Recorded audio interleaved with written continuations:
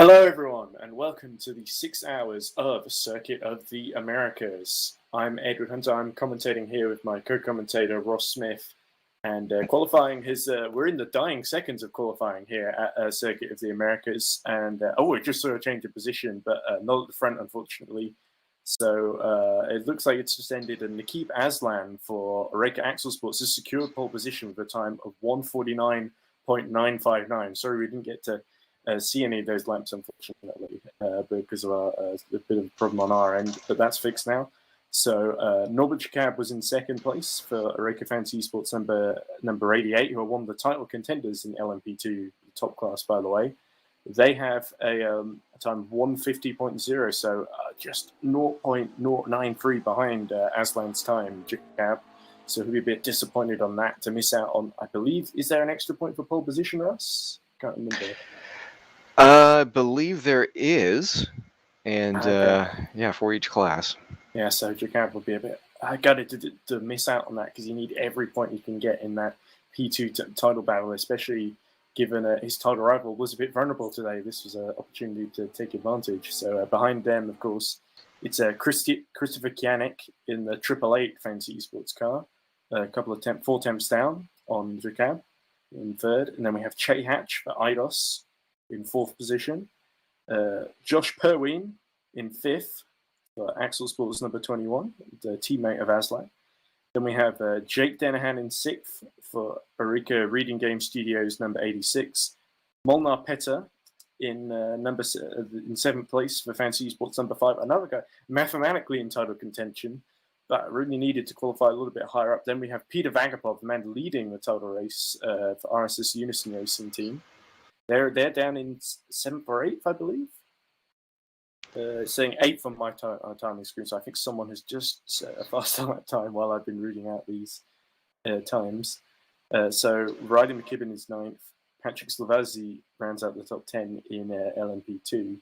So then GD3, interesting, Jesper Eriksson set the best lap time, 2 minutes 2 seconds, 0.6. And he was about almost half a second ahead of Lucas Lichtin for Madness Race number 3, who are, of course, the leaders in the championship in GD3 class. So Jesper Eriksson's got a good opportunity to close in some ground on them. It's very tight down there. And then, of course, we got Teun Lua for 360 Sports number 61, who's a 10th down on Lichtin. Then we have Alexei Spirichev for the GD3 class RSS Unison. Not doing quite as well as their sister team in LMP2, but 2 temps down on Lua. Then we have Frenek Christine Kibai in 5th in class for Fantasy Esports GD3, number 28. Vinicius Del Vecchio, number 6, 6th in class for the Sanfray Racing team, number 18. Then we got Alex Tunbridge for DDoS Racing, of course. DDoS were doing really well at the Le Mans before it was, of course, unfortunately cancelled due to a server issue that basically meant that the cars couldn't see each other, so the race had to be cancelled. That's number 75. Good afternoon, ladies and gentlemen. This is just a very quick whisper test, just to make sure everything's working. If you can hear me, please give me a message in the TeamSpeak, and I can then make sure that everyone knows that they can hear me. Thank you. That's just Alex Skinner, just doing a radio check, essentially, via our whisper on TeamSpeak. I'm not going to send Alex a message, but I'm sure the other drivers will, to confirm. We've got, rounding out the top 10 in GD3 class, we have Fantasy Sports number 29, driven by Joseph Frederick Suto in 8th. Kopik, a new team I'm not familiar with, in their McLaren 818. So, just a reminder, ladies and gentlemen, when we do go to the race session, all drivers will be required to wait on the grid. Once the lights go out, the GTs will wait on the grid until I say otherwise, once the LMP2s are free to start their formation lap on the pit limiter. I'll remind you guys of this at the end of the session as well, but just wanted to make sure I get it across now as well. There we go. So it's just a reminder of the rules for the drivers. Jeff Close is in 9th. For Kopik, who I believe, unless I'm very much mistaken, are a team that haven't competed. Jeff Close has certainly competed before, but Kopik Motorsports must be a new team. I wonder if Close has formed it themselves, because they used to race under a different banner. Luke Mader rounds out the top 10 in GT3 for random racing in the. That must be the sister car. Oh no, it isn't the sister car. It's a solo entry. Sorry. And of course, you can see on screen the remaining GT3 field, 11th through to 14th. Leighton Souza, 720S GT3, number 36. Ado Godoy, as we see it, and PT cars on the fancy esports guys, spinning up the wheels at the hairpin at turn 16, I believe that was, yeah. And so it's Aldo Godoy, 12th. Vanildo Lopez Jr. I'm not sure who's the son named after, but another Sanfro driver in 13th. And Julian Vrak in 14th for GID Esports. Julian Vrak not setting a time, unfortunately, so it must be a late entry. Yeah, it looks like it. So that's the GT3 field. I did miss out a few of the LMP2 fields from 11th through to, as we see, there's the top 10 again, as I just mentioned. It's Aslan, Jakab, Perwin, Kianik, Chehatch, Denahan, Peter, Vagapov, McKibben, and Slavazzi are the top 10 there. But also, I didn't mention 11th through to 13th. 15th rather, sorry. So we got Pascal Eggert for Frinavon Racing. In number 1 above 137. You know, then we've got Peter Schoenman, another Avon Racing driver. So Avon Racing usually a solo entry, so they've expanded out to 2 cars here. And Pascal Eggert, Peter Schoenman usually ended up sharing a car together, so I assume this means they've got a few new teammates who we're going to see in action today. Luca Gray for Fury 60 Motorsport, usually a GT3 runner, but he's now decided to try his hand at LMP2. But we'll see how Luca Gray gets on. And we've got Chris Hill for SRD Esports, number 53, in 14th. And then rounding out the LMP2 field, it's Matthew Sinkmars. Sorry, let's pronounce that a little weird. It sounded like we're going to sink the planet Mars into the air. So, I'm not sure exactly how that works. But anyway, I'm not really a space scientist. Elon Musk guy. Yeah, so that's car number 515, I believe, in the rounding out the LMP2 field. So, Ross, it's a great circuit here at Circuit of the Americas. Lots of undulating. You can see in the background a huge climb to turn 1, which always looks spectacular. And it's obviously a Herman Tilke design track designed to sort of for the 2012 United States Grand Prix. And the intention behind it, we see a P2 car, let's go right through the camera there, was to sort of design a track that had all the best bits of various different F1 circuits. Just after the hairpin of turn 1, you have a sort of S's, which is very reminiscent of the Maggots-Beckett's complex at Silverstone, which is of course where the this weekend's 70th anniversary Formula 1 Grand Prix is of course taking place at the same time as this. It's going to coincide with this race qualifying for that. And then of course later on in the lap you've got a more technical section. Lots of straights and stuff, but then also there's the sort of the multiple apex turn. I think it's turns 17, 18, and 19, which is sort of a little bit like turn 10 at the old Istanbul Park circuit, which is where the Turkish Grand Prix was memorably held. So, what are your thoughts on the track then, Russ? Well, yeah, like you're saying, it's certainly sort of a culmination of various bits that some of those other tracks that you mentioned have kind of pulled together. And it, just the track itself, it does have its own unique kind of character that we've seen across, like when IMSA's here, certainly Indy runs here. And as the race director has pointed out during the driver's briefing, drivers are not to be using track extensions quite the same way as the Indy guys do, because this is proper endurance racing and track limits are track limits. So that's going to definitely be on everyone's mind today, is to see the drivers will be saying, well, how much can I get away with? And stewards will be saying about yay much.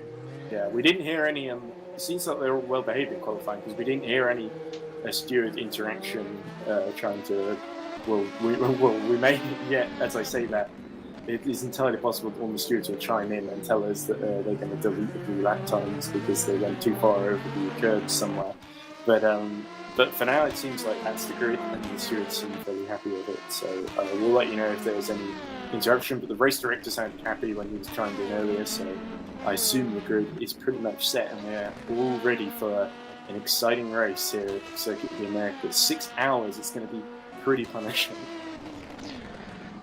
Yeah, it's a bit of a short one compared to coming out of the attempted 24 Hours of Le Mans and the still undecided officially for what's going to be coming in for the final round of the season. Was supposed to be 24 hours of the Nürburgring for the full Nordschleife circuit, but that was nixed after a test race, and it was deemed that probably would be problematic. So a couple candidates lined up currently, but I don't know if it's been officially announced, so kind of wait on that and see how it's going to pan out. But we'll have to see. But another thing to briefly talk about, I think, is the title battle, which is going to be of interest today. So in LMP2, the 717 RSS Unison car, driven of course by Denis Schenker and Peter Vajapolov, they can clinch the championship today if they beat Fancy Esports number 5 and Fancy Esports number 88 as well. Well, of course, Fancy Esports 88 qualified in second place, and Fancy Esports number 5 qualified in, I think, 6th or 7th, only just ahead of RSS Unison. So it is actually, I think, if it finishes as the qualifying positions are, it's looking pretty good for RSS Unison. Of course, the picture is slightly helped from them because they were running down in 10th while the Fancy Esports guys were running in the top 3-5 positions at Le Mans before, of course, that race got cancelled. So that has really saved RSS Unison's bacon, as it were.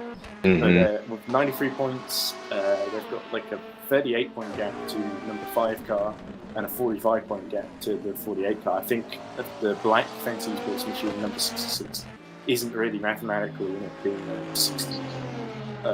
62 points behind, so it just doesn't seem like it's going to be possible for them to get involved, unfortunately. No, it's their championship to lose right now.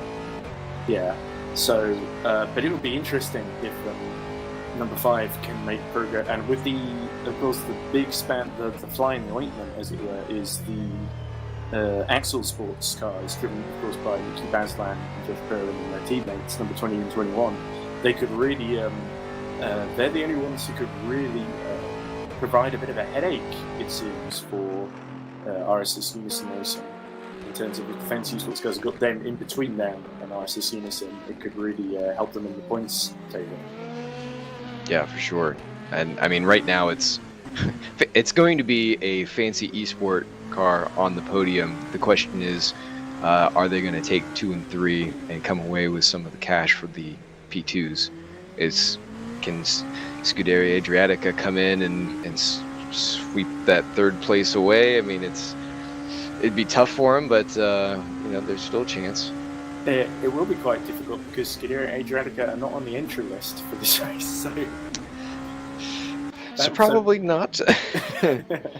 So, another interesting thing, Eidos Motorsport number 4 and 7, driven by Che Hat. Che Hat showed some really impressive pace, not just in GT3, but also in having recently moved up to LMP2. They were leading to 24 Hours of Le Mans for a long while before it was cancelled and abandoned. So they qualified quite high up in about 4th or 5th place. So it's really looking like they could, along with the Axel Esports cars, prove a real big headache to Peter Vajapolov and Denis Schenker. But let's shift our attention very quickly to GT3, led of course by Madness Racing, number 3, driven of course by Lucas Lichten and Chris Weston, who have qualified 2nd. So they're looking to really extend their 4-point gap over DDoS Racing, who didn't qualify quite so well. They were definitely lower down in the top 10. Pimps Racing Hungary, I believe, in 3rd. They're not competing today, so I believe them and Abstinio Force Bologna, who had a scheduling conflict with them, not enough of their drivers are really able to compete. Unfortunately, there's a misspelling of their name. They are Force Bologna, not Frose Bologna. Unfortunately, sorry about that, Russ. But I think it's another 2-horse race there. Madness Racing and DDoS Racing. I think Pimps Racing Hungary have had some decent showings this season, but I think with I don't believe they have a car in the that's qualified, because I don't remember reading their name out. Well, they're not even in the entry list, I don't think, unfortunately. So that's unfortunate. The Pimps Challenge is looking a bit unlikely unless both their rivals drop out, which doesn't seem likely, because Madness Racing have been incredibly consistent throughout the whole year. But yeah, it'll be interesting if DDoS can claw their way through and make it a real. We could see both cars pretty close in the points coming into the final round, I think. Yeah, for sure, and obviously a much closer battle on this side of the field. I mean, Madness, they struggled early on in the season just because of different driving woes. You know, they'd get caught up in issues through the first opening laps, and it was always an uphill battle. But over the course of the last few races, they've been able to turn that around and really score some good wins, and that's put them at the top of the chart. But obviously 4 points is not a comfortable margin that you want to work with heading into the last 2 races of the season. So they'll have the work cut out for them. Indeed, so it'll be interesting to see how they get on, really. Madness Racing getting a few podiums where they can, the same with DDoS Racing, but it seems like it's been very even in GD3 class. No one has really pulled away with it. RS Unison and LMB2 have got 3 wins to them. They've been definitely one of the most dominant force in the championship, of course. So we have seen some impressive drives in GD3 from the likes of Abstinia versus Polonia. Anyway, I think I'm going to take a very quick break now. But Ross, you're to be staying around, so I just want to make sure I get some lunch in me before the actual start of the race. So I think I'll be saying briefly goodbye for now, but back hopefully in about the next 10 minutes or so. So yeah. Excellent. So yeah, right now everything is getting set up. The warm-up right now at 16 minutes to go. So we've got a little bit of time left as drivers are out there getting tires warmed up. So you see DDoS coming through the screen. Maybe that's DDoS. I could be wrong on that one. But good 6-hour race here. Yep, that is not DDoS. Sorry for that. Sorry, Liam. Jeff Closey. So yeah, he's putting down some pretty good pace, for sure. As we saw earlier, that that team is a little bit further up in the field. So it's going to be a good race today. Everyone seems to have a pretty relatively even pace, at least in the top portions of the field, for both sides. So it's you see a bit of oversteer there. So these opening laps will be ones to watch if anyone gets caught out or sent wide, sent off track or anything like that. But hopefully the drivers will take advantage of the gracious runoff areas and the much wider portions of the track, at least through the first corner. S's will certainly be one to watch as they all kind of sort themselves out and settle into a rhythm. 6 hours is basically a sprint in these longer endurance races that we have for the season. But you still have to drive to a number if you're going to try and make the most of your setup and your strategy. So we've got a good look at how some of the drivers have been handling that so far. Some of the teams just sort of saying, send it and throw it out there. Other teams being more mathematical in their approach. And obviously always reacting to what the current situation throws at you. Code 80's being implemented again today after we had a controversial slow zone attempt at Le Mans, which for the reasons of the track being so long, it was not a bad idea, certainly. I think that the drivers probably could have used maybe a bit more time with that type of setup to be able to make it work. But no need here at Circuit of the America. It's not a terribly long circuit by comparison. Still a a decently long track. I mean, it's at 3.41 miles, so a little over 5.5 kilometers. So it's still pretty long, fairly windy in bits. You've got a couple long straights, as was pointed out earlier. Your drivers will have a chance to certainly deal with lap traffic, slower traffic, multi-class traffic before they head down into twistier bits. And you basically have two sections of that. So you got nice long straight, your big long section of S's as they race down the hill, another hairpin straight. Then you've got your stadium section in the Grand Plaza where you have a little bit more of a sweeper. We see some of the crew hanging out and chatting with each other, getting ready for the race to take place.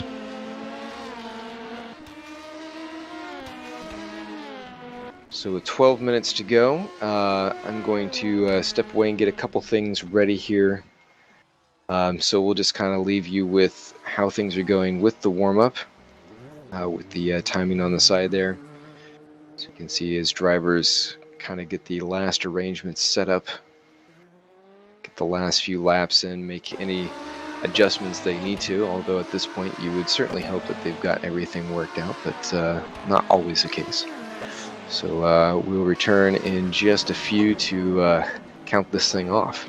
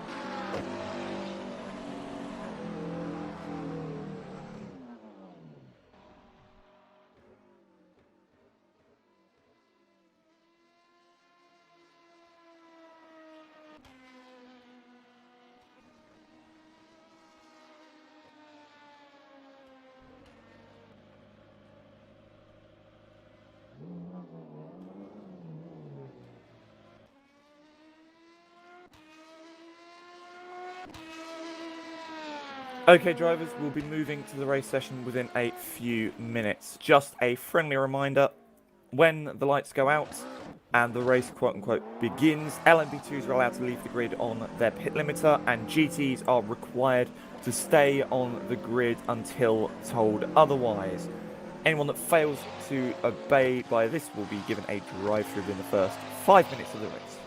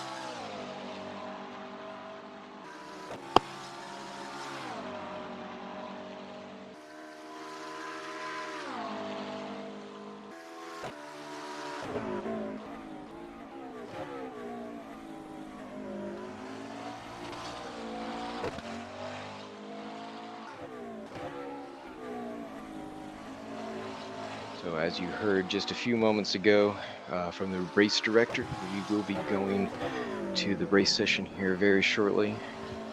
And a quick warning about how to deal with the start. So things getting ready to go. So as far as the weather goes, it's pretty standard right now in the U.S. at the moment. It's just turning 9 o'clock, 2 p.m. over in the British summertime, as most of you are probably experiencing. Indeed, we are, Russ. Welcome back. Okay, drivers, moving the race session momentarily. Oh, looks like I picked a good time to come back. So, we are really about to start the race fairly soon. Of course, the P2 field will be released before the GD3 field. So we're basically going to have 2 races to keep an eye on as ever. And I think the real question in P2 is, can Axel Esports keep the lead from Fancy Esports at the start? I think that's going to be crucial. And also how much RSS Unison can make it, which will be crucially beneficial to their race and their title hopes. They don't really need to win this race to secure the championship.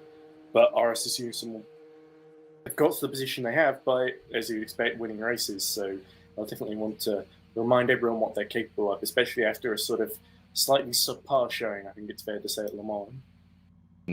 Of course. If you're talking about the team or the race itself, because I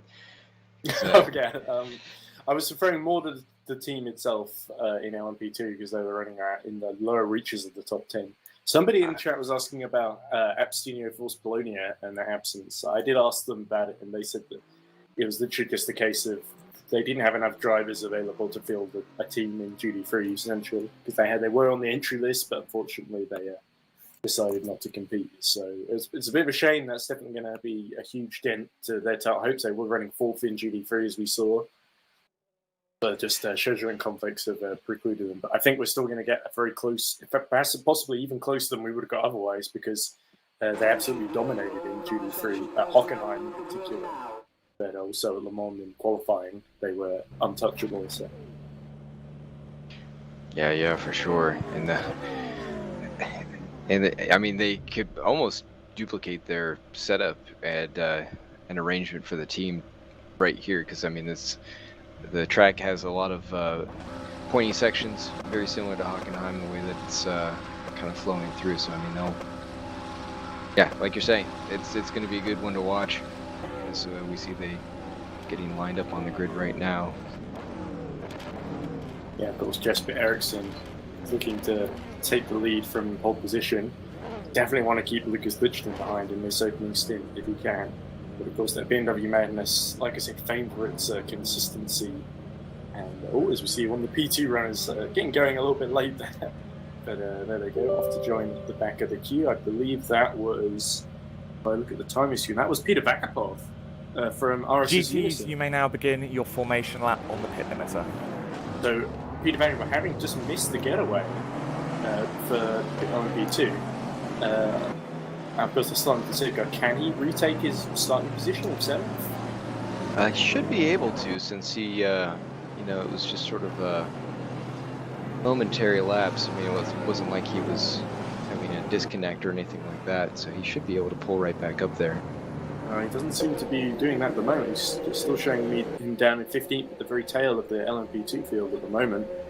So we'll have to see if that situation resolves itself. But that's really dramatic for the championship leader in LMP2. He's possibly running into real big problems already. Yeah, there he is. You see him at the very tail there in the black and red car with a big RSS on it. That's how you know which team is with.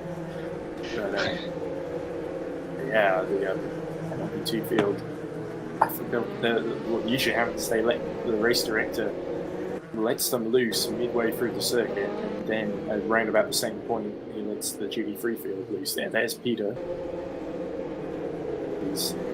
Thankfully with the field bunched up, it's not that big a disadvantage because it's a long race, 6 hours, so he could still make up the ground that he needs to, but they're only going to score half a point if you finish outside the top 10 of course, so he's really going to have to, if that's the case, he's really going to have to rely on problems up front for his time arrivals. And I think Norbert Jacob and Fancy Sports number 5, driven by Molnar Peter, must be licking their lips at this. This is exactly what they wanted. Yeah, for sure. And obviously, being much further back in the field like that,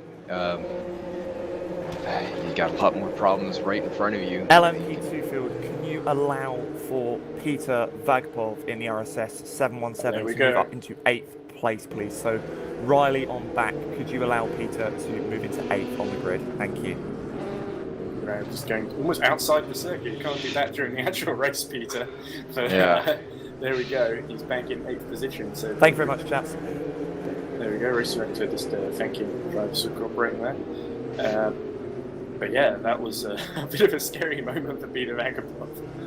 Yeah, that not where you want to start when you're the points leader. Almost hear the Fancy Esports fans, their hearts sinking. But there's still a long way to go. You never know what could happen. But the GT3 field also is making its way around the lap. Of course, they are several seconds a lap slower than the 2 field, but the GT3 field are also running at the same reduced pace. And remember, one thing to keep in mind, we see a couple of cars going a bit wide at 10 and 16 there. One thing to keep in mind is during this race, to clear up incidents, we often have a code 80, which is essentially full course yellow, where everyone has to stay to the same pace of 80 miles per hour. Or is it 80 kilometers per hour? I forget which metric system they use. But the metric. Please file up in double file from now on. Oh, there we go. Yep, race director just. LMP2, please prepare for green flag. Yeah, so the LMP2s once they start the start-finish line, the 6 hours of Circuit of the Americas will begin.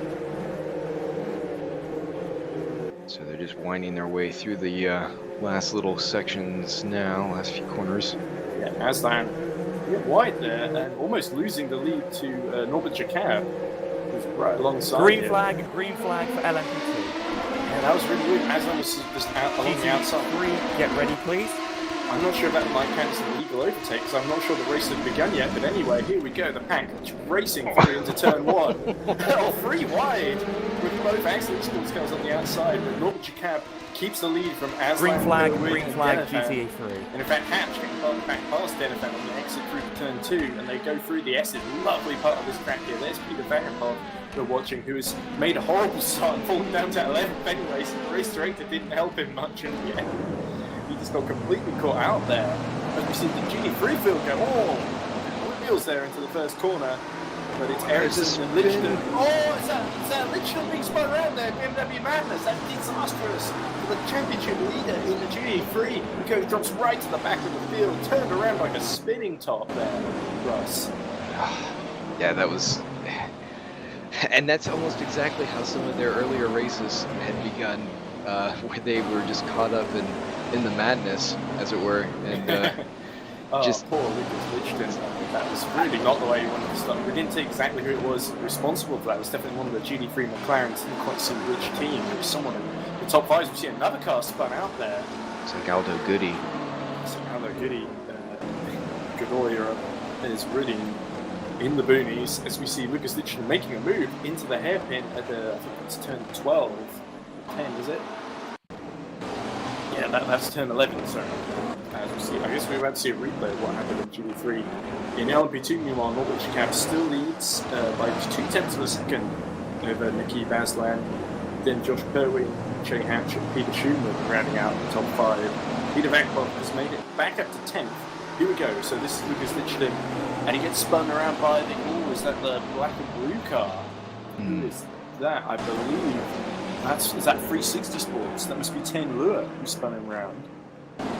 I imagine 10 Lure could be in for a penalty. Depends what the steward's attitude is to first lap contact there. Really looked to me like the BMW Madness Lucas Lichten was an innocent victim there. As we see another car spinning around, it's Vinicius Del Vecchio really coming off of the multiple apex turn 16, 17, 18 as we see Jesper Eriksson set a new class fastest lap in the lead. In the lead of GD3, and this is really working out for Eriksson in the IDOS Track 217. limits warning number 1 for the 517 IDOS Motorsport LMP2. Track limits warning number 1. Yeah, so 517. That is, of course, isn't the LMP2 517? That's not Jay Hatch at 4th. That's his teammate. I forget exactly where he's running. Yes, that's Matthew Sink-Mars. They're running in 11th place behind Peter Vagapov, who's obviously just the track limits there.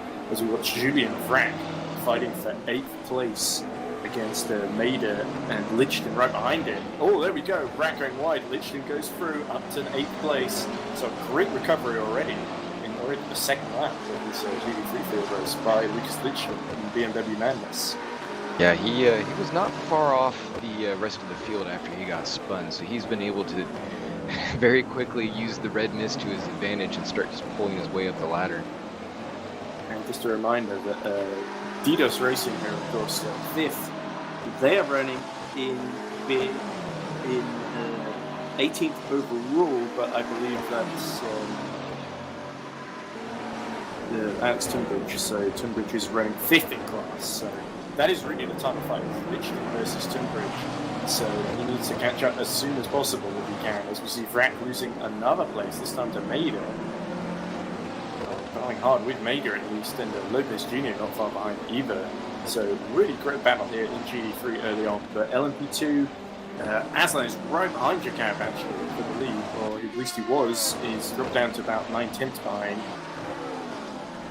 Yeah, really absorbing battle down here in GD3 in these opening few minutes of the race. Ooh, somebody just went off. Yeah, looks like that wasn't Spinici.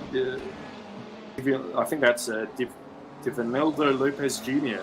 for the Safre team, number 19, who's just dropped it again at that multi-apex 17, 18, 19 complex. And just really unfortunate. Yeah, just sort of we got tanks. It was almost like he didn't really try and save it. It's very odd to go all the way off to the left in a right-hand corner like that. Yeah, you don't see that too often. But I think Mader may have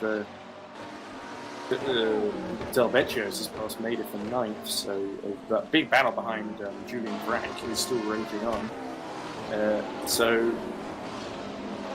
This is really the Ericsson Spirichev battle for the lead.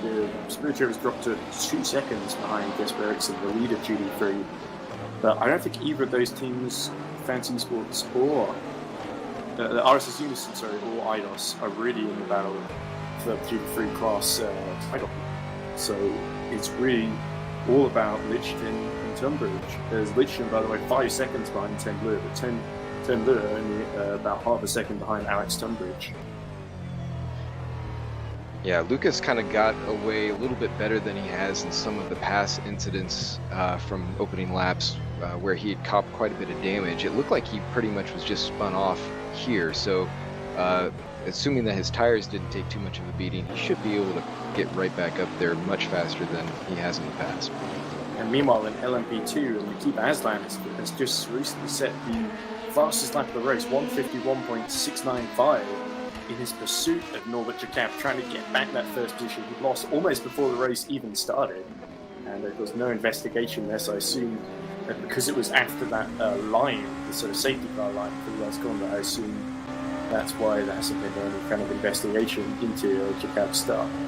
But yeah, there we go. Jacob trying to break the toe down the straight through approaching turn 12, but I don't think it's quite going to work. Aslan just seems a little bit too quick at the moment. So Jacob is going to have to pull out all the stops as they go into the technical section. Here comes turn 13 and 14. And I wonder if he's setting them up for the turn 16 hairpin here. Let's have a look. Aslan, a little bit too far back. He looks very threatening, doesn't he, Ross? Yeah, he's kind of a stalking shark at the moment, just staying right with him. He's got so much pace, though. Aslan just manages to pour it on. Even late in a run, he still is very quick. Yes, and it's going to be... Oh, there we go. I'm looking at my time. I was going to briefly show that Aslan hadn't got back past Jacob, but I think that may not have just happened yet. It looks like almost like an inevitability. Norbert Jacob fighting, but he's being caught hand over fist here. And that green and white fancy esports car is going to have its mirrors very, very, very full for the rest of this stint if it can't keep it. That's providing it can keep the actual esports cars behind it. With Josh Perwin not too far behind either. And then, of course, it's Che Hatch for IDOS. Jake Dennehan for Reading Game Studios doing a pretty impressive drive. Not sure I've seen Jake Dennehan in LMP2 or running this far towards the front before. So we see Tunbridge and Lua having a great little fight in GT3. Some position. Lua's got ahead of Tunbridge. So Alex Tunbridge for DDoS Racing, he's in trouble here. This is he's seen his Todorov have a big incident, and now already, a few 8 minutes into the race, Lucas Litchen's closing in on the back of it. Lucas running very wide at the exit of turn 16. So it's almost a desperation not to let Lucas Litchen catch him. Yeah, he's really pushing that thing hard.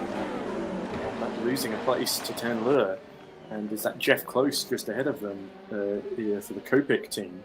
You see, is that Luca Gray getting a little bit out of shape into turn 11 in LMP2. Peter Vagapov has made his way up to 9th, so I forget exactly what the points are. I don't think Vagapov is quite, because Jacob is set to win at the moment in 88, I don't think Vagapov is in a title winning position. That's just a bit of lag on screen.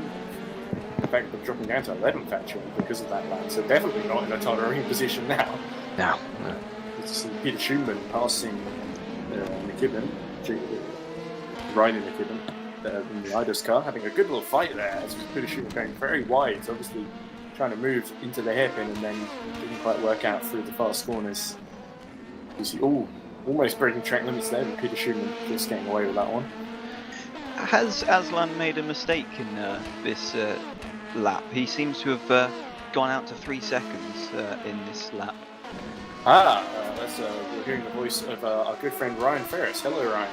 So Aslan, really, it's a shame because he had just set the fastest lap of the race not too long ago. His last lap was a 1:55. Norbert Jacobs was a 1:52. So yeah, that was 4 seconds slower. So there definitely has been either some kind of mistake or some kind of aborted overtake that has cost Aslan. He's put him right into the clutches of Perwin, who's got Che Hatch not too far behind him either. So I'm a Che Hatch, who did so well at Le Mans, maybe looking to challenge for third and get onto the podium.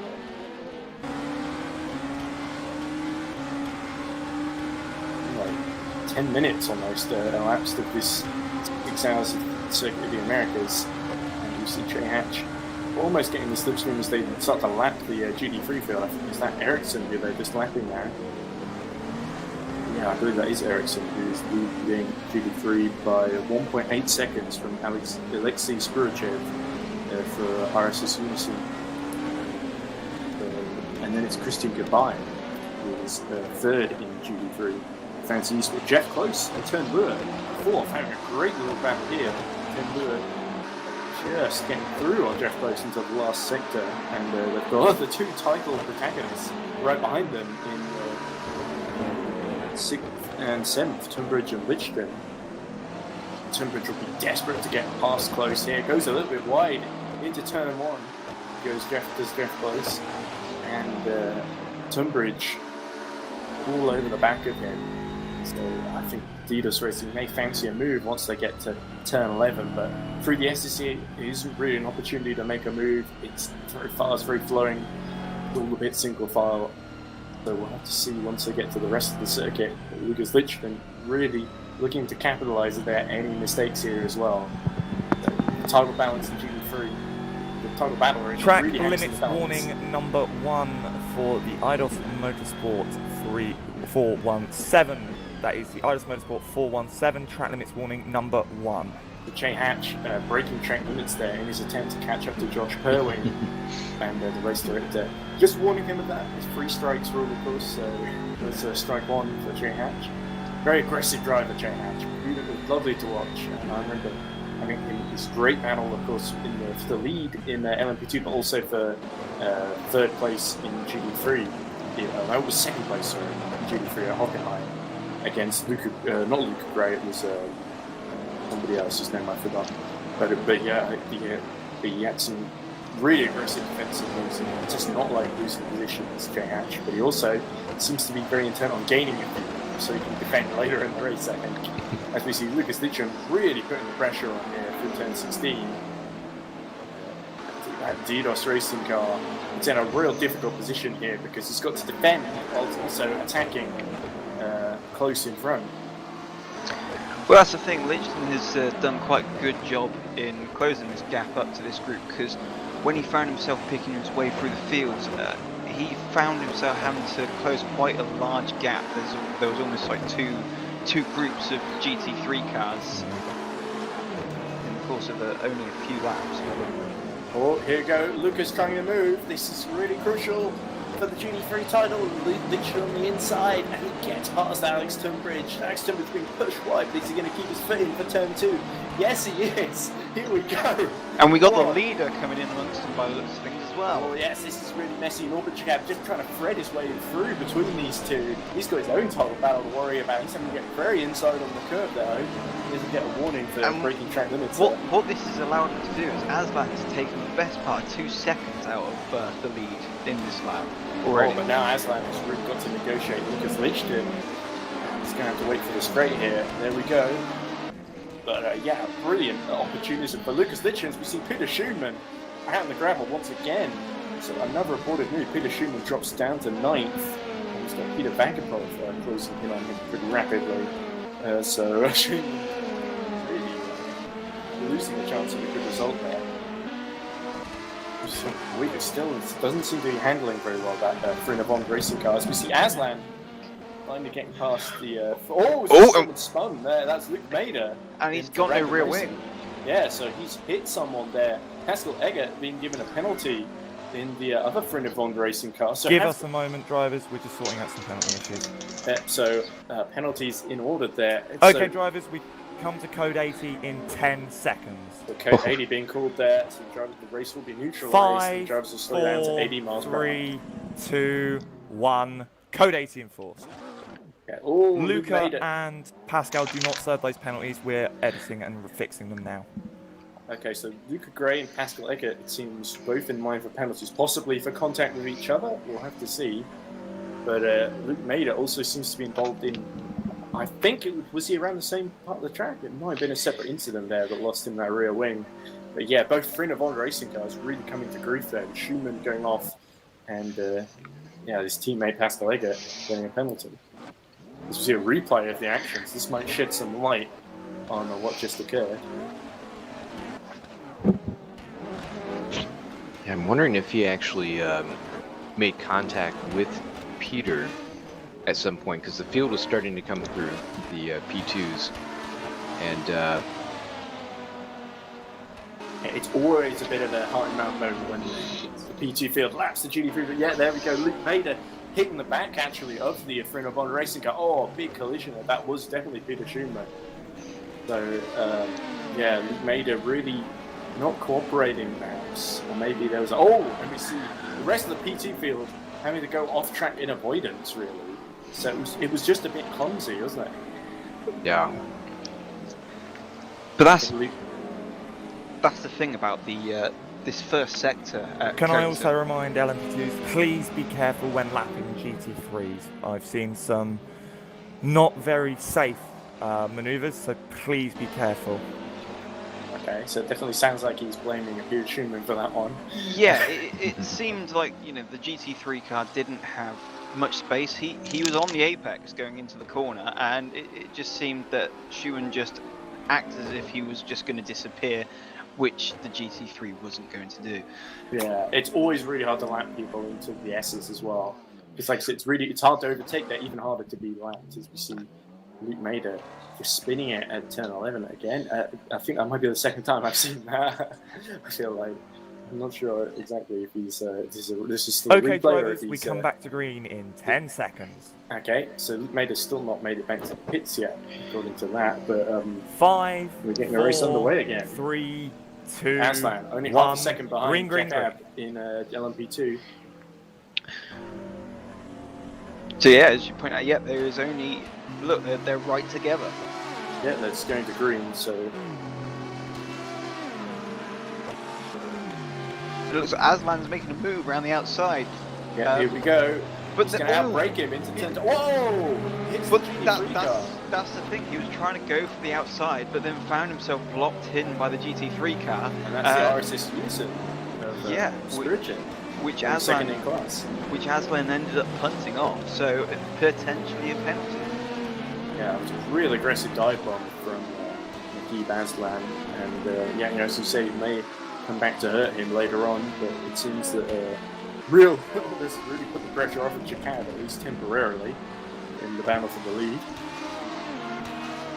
That's the thing. You need to get with this such technical circuit that is COTA is you don't want to be catching back markers through that first sector because there is only really one racing line to take through the first sector, and so that is what makes it so hard to lap cars through this circuit. Yeah, I think there's another GT3 being lapped there. So really, the Pascal Leggett is now having to serve his penalty. We're not sure exactly what that was for. It could be for track limits, because I think we did get a warning earlier on. But he's running down in 13th, so Frinabond Racing's race has really fallen apart in the space in a very short period of time. It was a close batting with Lichton. Lucas Lichton looking to gain another place up the order as he seeks to make up for all that ground he lost earlier.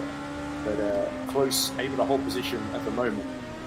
So yeah, it's really those two battles, isn't it? As we see Luke Mader having pit to put a new rear wing on, coming out just in the fancy esports cars, I think there, just there on the outside. You watch Adam Suraj in the 888 fancy esports down in 14th place, so not doing quite as well as his teammates. Yeah, I think he just had a bit of an issue, and so did Lucas Lichton, although he's made up for it and he's making the pass for 5th. Yeah, there we go, down the inside at turn 11. And Jeff Close. Little bit of contact there. Yeah, Jeff Close really didn't want to give that one up. And now, of course, he's got Tunbridge, who's going to be closing in soon as well, unless, of course, Jeff Close can get a really good run through the slipstream behind that BMW and make a dive at the inside at turn 12. Here we go. This looks like she's going to lose that 5th place. There we go. Closest to the inside. Running DL, then they've come together again. Oh dear, you don't want to see that again. You don't want to see the BMW Manders get involved in yet another collision. He tries to go up the inside at 13 and 14. And just barges its way through that. I think Jeff Close will be a bit miffed about that. But there we go. Through by hook or by crook, the BMW Manders keeps 5th place. But yeah, Lichton driving the wheels and driving like a man possessed. Obviously, he's very frustrated with what happened at the start of the race, and he's trying to make up every second, every position he possibly can in this early section of the race. Lucas Lichton appropriately left, driving a bit like an madman. But yeah, that's he's really got to clue. The next target for him is really Lure, who's about 5 seconds up the road. And I believe Lure was the one for 360. Does Lure drive for 360 motors? He was the one who hit him, right? Earlier in the race. So at the very start. So It's personal now from Lucas, if it wasn't before. Yeah, he can. Meanwhile- go on. I was just saying he can usually keep his calm, but I don't know. He's been to war at this point, so he might not be. The So gloves forgiving. are really off for Lucas at this point. He's taking no prisoners at Circuit of the Americas today. Jacob, meanwhile, he's still holding the lead. Here we go. You see Vagapov making a move for 10th on Sync Mars. There we go. He's gone up the inside at turn 1. I don't think Sync Mars really had much to defend with in that IDOS machine. Sync Mars, being a bit tail happy out of the approach on the approach to turn 2. Just about manages to avoid the barriers. Yeah, Vagapov hasn't really made much progress in this early start of the race. Yeah, Obviously, he's made 2 mistakes really. First, he got away with it because it was just before the start. It may not even be his fault there. But then the second, it really cost him. And he's trying to thread his way through the P2 runners, thankfully, who are not really at the same pace that he's got. But it's really put him on the back foot in this tiny challenge. yeah, he found himself getting very beaten up in the first corner on the first lap, and he's not really recovered from it. Yeah. And now Alex Tunbridge is really starting to try and put pressure on Jeff Close, as Jeff Close is lapped by the P2 field. And I wonder if Alex Tunbridge, he's seen Lucas literally disappear up the road here, and he's thinking, I need to get some points back on that guy. I need to get past Jeff Close here as soon as possible. Oh, Jeff Close goes very wide into 18 as the P2 car laps both of them, or at least laps Alex Tunbridge. He has to wait a little bit before getting Jeff Close. And there we go. That's that little moment sorted. But I think Alex Tunbridge is really going to have to push on up. As we see Schumann getting past Sync Mars as well. Or is that Schumann going into the pits for repairs after his earlier off? I don't think he's in the pits. That might just be a me misreading the timing screen there. We're seeing they're here. battling for position, for 11th. We're seeing here that Aslan is catching once again. He's possibly going to mount another challenge as he's now come down below a second to Jacob. That's very true. As Pastalega cops, I think, another penalty there that we just saw on the screen. He's 201 seconds down, so Pastalega's race, I think, compromised, to put it mildly. As that's very interesting. Something has happened in the GD3 field because. Oh no, I'm getting mixed up here. It's because Pastalega has taken so many penalties, he's dropped behind some of the GD3 field as well. That's why I got confused there. So Aslan, as you say, yes, finally he's going to mount. I think this is his third attempt now to try and pass Norbert Jacob. So maybe third time's the charms. We see Luca Gray going very wide at turn 1, but continuing. And Luca Gray not having the best start because he's behind Eggert somehow, and some of the GD3 field, I think, because oh no, I got mixed up somewhere. Where is Luca Gray in the order? He's definitely not in the top 13 in LP2, so it's a bit hard for me to figure out where he is. I really search the timing screen. As we look at Che Hatch really closing in on Perwin as well. He's been close to Perwin all race so far, so looking for that opportunity. Yeah, as we see him using all of the track and a bit more. He's been warned for that before already by the race director, so I think Che Hatch throwing caution to the wind and saying, I'll deal with the penalties later. See Tunbridge finally getting past Close there. Well, Close fights back a little bit though. There we go, this is out of the last corner. So Tunbridge is going to have to make a move at the inside into turn 1. Is Close going to defend? Is he close? Is he close enough? He's close. Yes, that's the thing. No, not quite. Tunbridge, not quite close enough to get Close to mount an attack.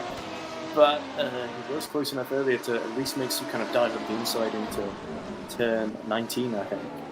As we see the LMP2 field again kind of through the lap and possibly break up the battle. Yeah, I feel Close needs to be, well, close. Going onto the back straight, I feel that is the best slipstreaming opportunity. LMP2, that's RSS Unison. Peter Bankroft being very held up here, actually. Yeah. It's quest to get back up to catch up to Peter Molnar. Peter Molnar in ninth position? No, it's Peter. It's Molnar Peter. Sorry, the name's no wonder. We're seeing a penalty for Pascal Eggert. Again, is that another track limits being broken there, possibly? I think that's the only way you could have accrued so many penalties so quickly. But Pascal Eggert's day going from bad to very bad to abysmal. It's not the start you would have been hoping for, as we see Jeff Close being a little held up there, actually, by the Frinavon Racing car. That's not Pascal Eggert getting through them, is it? I don't think so. No. I think that might be Peter Schumann going through the lap there. But Alex Tunbridge is really going to have to pick his moment here, and meanwhile his hard rival Lichten is close to within about 3 seconds of Lure, so Lichten's still flying out there. Lichten's last lap was a 2-minute 5-second flat, whereas Alex Tunbridge and Jeff Close, Tunbridge 2-minute 5.8. Jeff Close 2 minutes 6.5, so it's very possible that Alex Tunbridge is going to be held up here the longer he keeps being stuck behind Jeff Close. He could probably show much better pace. Bit of an update on the Lucas Lichten situation.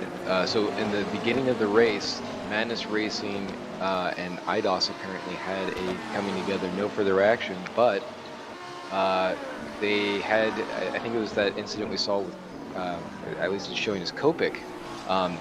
Madness has a drive-through. Oh, okay. That is very controversial. Oh, as we see a P2 car in the barrier there. That's not Peter Vankov, is it? No, it's Matthew St. Mars, sorry, in the IDOS machine. So that's definitely the IDOS GD3 you were saying there was contact with at the end of Madness. Yes. Yes, just for so Matthew St. Mars has really just gone off at the S's here and found out where the barrier is, unfortunately. Yeah, we just seen the end of him spinning around there. Actually, he's missed the barriers, so unless he hit it on the initial contact there, but not a glorious display of driving, unfortunately. A little bit careless there to go off, but I'm sure Matthew St. Mars will reverse, go forward, and rejoin back down in 12th position. So with others hitting trouble, that's not such a big problem for Matthew St. Mars. Probably still beat Pascal Eggert at this rate with all the penalties Eggert is accruing. But anyway, we go back to live footage then, and lead in LMP2. Oh, sorry, we see Matthew St. Mars spinning again. There's further damage to that car actually. Doesn't look like it's handling all that well. As we go back to Alex Tunbridge. A little bit further back, actually, from Jeff Close this time. Yeah, it looks like they've just had to deal with one of the LMP2s coming through to lap him again. So there we go. The joys of being a GT3 driver. Indeed. As you see, Joseph Frederick Sute, trying to see just how wide the track is. Having a nice look at the little American flag kind of banner on the outside. But rejoins in 10th position. I don't think he lost any places there because he's got a big gap to Vrac and a big gap behind to Lopez Jr. Is it Lopez or Lopez? I'm not sure exactly how to pronounce Lopez. that. Yeah, because there's no Z at the end. It's not like Jose Maria Lopez's name. But anyway, Jeff Close, he's really been a bit of a stationary chicane with his competitors, but he's done a good job actually to hold up Tunbridge for as long as he has. Yeah, is he starting to feel the pressure a little bit? He did dip a wheel on off the curb going into turn 1. As we see, as Mars again. Oh dear, there's something wrong with that car on that drive, unfortunately, and they definitely seem to have trouble with that first part of the S's. I've just been informed by race director that Pascal Eggert getting the graphic showing Eggert keeps getting a penalty. That is an error, so I think Eggert has only had the one penalty, or perhaps two, to be 218 seconds down. And that's just a glitch on the graphics. So he's not really. It's being a bit harsh on him. Let's just put it that way. There's 10 Lure. He's finally got Lucas Lichten right behind him. So are we about to see revenge? Lucas Lichten, of course, may have to serve that penalty we were just talking about, but they'll definitely want to get some revenge on the 316 Motorsports driver on track at least. Yeah, So this is going to be, like I said, this is going to be a very personal, and it could be that Ten Lure might feel a bit cautious having hit him earlier and think, oh, I don't want to, potentially get in trouble this time. Oh, he goes very wide, but keeps the wheel over the curb. He's pushing to keep Lichton behind him. So, yeah, this is going to be battle royale here. Are we going to see a bit of robust defending for this position at all? He's going to take a leaf out of the Jeff Close plate, because you flame at the back of that 360 Motorsports McLaren, and Lichton just closing up to meet those flames. He doesn't care about being burnt here, he wants to get past. And BMW really looming large in the mirrors like a shark, about to eat him up. Almost seems inevitable that Lichton is going to find a way through, even if he has to get a penalty and then get through again later in the race. Yes, it's hard. It's very hard to follow a car through this very tight and twisty first sector. As you do see on a few corners, Lichton going a bit wide as he's struggling with the wake of the car in front of him. Yeah, it doesn't look like he's going to be quite close enough to go for a banzai move at turn 11. I could be wrong though. Nope, well, I'm correct on this occasion. Although he gets very close indeed on the apex, trying to get the best run possible. Meanwhile, up front, Aslan is close to within less than a tenth of Norbert Jacob. Oh, and that is definitely less than a tenth there. Oh, they bump into turn 11. There we go. And Aslan is through, around the outside. A really aggressive move there. I don't think Jacob is going to be too happy about that one. But not much you can do to defend and retaliate either. So Axel Esports leads LMP2 and leads the race. As you see, is that Lure being passed by Lichton? As we just focused on that. There we go. Oh, and he's trying to go up the inside and he's through. Yeah, that's Lure just defending, trying to get back, but they're still right alongside each other. It's going to take some brave. Oh, the BMW Banders backs out into 10, 17 and 18 quite sensibly, to be honest.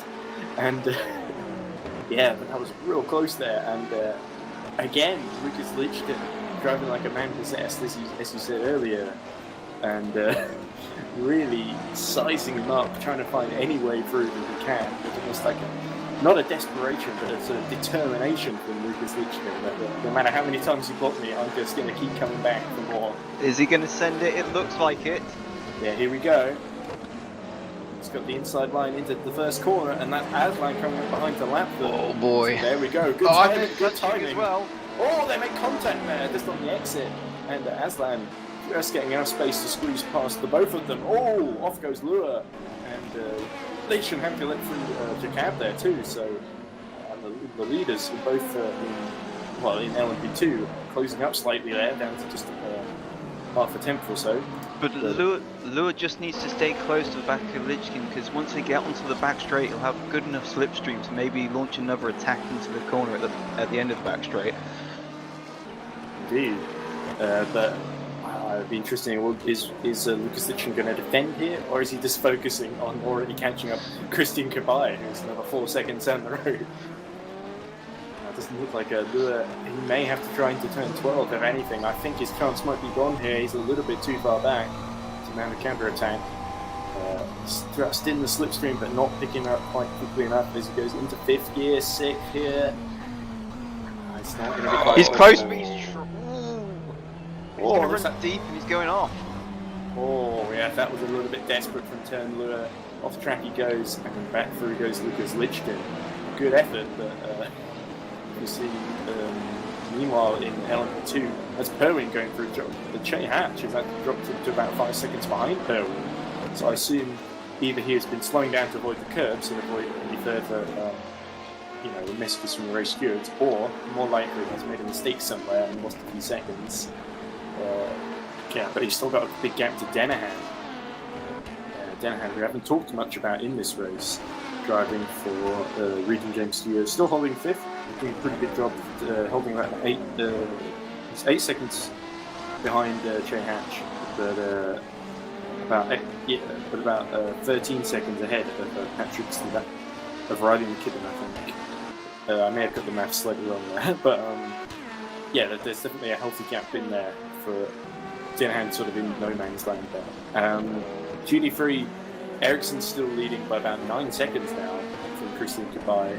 But of course, it's Lichten who's the man on the move, the man on a mission. And really, he's gone from being, I think he was almost like, he was about 20 seconds down after being spun around, and he's sort of been able to keep that up. It could be that he starts closing the gap to Ericsson as this race carries on.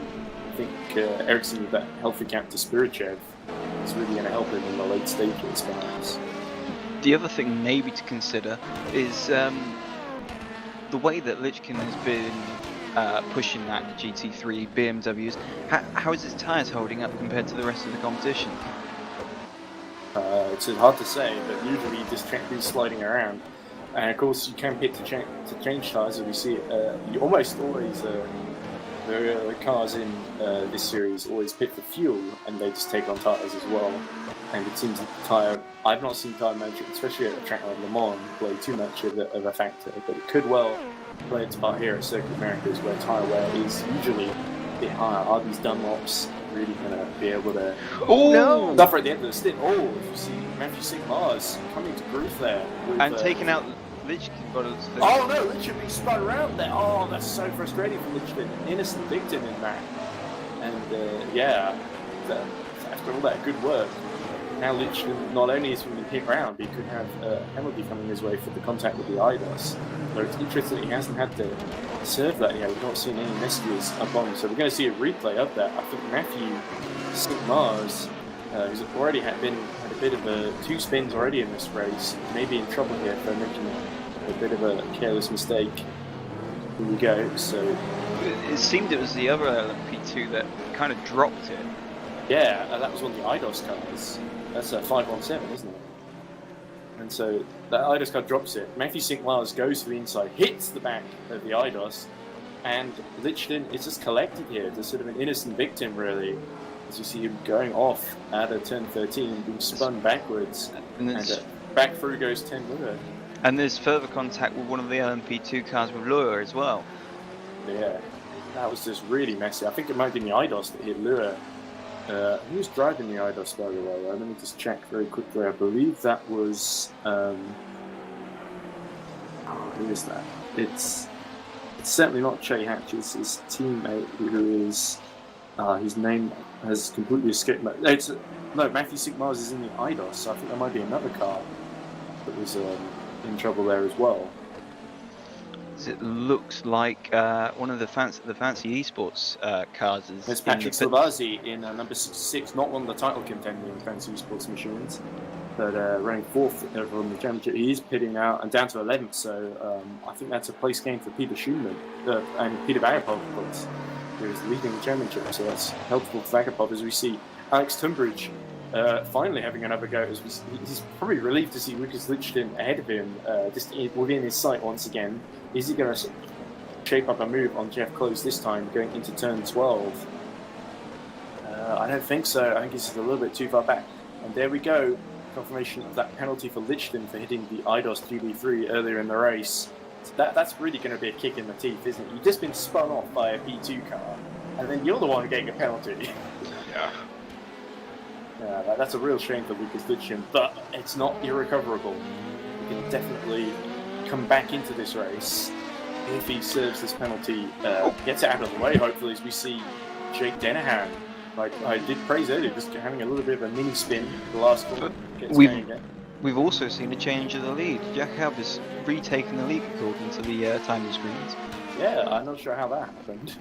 But while we were focusing on the craziness going on in the multi-class scuffles there, but Jakob is really just taking advantage somewhere of, I assume, going through the traffic, and got by Jakob. That's a lapped LMP2 car we're looking at behind them. That's not Josh Perwin. Josh Perwin in another white Monster Esports machine. But yeah, this is again really ideal for Norbert Jakob, especially with Peter Vagapov getting up to 9th. So here we go. There's a car spinning, and this is before. So that's one of the GD3s that was being lapped. Just desperately trying to get out of the way, I think. And so the move here, it's happened a lap before, so hasn't it? We could see Aslan, who has to be said has shown his best lap is 2 tenths faster than Jakab's best lap. He could well shaping up another move very soon. So this back and forth, it's going to keep carrying on, isn't it? Yeah, it's been amazing so far. And to start the race, we saw Jacob kind of trying to eke out a few fastest laps, try and bring the gap out, and then Aslan's just gone consistently fastest lap for another few laps to close that gap in, and since then has been consistently faster than Jacob. We saw this at Le Mans as well in the first race that Axel Sports were doing. That both their cars they were very quick, but they kept running into issues. They would trip up over GD3 cars. That was definitely the case for, I think, Aslan, and I think Perwin had to pit or something, I forget, which is why he dropped up from the lead. But Aslan basically ended up having a great fight with Che Hatch in that abandoned race. But it was Denahan still in the pits, I think, and still currently projected to come out ahead of Chris Hill in 7th in the SID esports car, number 53. So definitely seems after 4th place the gap's really wide now. Well, was that close in the Tunbridge? Close in Tunbridge still. I don't know what part drama this is. We're almost completed a box set with the amount of defending and attempted overtakes going on between these two. Yeah, here we go, part 6 then. And but Tunbridge again not quite close enough to mount another attempt at that. Is it sort of a very light kind of purple, inky kind of colour that the Jeff Close's his Copic machine is levered in? But meanwhile, Denahan's dropping down to 10th now for his repairs or for whatever the issue was, and that brought Vagapov up to 8th.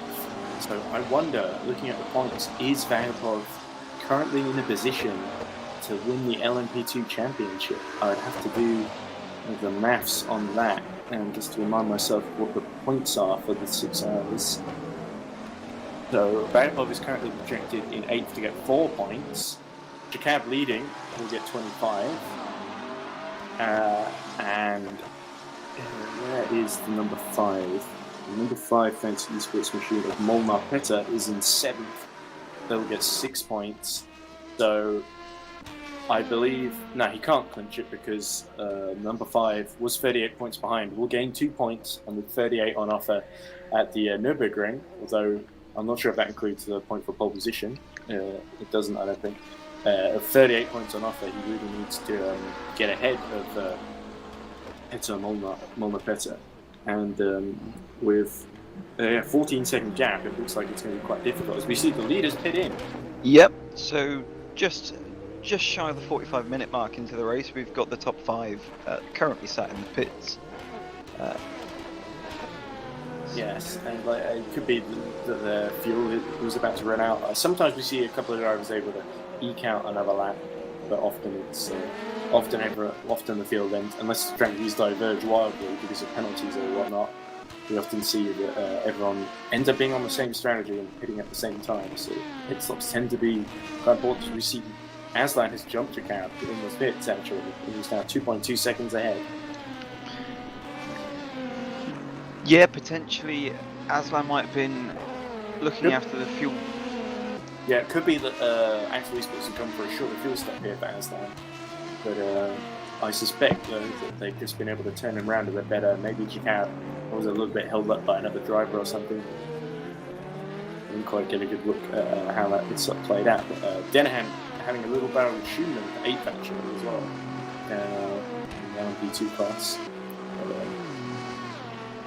We're 45 minutes into the race, and we've seen plenty of action already, and a great lead battle in LMP2. Not surprising. GD3 usually tends up being the closest class, but it's a bit of a slow burner in GD3 with the 2nd place qualifier in the Man League Championship, who is literally being kind of punted out and getting a penalty. I wonder if Litchfield has served that penalty yet. I don't think he has. I think he's trying to build up a gap to close. That's the important thing here. Maybe he has a certain amount of time that he has to serve that penalty within. But I can imagine Tunbridge being his title rival, he wants a big enough gap so he could potentially come out ahead of Tunbridge. Well, yeah, and the thing is, these two are having quite a bit of a battle with each other. They've basically been inseparable. So for Lichkin, he possibly doesn't want to find himself stuck behind close because of how good he has been at defending. And as we are looking on screen at Che Hatch and Perwin fighting with each other, it seems that Hatch has actually jumped Perwin, so both Axel Esports, the lead Axel Esports car seems to have jumped into position in the pits. The other one has lost one, and Molnar Petter for Fancy Esports hasn't pit yet. That's why he's running in third. But this is great for Che Hatch because he had dropped behind Perwin quite some margin by about 10-14 seconds or so, and now he's been able to jump him. And that appears to be the Triple Eight car having a bit of a moment trying to enter pit lane. Yeah, well, that's not really the way to do it. Matthew Sink-Mars getting a penalty, I assume, for that incident with the other LMP2 car and Lichton, where he basically had contact with two cars in the session. Talking of the two, they're both together on track again. Oh, and Lichten's gone! Oh! Lichten almost having an incident on his own there. Oh, and he's had big contact with the barriers too. Just looking back at it, and yeah, that Madness Racing BMW shown excellent pace, but it's just been in the wars, hasn't it? And that was just he may be put off by the LMP2 of Matthew Sink-Mars, but it really just seemed to be spun on his own there, in my opinion. Yeah, it definitely looked like it, and he could well have picked up some serious damage as well to the suspension. Yeah, it was heavy contact. Well, it definitely looks like it because he's lost quite a large deal of time to the McLaren just passing him there, and he really does seem to be having to hustle that car about to try and get it to turn. So I think he has picked up some pretty big damage there. And that could well be really damaging, not just to his car, but also to Madness Racing's Tyrrell Hoots and GB3. That 4-point gap to Didos Racing car. Alex Tunbridge must be just like clapping his hands again. All right, now I've got a big chance to pull out a massive gap on Lucas Lichten in the Madness Racing car and take that lead in the GD3 Cross Type Championship. Meanwhile, sorry. Indeed, and does that now mean that? Oh, and that's Mars off again. No surprises there. That's an odd place to do it as well. He seems to find new corners. I wonder if he's taken some damage and he's just a bit too stubborn to pit or something like that. In fact, he's pitting now. Obviously, he's got that penalty that he's serving. Of course, well, he has to now, so yes, that's right. But yeah, is it possibly from these spins? Is he flat spotting the tyres and potentially causing it so he's not got the best, sort of grip through the corners that he needs? And is this Lucas Lichten serving his penalty too, or is he stopping to repair the damage? I think it's serving the damage. It's Peter Schoenman also getting a penalty. He's running an 8, so really it's not for Nivons Racing's day, is it? As we see Josh Perwin making a move on Che Hatch. Here we go. Che Hatch defending the inside. Perwin in the Malaysian flag on the rear chart fin, just being held back there. But Che Hatch, like I said earlier, brilliant defensive driver, having to pull out all the stops here to keep the Axel Esports car behind. Yes, Che Hatch, really one of Eidos' best assets here in their driver lineup. And he's definitely going to be hoping that he can hold on to what could potentially pan out being a podium position.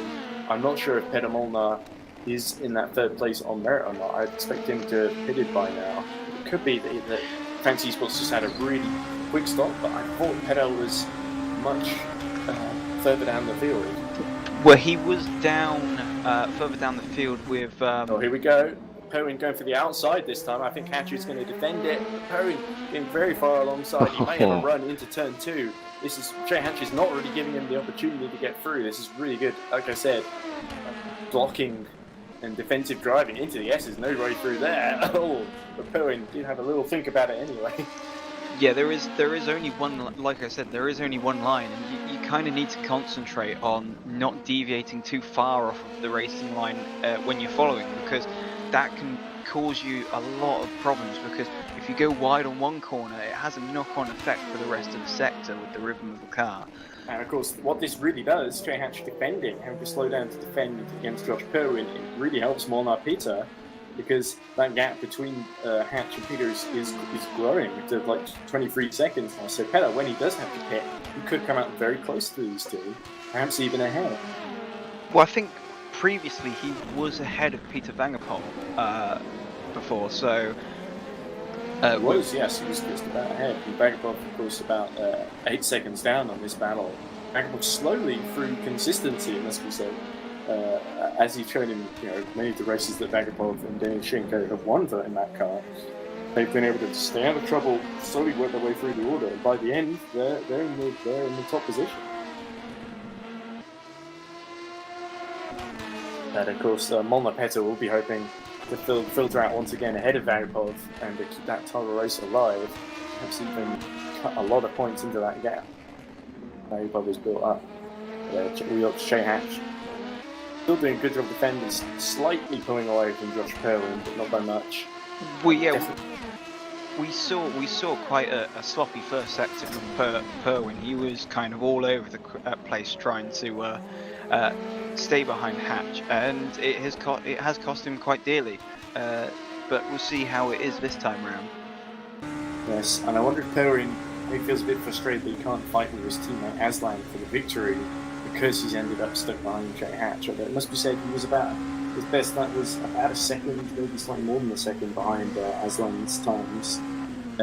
His best lap 152.8. Aslan's best was 151.4. So yeah, that's 1.4 seconds slower. Actually, slightly more than that. More like 1.6 seconds. It's really good battles all the way up and down the field, it seems. And it seems like LMP2 is where all the action is at the moment. Like I said, it seems that GD3, of course, with that penalty, that those problems for Lichten, who has got going again, 241 seconds down. It's going to fight with Maida. There's Tunbridge still trying to figure out how to get past Close, and Close not letting him figure it out, basically. Well, yeah, he's going to have to... SDR about to lap him as well from the LMP2 field. Yeah, he's going to have to get pretty creative with what he's going to do as part of his overtake, because it seems he's doing multiple things and trying different things as that is Maida. So Adam Surej and Maida coming to grief separately. Just Maida a little bit further back down the road at 10:17. But yeah, Adam Surej also having an incident. May have been there was no contact between the two. But Maida already lost the rear wing today, so he wouldn't want to have another issue. Look, the RSS Unison of Peter Vangerpool flashing his lights to try and let Maida learn to get out of the way. And Maida a bit tight on the apex there, isn't he? Certainly was indeed. Possibly a bit flustered, trying to pick himself back together after his second spin. But yeah, kind of just chipping away at the times, going wide, out. I don't know what the stewards would be thinking about that sort of thing. Yeah, that's definitely going to be... Someone's going to be in his ear. I'll tell them off about that one. Unless there's some kind of damage to that McLaren random racing machine. Oh, and this is looking a bit close here. Indeed it is, yeah. Perwin fighting again with Hatch, getting past Lichten, of course, who they're lapping. And Lichten having his own battle with Del Vecchio, who's being lapped here as well. Oh, here we go. This is Perwin trying to move into turn 11 or 3 wide. But I think Shea Hatch may have just lost out here. Perwin just edging along. Actually, Shea Hatch just closing out. The camera angle was a bit deceptive there. And Perwin still right on the slipstream as they approach turn 12. He's trying up the inside, but who's going to be down there on the brakes? Oh, I think Shea Hatch is backed out here. Oh no! He's trying to get the overcut here. He's going to be on the outside for turn 13. Oh, they bumped right into the side of each other. That was really aggressive by Shea Hatch. He's going to try and move right around the outside of Josh Perwin. Still side by which becomes the inside into the technical hairpin of turn 16. Wow. There we go. So Josh Perwin thought he had an opportunity there, but Shea Hatch was all over that thing. Wow, brilliant wheel-to-wheel racing. What was this that you were saying that it's the GT3s that are usually putting on the show and the LMP2s kind of do their thing? Yeah, I did say that a while back, and that was pretty entertaining there. But I wonder if Shea Hatch might get, again, he's been told off for track limits already. I'm wondering if he might get a little bit told off for barging into the side of Josh Perwin, which was, it was sort of a 50-50 kind of thing. I think it was just about on the limit. Jay Hatch has this habit of being just about on the limit and getting away with it. As we see Luca Gray continuing his difficult race in the 360 Motorsports LMP2, having another spin, and he's down in 15th in class, a lap down as well. We see everyone, it's only really the top 11 that have managed to stay on the same lap, so really the gaps at the bottom of the LMP2 field starting to widen out. Track limits warning number 1 for the 28 Fancy Esports car. Track limits warning number 1. Yeah, and the 28 Fancy Esports machine, that's in GD3. That's Christian Kabai, who's somehow in all the... He was running third early. He's dropped down to 8th somehow, which promotes 10 Lua from 360 Motorsports onto the podium. So I'm not sure exactly what happened to Christian Kabai, but clearly he's pushing to catch up. Yeah, we're seeing, just looking further on down the board, just as keeping tabs on what Lichten's doing. He's made up 1 position since his pit stop. And made a spin, of course. Yeah, and it looks like he's best part of a minute and a half away from 10th position. Yeah, so it's going to be a hard rest of this stint for Lucas Lichten, and I think we may have to wait until he hands over to his teammate, Chris Weston, before we see the BMW Magnus car really starting to make up ground, because we saw a yellow flag there. We saw the replay. This is Julian Frack fighting with one of the LMP2 cars for some reason, and he pushes the P2 car off. That was a bit naughty from Julian Frack. Oh, as we see the car push off spin in front of him at the last corner in the orange and the dark blue car. I'm wondering who that was. That was Fancy Esports AAA, driven by Adam Surej. Yeah, he's not really had the best of luck. He's kind of been here, there, and everywhere for the last 10-15 minutes. He obviously had his little mishap going into the pit lane for his pit stop, and he had a couple other moments since then. My only comment in defence of Julian Frack, as we see Jay Hatch still holding off Josh Perwin into turn 11, is that there was another LMP2 car coming through behind Sureja, and I think Julian Frack may have been trying to focus on letting that through as well. He actually see Surej and push him off, but I still think that was a little bit naughty. As we're seeing Lichten doing, his last lap was a personal best, showing on the side timer screen. So if the red mist hadn't descended earlier, it definitely has now. Yeah, he's going about 3 seconds a lap faster than Vinicius Del Vecchio in the Safra car ahead of him. So that gap is closing little by little. Of course, it's a huge gap. He's going to chip away at it as much as he can, and so it's great pace by the chance. We see Alex Tunbridge, first of the GD3 field to pit, as we are almost at the end of the first hour. Another 5 hours left to go. Alex Tunbridge making his pit stop, so he's going to hope to try and jump Jeff Close here and get into 4th position. So yeah, I was saying that he had to think of something, think on his feet about what he was going to do to get past Close, and he has to put out a wicked outlap to try and undercut Close. I think that's possibly the only way he's going to get through at this rate. And also pitting is Peter Vagapov on 6th in class LMP2. But of course, Vagapov fighting for that championship, and that's 6th. But if he can keep into that 6th place, that might be the position that he needs, especially if Norbert Jacob isn't winning, and also if he can, keep the number 5 car Molnar Peter in touch. Those are the two that he's got to worry about. But more immediately, he's going to come out behind Jake Dennehan. So we got the other RSS in this car in 2nd in class in GD3, just trucking along rather nicely, keeping a fairly steady 12-second gap to Jesper Eriksson, the leader of GD3, who has not really had any trouble at all. He's taken the this is the role that you would expect the Abstinio Force Bologna car of James Cuba and Mantis Rukas to be doing with Jesper Eriksson. They're having the same role with Jesper Eriksson, where they just get in the front and then they're not really seen since. But Jesper Eriksson doing a great job for IDOS at the moment.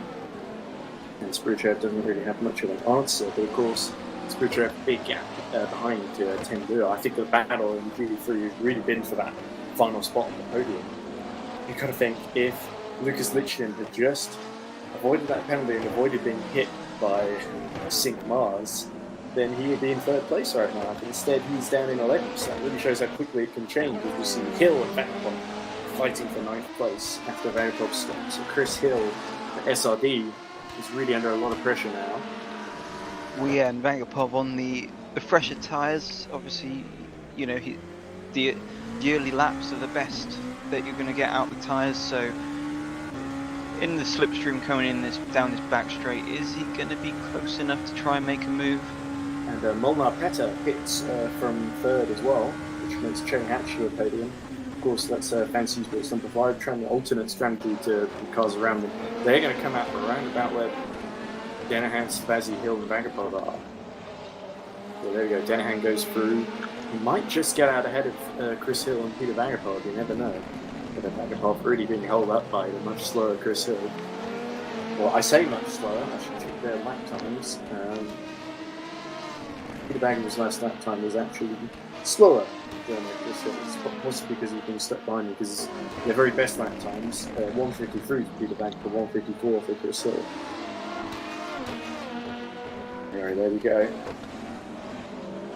That's Petter coming out of the pits, and he's come out ahead behind Savazzi, but ahead of Hill and Vanderpump. But yeah, it's not worked out for Peter Vanderpump, has it? No, it hasn't indeed. You had the GT3 car. Was that? That was the DDoS car. Yeah, it was at Tunbridge. Yeah.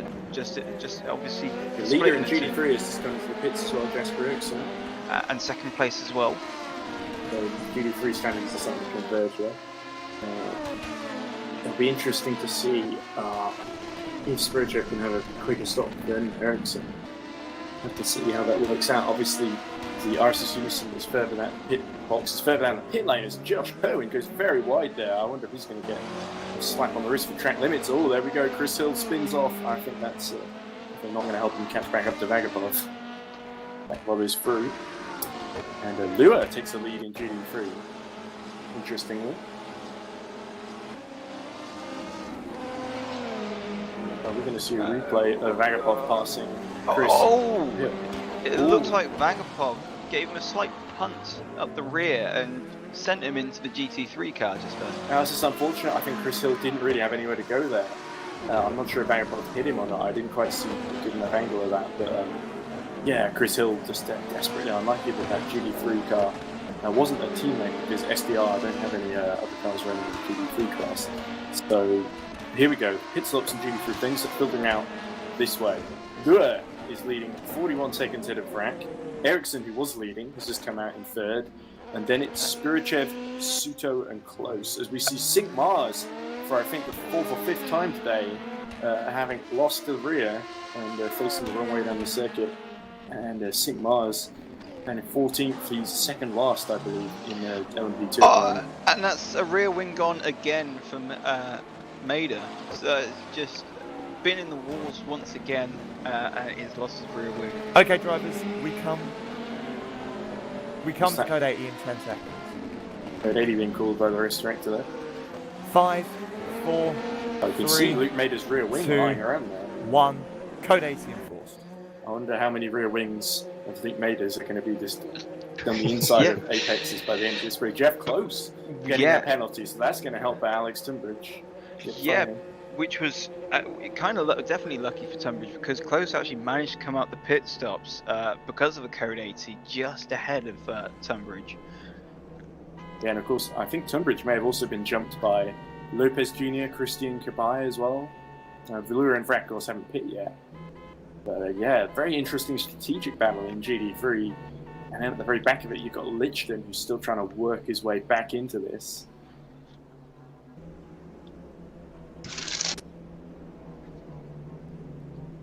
As we see Perwin taking a cheap pit stop during this Code 80. Somebody in the chat, Liam Rance, has asked, is Isaac Morris commentating? No, I'm not Isaac Morris. I certainly don't. I'm familiar with his commentary, unfortunately. Okay, drivers, we come back to green in 10 seconds. Maybe we should commentate together sometime and see who can tell them 5, apart. 4, 3, 2, 1, green flag. There we go. And a couple of the LMP2 runners taking advantage of the Code 80 to pit, including Josh Perwin from 4th place. And you also see a very early second stop for Perwin. You also see Lua has also taken some advantage of the Code 80 in 1st place as well. I suspect Lua may come out behind. He's definitely come out behind Brack and possibly Dixon as well, and might be able to jump Spiritual. Alex Tunbridge got a pretty good jump on Closey there. Okay, Close hasn't served the penalty yet, so his Code 80's only just ended, so yeah, definitely. Oh yeah, look, Tunbridge has just completely left. Finally he gets through Close. All it took was a restart from a Code 80, and the thing he's been struggling to do all race, he's finally been able to do almost simple as that. Why wasn't there a Code 80? Well, there was actually. I don't think it was able to give on jack time, but this time he breezes through. And Maida is showing as having a penalty. Yeah, Maida has really made a mess of this race. But it's not over yet. He may be able to recover, have a cleaner second up. Maybe once his teammate gets in, no, not GRG, that's Julian Vrack, who's just hit from 5th position, injury through. But once Maida's teammate at Random Racing, who is, I believe, it's not. Yeah, it's very easy for me to get several of the teams mixed up. But I believe his teammate is Mikel Rosaza. Also, I think, actually, he might be slightly faster. I'll have to see, because I haven't seen his pace of Circuit of the Americas yet. But anyway, the race continuing. And so, shall we recap the order in both classes at the end of with 1 hour elapsed and another full course yellow period effectively over. So leading overall is Niki Baslan by 1.7 seconds over Norbert Jacob in LMP2, with Che Hatch about 30 seconds down in 3rd. Ryland Kippen is up to 4th now in the other IDOS car, 317. So they've actually had a quietly impressive race, 9 seconds behind Che Hatch. Jake Danahan is 5th, about 9 seconds back behind Ryland Kippen, done for Reading Game Studios Racing. Josh Perwin, who was doing quite strongly earlier in the race, having made a stop under Code 80, has dropped down to 6th, may be able to catch up quite quickly. He's at 9 seconds behind Jake Danahan. Patrick Silvazzi is 7th for Fantasy Esports, number 66. Molnar Petter, one of the title, the man closest to Peter Bagbob in the title race, he is in 8th, but only 0.7 seconds behind Patrick Silvazzi. Peter Bagbob is about 10 seconds behind Molnar Petter. The RSC Super Racing, and that's the one we need to keep an eye on, him in 9th place. Then you have Chris Hill, SRD, rounding out the top 10. Of course, you've got the two Frina Bond racing cars, 11th to 12th, Kim Schumann, Pascal Eggert, Adam Surej, 13th, and then Matthew St. Mars in 14th. Then in GD3 field, as we see a little, that was one of the yellow cars being Frank Christian Gabay, who was watching the screen being lapped by the PT field. But it's Jesper Eriksson who's emerged back in the lead after the pit stop phase.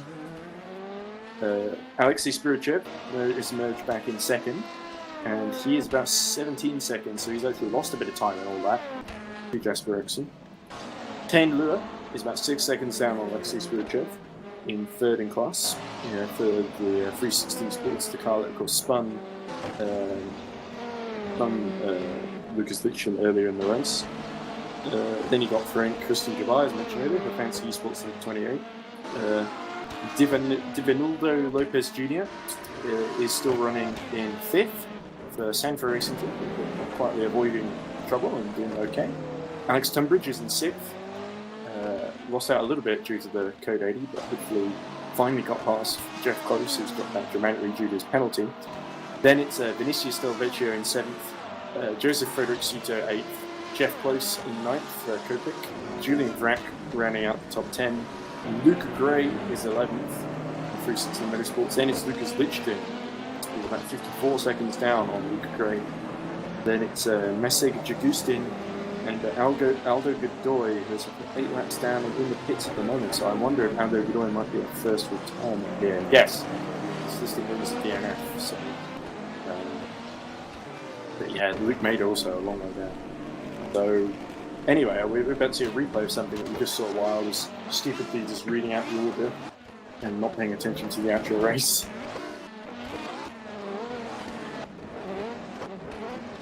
Here goes. Very close at the front, actually. Jacob, second behind, second ahead of Aslan, so Aslan closing in again. Those two have really been back and forth. Here we go. So this is the SRD. That's Hill. Oh, and that is. Was that one of the leaders? Was that? Well, that might have been the change of the lead. Yeah, that's how Norbert Jacob has got back through, because that was Aslan who hit the SDR of Chris Hill. So Chris Hill tried to lap on the GD3s, misjudged it, spun around, and ended up getting a face full of Nikita Aslan's Axel Esports car. But yeah, another fortuitous moment for Norbert Jacob. Yeah, and the problem is at the top of that corner is it's like a blind turning, so by the time you've seen the car, it's too late to kind of react. So there's not really much you could have done in that situation. Yeah, so I guess Jacob was keeping pace with Aslan, so he was still keeping up enough to take advantage of that, but that would be frustrating for Aslan to once again lose the lead through really anything that wasn't really much of his fault at all. As we see Adam Suraj make his way through the traffic, and he's got is that Peter Schumann behind him in the front of one racing car. I know that Schumann ahead of him, so that must be Eggert who's just finally caught up to him. I was going to say, generally Aslan it seems to have been showing a better pace than Jacob, roughly 2-3 tenths of a second quicker during this race, but it seems they might be going through some sort of traffic, because Aslan has dropped even more off of the back of Jacob. It's now up to the gap's now 2 seconds. Yes, and meanwhile Slavazi is fighting with Molnar Petter for 7th, and Slavazi was quite close into turn 1, but Petter has started to pull away again, having stopped fairly recently. And of course, remember, Petter is fighting really to keep his title chances alive in that fancy sports machine number 5. So yeah, and he's just set his personal best lap of the race, with that being pretty much faster than anyone else around him at the moment, apart from the leaders. Indeed. So we're watching Alex Tunbridge in 5th, trying to close up to Christian Kabay. I think he's got a bite del Vecchio or something. So Tunbridge actually having a pretty good stint at the moment. He's been able to stay out of trouble, keep the leaders roughly in sight, and it's a 14-second gap or so, I think, to Christian Kabay, but he'll be looking to close that in, as I've just been getting a message from the race director, or somebody. So apparently Alex Tunbridge is being given a penalty for excessive use of his horn, which I was not aware was a penalisable offence, but there you go. So it's a drive-through penalty. You just have to go. You won't have to stop. It won't be a stop and go. Just drive through the pits. And I think he's got enough of a gap to Del Vecchio. They'll come out right about where he is. But, and Mars once again. This is someone who seems to think he's on Mars rather than on Earth, because gravity doesn't seem to work in the same way for him. But anyway, Mars continues on his way around 14th place, and yeah, the McKibben and Dennehan actually only 6 seconds now apart from each other in the battle for 4th. So that could be quite interesting. Josh Perrin closing up on the both of them 4 seconds behind Dennehan. I think that could be a really interesting battle going forward. Of course, Perwin is trying to get the jump on Chen Hatch, of course. But yeah, Tunbridge really losing out because of that horn, but he'll because Litchin is so far down, I don't think Tunbridge will be annoyed to lose time due to a needless penalty that could have easily been avoided. But as we see a bit of smoke coming out of the last corner, but that's just people going wide. It's Jake Dennehan and one the thing Von Blazing does. But yeah, Dennehan, I think he's been caught more quickly by Josh Perrin than he's catching up to Riley McKibben. Well, it definitely seems like he's hustling that car through the last few sections. It almost looks like he's power sliding the car about. It looks that aggressive. I don't know if he's trying to push for a good lap time, and possibly, if he is, it seems to be slowing him up slightly. Looks like Suto and Del Vecchio are having a good little battle for 6th place. Suto's finally caught up to Del Vecchio and is looking to shape up a move as we see Pascal taking to the grass. I think for the second time in this race, unfortunately. Del Vecchio set a lap time 2 minutes 7 seconds. Suto on the Fancy Esports machine set 2 minutes 06, and he's just got through, I think. There we go, yes, on the technical. So somewhere in the S's, Del Vecchio has messed up and Suto's made a sneak past into 6th place in that Fancy Esports QP3. Yeah, he was just going around the outside of a real tough move to do through the S's, as it's not the easiest, if not nigh on impossible to overtake during the S's, but somehow he's managed to do it. That's a very good move by Joseph Frederick Suto. And, but of course, Tunbridge's penalty, Suto may be able to gain another place here, actually. So Tunbridge is really going to regret using that horn once too many times to tell Jeff Close to get out of the way, I assume. Because Close had a penalty of his own, so he won't be too much of a factor. But Close will be a factor problem for Lucas Lichton, who is closed to within about 16 seconds of Lopez Jr., which is impressive considering how far behind he was earlier. As we see Josh Perrin really putting the pressure on Jake Dennehan, the Reading Game Studios racing driver, doesn't defend the inside. Perrin goes steaming up into turn 1 and takes 5th place from Dennehan. That was a good move by Perrin. It just caught him off completely off guard. And Jake Dennehan didn't really have much of an answer there. He could have moved a bit more to the inside there, but he almost let it happen almost. I guess because Perrin had shown superior pace thus far in the race. As we see Chris Hill copping a penalty down in 10th, so I guess that was for the contact with the GD3 car earlier. Chris Hill, or it could be for a couple of incidents, to be honest. But yeah, Chris Hill unfortunately judged to be at fault by the stewards, and that is going to drop him, I suspect, behind Peter Schumann. I think Jeff Close has obviously heard that Tunbridge has got a penalty and is starting to put some of his personal best laps in during this race. However, he did go marginally slower on that last lap. But could this then be another factor that because Tunbridge has got this penalty, they're going to be back together? Quite possibly, but I don't know. It depends how much time Tunbridge loses in the pits, because he is about 40 seconds ahead of Close, so I don't think he's going to lose that much. It depends, because we've got all manner of, as we see, GT3 cars going wide off the circuit there to let the teams through. That's Lichton actually being lapped by Perwin and Dennehan. But the gap up the front, 3 seconds between Aslan and Jacob. So yeah, as you said earlier, Aslan really his challenge is starting to fade a little bit. He's not showing this strong laps as he was earlier. And Jacob has actually got into the 51 point. His last lap was 53.0.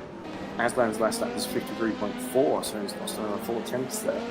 As we see Aslan going very wide. Yes. Off the circuit completely. That I feel like that's a track limits violation. Just a little. As we cut to Peter Vagapov, going in 9th. About only 3 or 4 seconds behind Slovazzi, Patrick Slovazzi. So I wonder if he fancies a go on the Fancy Esports cars to close up on his title rival. Just looking back down the order, obviously we were seeing pictures of Lichkin earlier, and the gap to the car in front, Lopez Jr., is definitely coming down. It's down to 13 seconds now, so he's been putting in some pretty stellar laps to close that gap down. Alex Tunbridge has just served his penalty for leaning on his horn a bit too much, and that's let Suto and Del Vecchio through into 5th and 6th. So Tunbridge down to 7th, 4 seconds behind Del Vecchio, but crucially ahead of Ratko, ahead of Close, and ahead of Litchin, of course. So we are an hour and 20 minutes in, and it's really starting to. It really feels like LMP2 is where the close battles are, particularly that battle for. It feels like Josh Perwin is on a strategy, trying to do an alternate strategy to sort of get himself back ahead of Che Hatch, I think is what he's aiming for. So he's having to make his way through first Dennehan, and then later he's going to catch up to McKibben in perhaps a couple of laps' time. Vagapov has caught up to Slavazzi. And maybe even make a move into turn 12. Here we go. Down the inside, Vagapov into 8th position. Nice. A very confident move by the Suzuki driver. Silky smooth, just almost like a block pass. Didn't give him any sort of option to come back at him at all. This is the Peter Vagapov I was expecting to see earlier in this race. He's finally starting to come alive a little bit. His lap times, have a look at those, see if they are improving. His best lap of 52.8, his last lap was 56.0, so he was being held up by Slavazzi. We'll have to see what his pace is like. Now he's in clear air. Is that Slavazzi going into the pits now? Just behind. It looks like it. Indeed he is. So Slavazzi he's got a 32-second gap to Chris Hill. So I think he might just about emerge back in 9th in key position. Has Hill served his penalty yet? He had a penalty, didn't he? He did, yes, I believe he did serve it. This is why he's 30 seconds down. A bit of an closed the gap as well at the front to 2.5 seconds. Quick update on how Tunbridge got his penalty. His TeamSpeak push-to-talk button is the same mapping as his horn, so anytime he was communicating with the team, that's how he ended up using the horn too much. Okay, he's going to have to go communicator mode for the rest of this race. Don't talk to me. Yeah, that's really unfortunate for Tunbridge. But he's only lost 2 positions from that, and his title rival is a long way down. So I think this is still, as long as Tunbridge can keep driving, he's still in a pretty decent position. Christian Gabata going a bit wide at the exit of turn 12. He's a desperate chase to try and catch up to 10 Lua, get back on the podium, but I think they're doing well actually. He's got further down, he's got Paisuto and Del Vecchio somewhere. And after his pit stop, he's really been able to close in gradually onto that podium spot. So I think it's still alive for Christian Gabata. A chance of the podium, but Spirichev and Ericsson may be a little bit too far up ahead. And that looks to be Hill making a position. Oh yeah, Hill getting past Schumann, because I think Schumann took advantage of Hill's penalty to get ahead of him. And Chris Hill is going on the inside, I think, even before turn 11 now. So.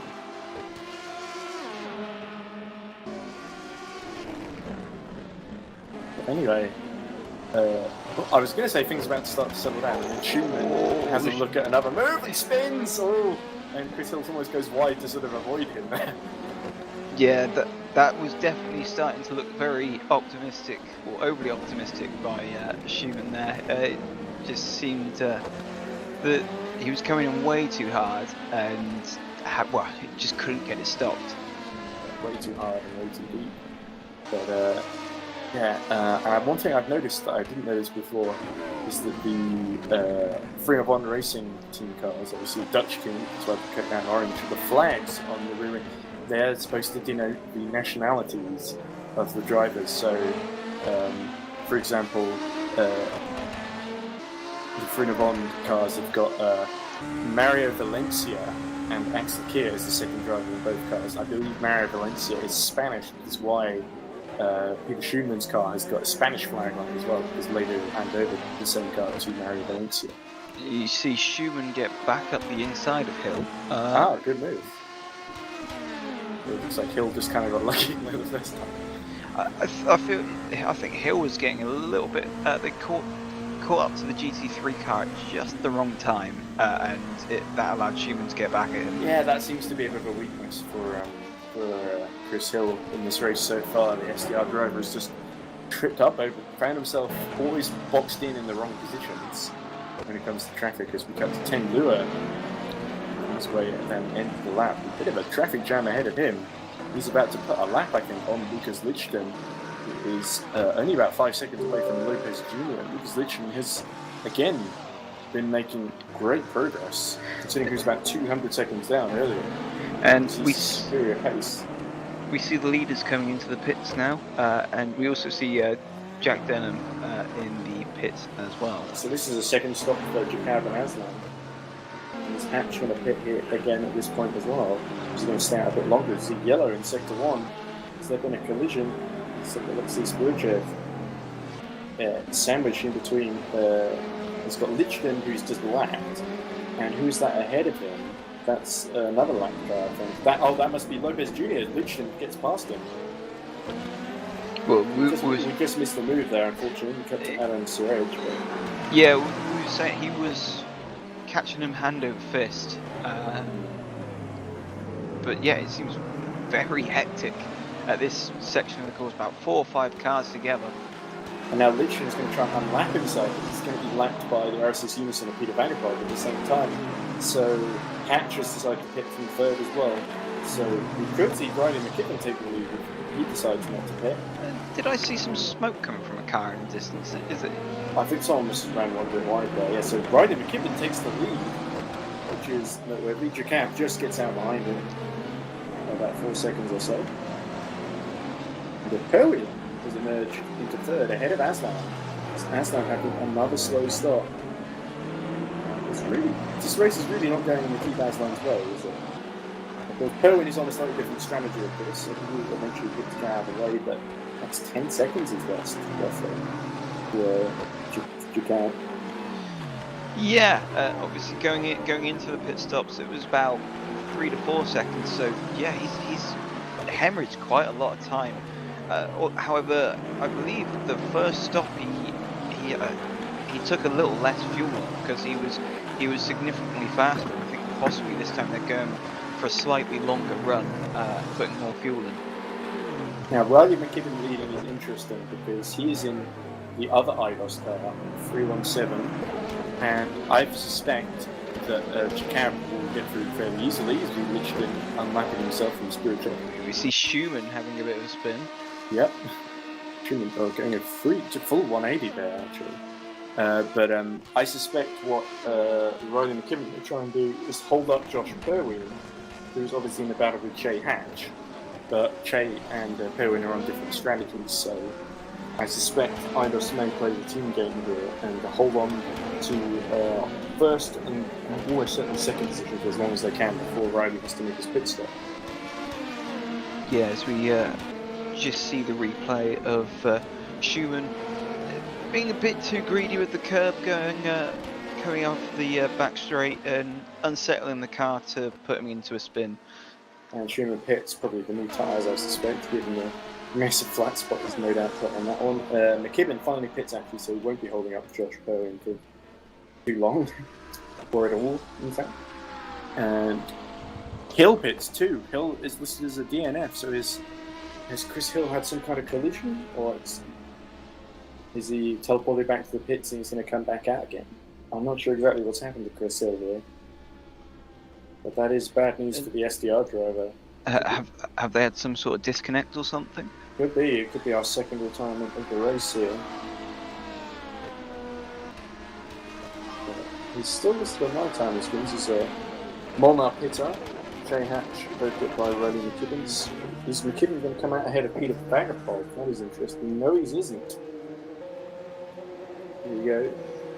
So McKibben gets going. I think we will be a long way ahead of Jake Denham.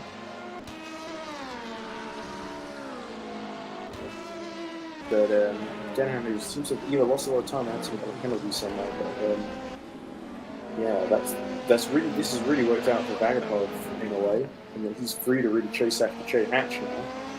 Oh, Hatch lapping a car, pulling that one a bit close, wasn't he? Yeah, indeed. Obviously, through that first sector, very hard to overtake. But Hatch needs to, pull out. If Perwin picks now, he's going to come ahead of Hatch. Hatch is really losing his chance of a podium position, and he's not Vagapov, not about 7 seconds behind as well, who's been closing in on him. So there's a threat from behind here, more than a chance to get a gainer place. Yeah, Hatch, of course, is going to defend from Peter Vagapov like crazy. I don't think Vagapov is going to have it as easy as he did on, Petar or McKibben. He overtook early. He just went straight. It was Stravazzi, wasn't it? He went straight down inside of Stravazzi at 10-12.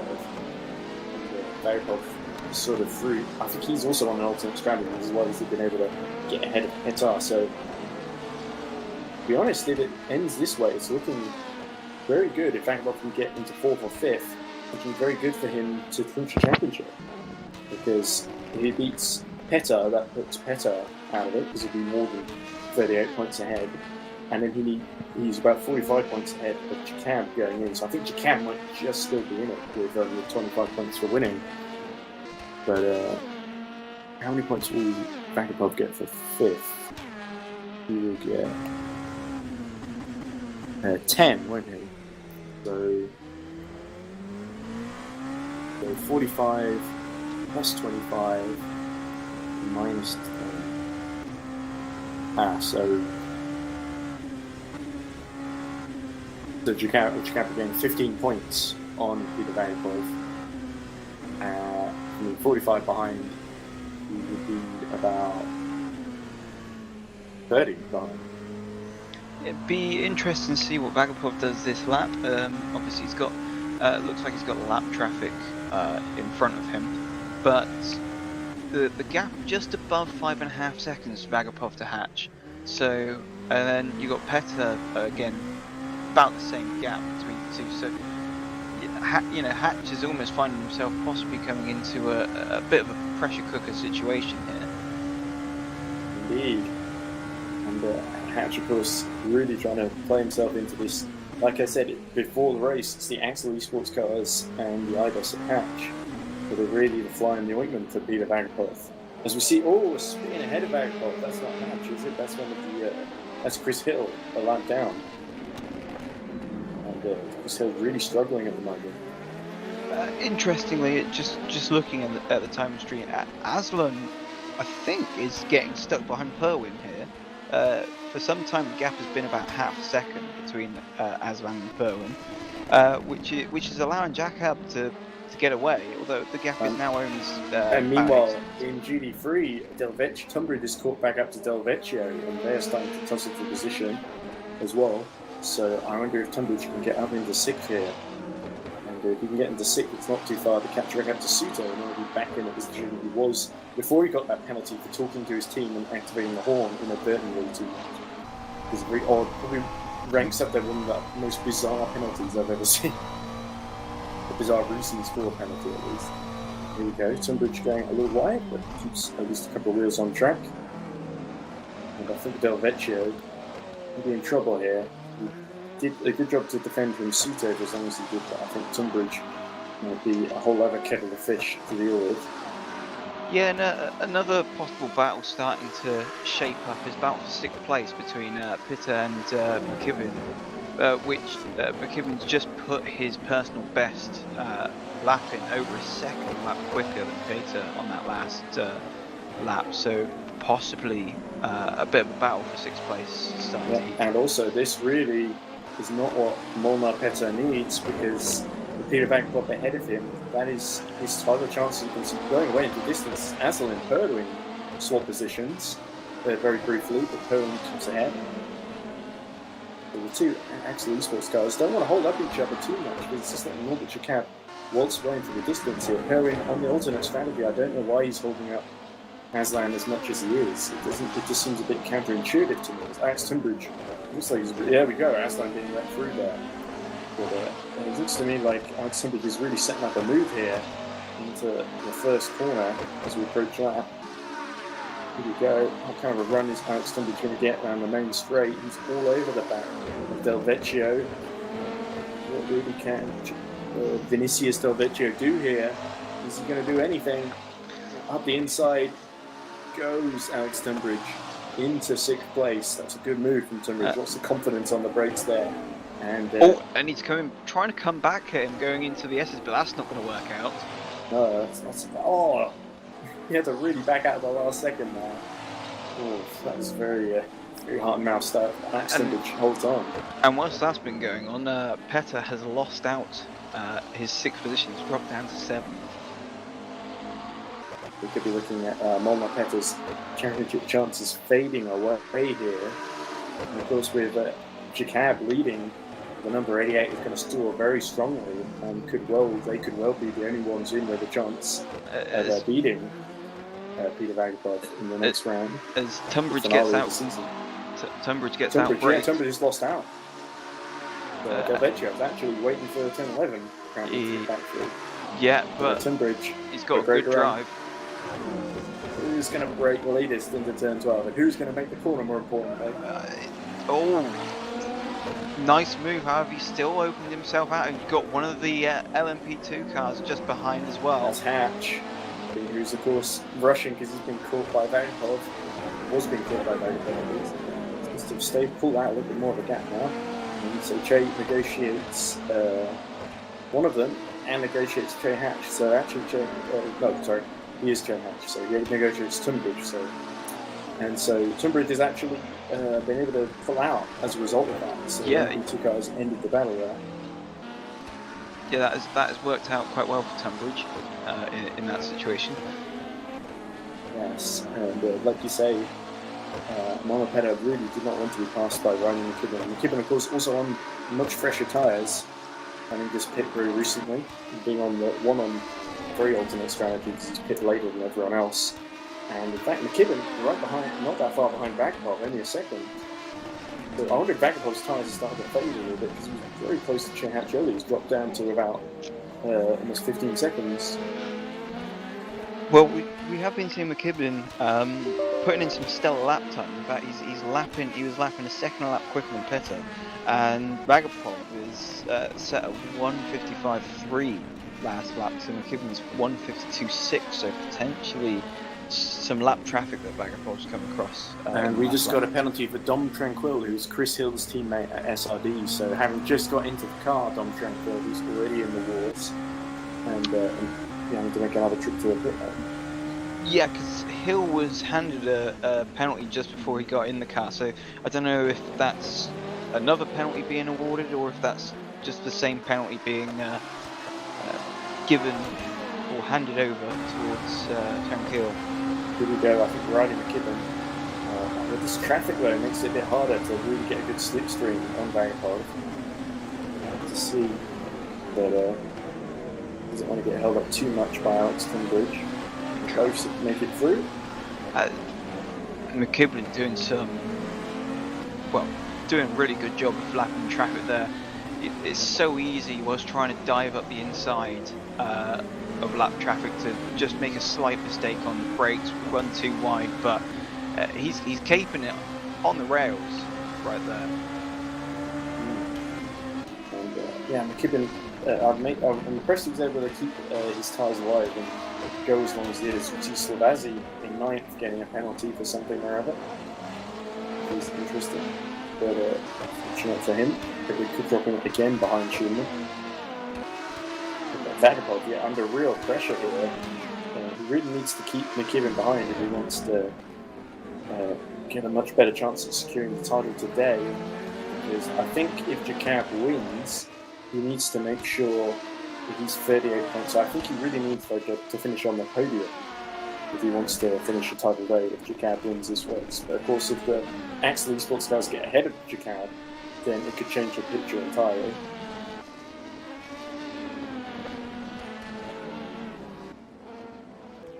Just got a few messages to read from the race director. Incident between Axel Sport number 21 and Fancy Sports Black 66. Drive-through penalty for the 66 for ignoring blue flags. We see Dom Tranquil serving his penalty. But the 66 is who is that? That's Stavazi who we just talking about. So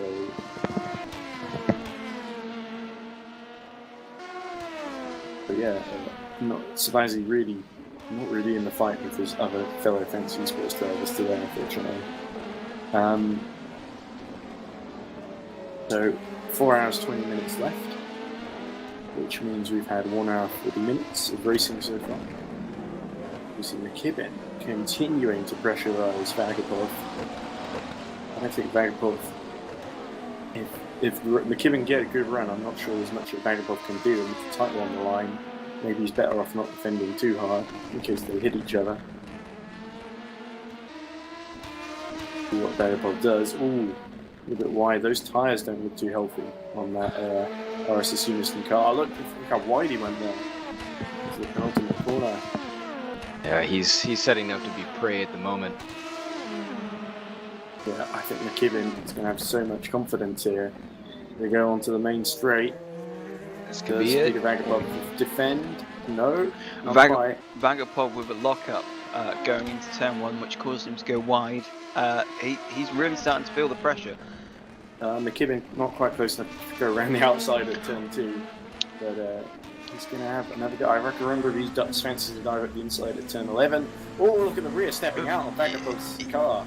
Yeah, Vagapov really pushing here. He's starting to throw quite a few shapes through these S's, and the car's not liking it. It's upsetting the balance, and now that means McKibben is basically coming in for the kill. Is he going to take a move here? No, I don't think so. But down the back straight, I think Vagapov might be coming in for fresh tyres fairly soon, if nothing else. Here we go. Oh, he closes back in. It's a nice little view of the rear bumper.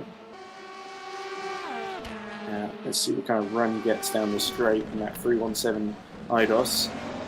I must fancy a dive up the inside, but he's a little bit too far back. Vagapov is very good at getting a good exit speed from those corners.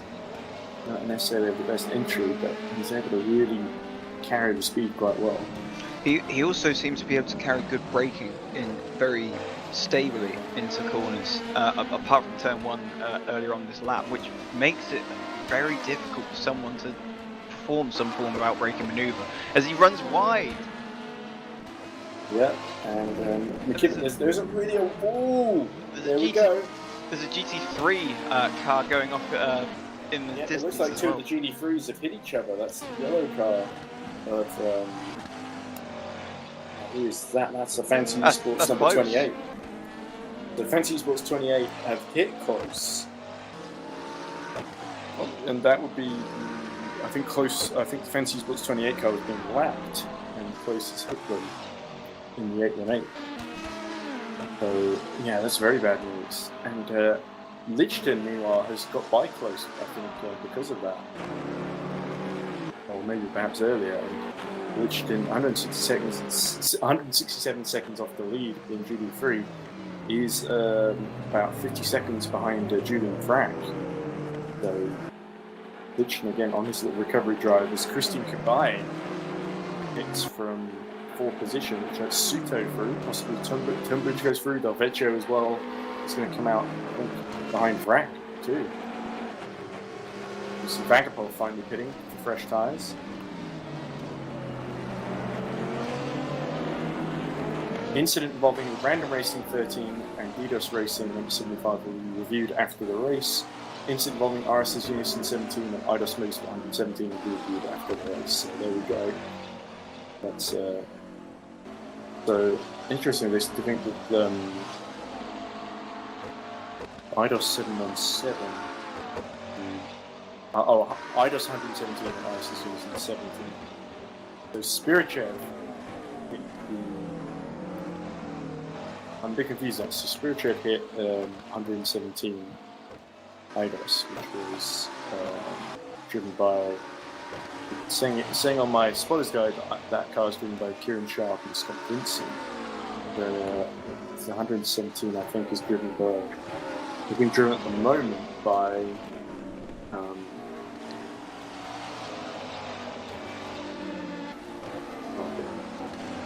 I don't actually see 117 there, is it? Oh, it's not. Yeah, as a 217, I wonder if that's a typo. But anyway, I guess the race continued. Those incidents will be reviewed after the race, so we won't affect the running for the moment. There won't be any instant penalties. As Eggert is in the pits at the moment. And we're getting towards the end of the second hour, so I think I might just go through the order and possibly take a break because my voice is, the heat's getting to me and I need a drink and my voice is starting to go. Wow, this last hour, the amount of action that's been going on in both GT3 and LMP2 is flown past this past hour. I've just been told there's been an incident between Fancy Esports GT3 28 and Copic Motorsports 818, and the 28 has been given drive-through penalties. That was the incident we saw.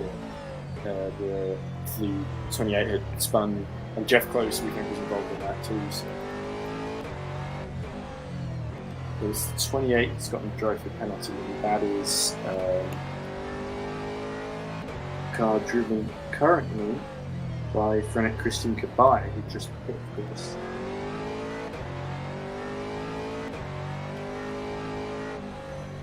Here we go. Here's the order.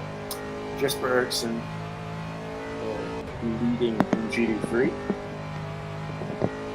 from Alexei Spirichev by about 27 seconds now. Ian Lua is about 2 seconds behind Spirichev. 2 or 3 seconds. So Ten Lua has actually done a pretty quietly impressive race to keep up with Spirichev. The world mountain charge for second round. Joseph Frederick Suto is about 51 seconds down on Lua. Then it's Alex Tunbridge, 6 seconds down on Suto. So Tunbridge will be looking to get past Suto before the end of the stint, just to get those extra few points and get that advantage over Lucas Lichtenstein in the championship. Then you've got Vinicius Del Vecchio, who is about 2 seconds down, as Molnar Peta pits in LMP2. And he's in Bruce's position at 6 seconds to Jake Dennehan. Julian Vrack is in 8th, and he is about 13 seconds behind Vinicius Del Vecchio. So Tunbridge not actually, he's 5 seconds behind Suto, but he's only 2.8 ahead of Del Vecchio. Julian Vrack is about 19 seconds down. Then it's Frenet Christian Kapai, 30 seconds down on Julian Vrack. Then it's Lucas Lichtenstein, 24 seconds behind Christian Kapai. And then you've got Jeff Close, 34 seconds behind Lucas Lichtenstein. Divinildo Lopez Jr., 11 seconds down on Jeff Close. And then you've got the pickups Dom Tranquil from LMP2 and Message Jagudstin, who I believe is the last man running at the moment. In LMP2, it's still Norbert Jacob in the lead, but only by 7 seconds now over Niki Basler. Aslan's caught up about 3 seconds since getting by Josh Perwin. And speaking of whom, Josh Perwin has just gone into the pits.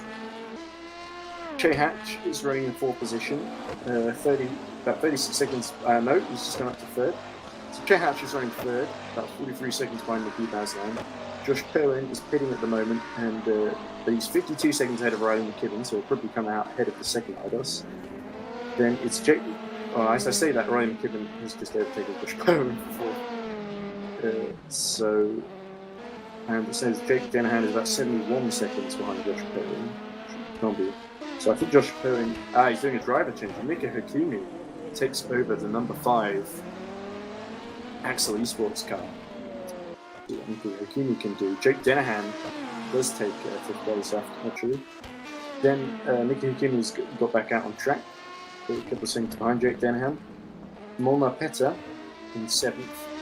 Then it's Denny Yashenko in 8th. So RSS Unison has swapped Peter Vagelov for Denny Yashenko. Then it is Peter Schumann rounding out the top 10 with Frenet Von Racing. Adam Surridge is 11th for Fancy Esports 888. Pascal Eggert is 12th in the other Frenet Von Racing car. Matthew Sinkmars is 13th. Luca Gray is 14th. And as I said, Dom Tranquil in SID is a couple of laps, about 6 laps down on the next guy. So yeah, difficult race for SID with all their penalties and incidents, but not over yet. There's still another 4 hours and a bit to go. So yeah, the race really starting to. I think there are a couple of inches of hours in GP3, but I think it's going to take a while for Aslan to close that gap to the cab. It's just gone up to 8 seconds again. Deniashenko only 6 seconds having hit behind Molnar Petto, so I suspect he may be about to pass him too. Yeah, it's at the moment Aslan's got clear track in front of him for a while, so maybe he can put some good laps in. It looks like possibly behind him he's coming into some traffic that's obviously not suiting him quite well at the moment.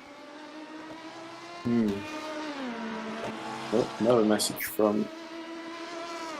Yep. So there we go. I think as we approach the end of the second hour, this would be a good point to really take a break and stop constantly speaking. I think we've got some good battles in store as we look at Molnar Petto about to lap Dom Tranquil for I think the 7th or 8th time. But I think it's time we cut to a break and came back in possibly a few short minutes, maybe 10 minutes or so. We'll let you know if we miss anything while we're away, but very close battle at Circuit of the Americas. So it is Norbert Jacob leading LMP2, Jesper Eriksson leading GD3 on lap 59. See you soon, back in a minute. Want to run an online racing series but don't have the hardware or know how to host? Start racing with the most prominent hosting solution based in Nottingham, UK. You want features? How about these? It doesn't take a fortune to get started. Harness the power of Intel Xeon processors for a fraction of the price. You'll have your league up and running in no time, so you can sit back and relax. Stop getting served and serve up the server you need to service your league with Sadler Computers.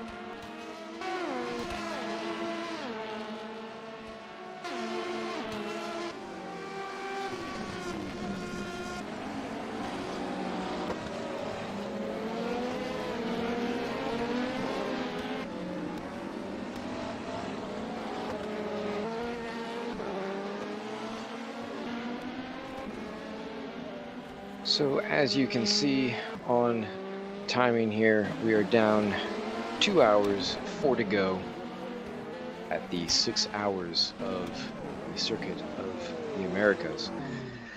And a big off right there. That looks like is that Lewin? It's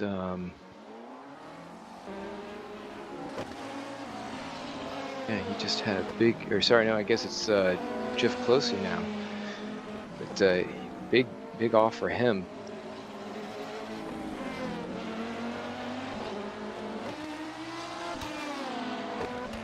I'm just coming around here. Just taking a look, running on board now with Mika Hakimi, who has swapped in, taking over on that Malaysian ride. P2's Peter Schoenemann into the pits, as is Matt St. Mars, who's been having a hell of a race in terms of just complications, really. But yeah, he's had several offs. Might have contributed to Code 80. That's one of a few that we've had. But most of those were due to Mayer, who had lost his wing twice on the back of that McLaren throughout the race.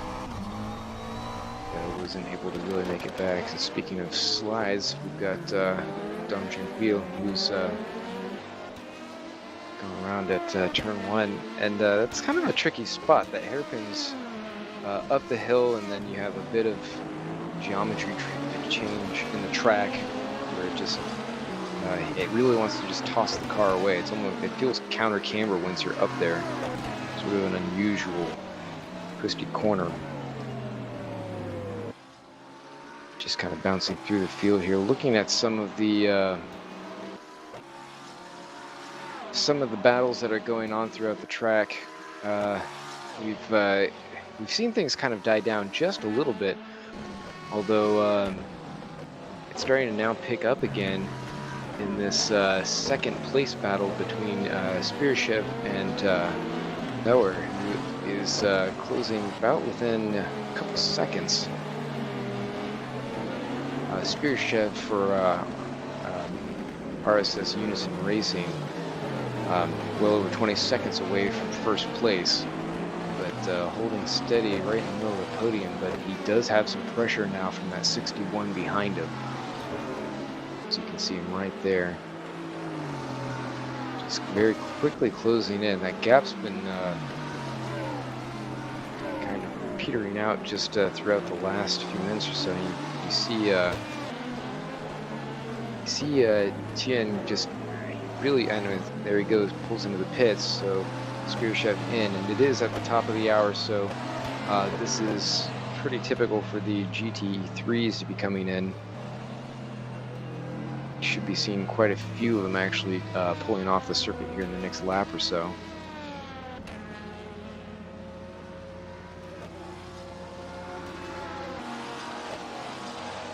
So Luer is now up to second place, 23 seconds behind the leader Ericsson in the 217. So Spirchev has been closed in by Luer before anyway. Luer was only a couple of seconds behind, and now Luer has got free clear air ahead of him because he can make any dent on Ericsson, who's not really had any kind of challenge to him since the start. So we should see if Spirchev can come out near the other cars around him. So also Nico Barclay has taken over the Guidos Racing entry, and Chris Weston has taken over the BMW Madness entry in GT3. Those are the two battling out for the title. Nico Barclay was 6th, Chris Weston is 11th. So Chris Weston's got some work to do. Nico Barclay is going to be tried to consolidate his current advantage. That's really what the GT3 battle is all about at the moment. We've got the individual battles for position, and Spirchev wants to get back into that second place, but it's really about Barclay Weston in the grand scheme of things.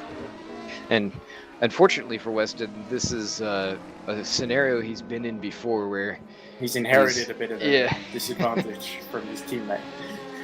Yeah. To be fair, Lucas Lichtenstein wasn't exactly a slow guy. No, and it's really unfortunate that Lucas ran into so many issues early on, getting spun on the first lap and then getting taken out a couple more times after that, once pretty hard into the barrier where, I mean, that's really what's cost him so much. It's incredible that they're still on the lead lap after everything that's happened, all that damage repaired. And see, Ericsson is pitting from the lead too, so Lewis now leads. And he'll be coming in, I'm sure, within the next lap. Ericsson will most certainly get ahead of Spiritual Suto. A little bit close on the exit. See. Oh, Jakab almost getting 4 wheels off track there. He's about to keep that 10-second gap to Aslan, because the gap did go down to 8 seconds at one point, and he's got it back up to about 10 seconds. So Norbert Jakab doing a pretty impressive drop. And I noticed this at the test race at the Nordschleife. Jakab and the Fantasy Sports 88 car were just pulling away from everyone. They just did a superb job. They were pretty much the only LMP2 car running at the end, which was perhaps it sort of hides how good a performance that is. They really seem to be on a bit of a roll at the moment. Yeah, those fancy drivers, they, especially Norbert, they're pretty solid. The thing is, we're 2 hours into the race now, though, so Norbert Jakab must be starting to, and Aslan too, they're probably going to start to fatigue quite soon, so they may need to switch over to second drivers, as many of the other teams have done. Akumi in the other Axley Sports car has taken over as well. See Sudo also in the pits, and I'm actually a little bit surprised we haven't seen more of the GT3s pull in. Lua definitely getting quite long in this fuel. Yeah, these drivers are able to really extend it here. I'm not sure if it's just because of the track, but you can see they end up getting probably a good couple of minutes per fuel stint more than we've seen at some of the other tracks. I don't know about you, but for me, when I'm doing race driving, I can do about maybe 3 hours tops, and then I just become a complete mess and can't really drive very well anymore. Yeah. That's why I usually always just take breaks after 2 hours driving. So I'm always impressed by these guys that they know they're in a strong position and they wait till the last possible moment to pit. As we see Joe Gaustitis in the Breeding Game Studios car in 8th, having a spin. It's unfortunate, they were doing quite well earlier in the hands of Joe's teammate. I'll just call him Joe because I can't remember his surname. It's not complicated.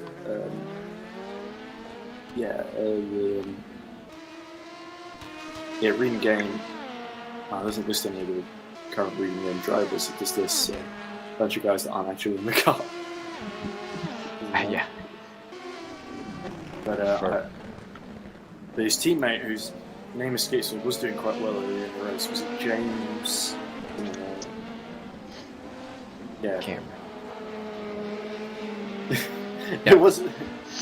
We'll just make up the driver's names because I can't remember. So the leader in LMP2 is pit while we were just joking around there.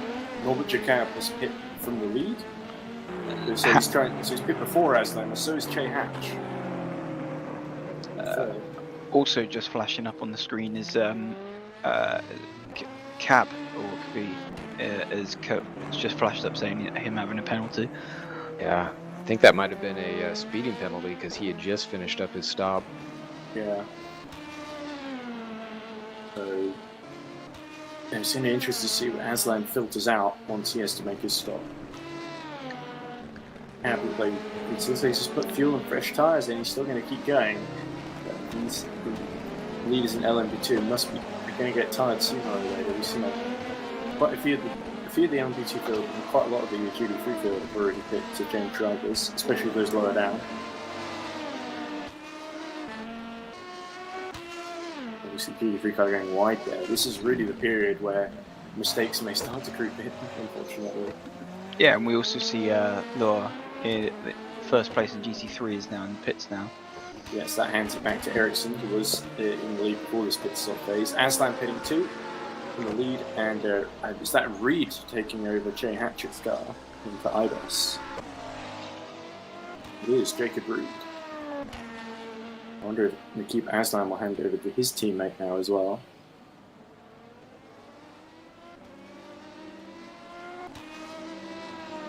Real tension down in the pits now, because Aslan is really going to be hoping he can keep that lead. I don't think he's done quite enough. Here comes Norbert Jacob.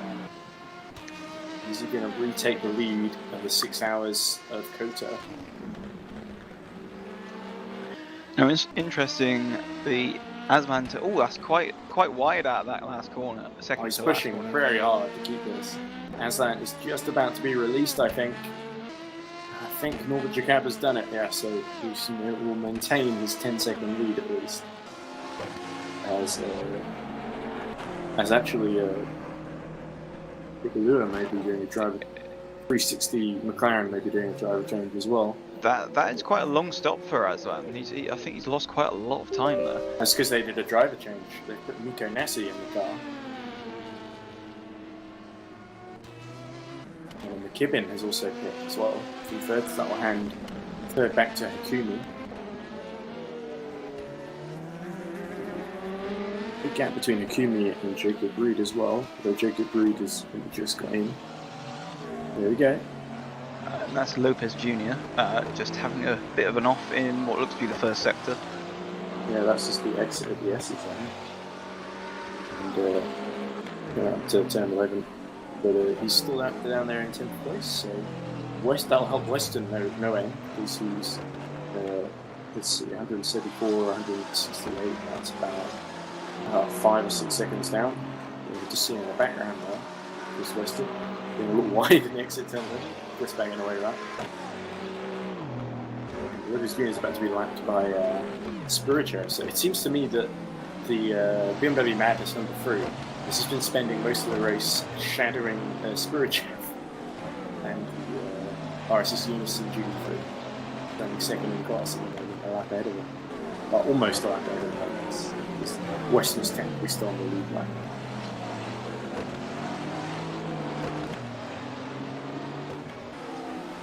Spirichev putting into some pretty good consistent laps throughout the race. I mean, yeah, I've seen previous rounds where Spirichev and RSC's GT3 team have sort of made a bit of a hatch of things. Like Hulk and I round, but didn't really go to plan.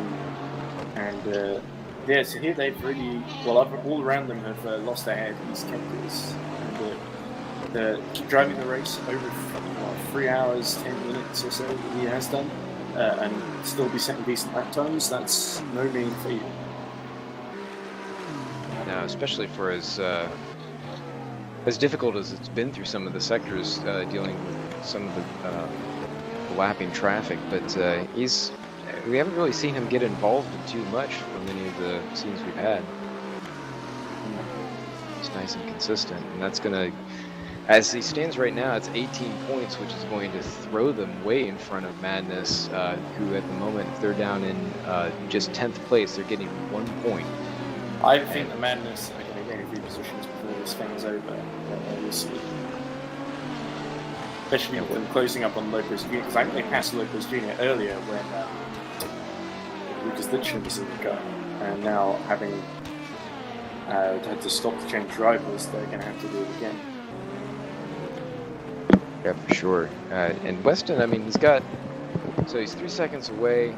He's another 30 seconds or so away from closies. So I mean, like you're saying, he'll be able to get there. May even have a chance.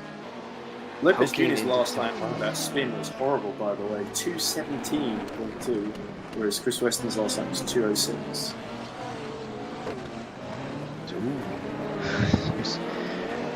Yeah, that was a bit of a hairy moment. That LP2 car. That's it's a good reading game. Joe Gaustidis. It was Joe who was just really lighting up the rear tyres there. And, it was a bit of a headache for Chris Weston. It's one thing like in the LMP2 cars, but it's quite another when they're holding you up on the exit of corners. It's, oh, look at that. The long way around. Patrick Slavazzi really having to... is that Slavazzi or is that's the SDR car, sorry. Here we go, this is... actually, the sports car is getting through as well. I believe it's Nico Messi. Yeah, he's starting to fall away a little bit from Jakob, who's... It's interesting because Nassi's only just got in the car, so Checo must be in a really good rhythm, and Nassi's still trying to get to grips with Circuit of the Americas. Not a fatigue thing, it's Warning experience. number 1 for the 818 Kopich Motorsports car for track limits. So that's closey. Yep. Close. In a little bit of hot water there if he does that again. A few more times. Now close in 8th, having already had a penalty today, is really only about 3 or 4 seconds behind Martin, David Martin in the GRG Esports. So, but here we go. I think Chris Weston may have a good chance here of getting past Lopez Jr. Lopez Jr. having quite a large mistake, having a bit of a runoff. I think maybe it might be time for Lopez Jr. to pit and let his teammate take over, if possible.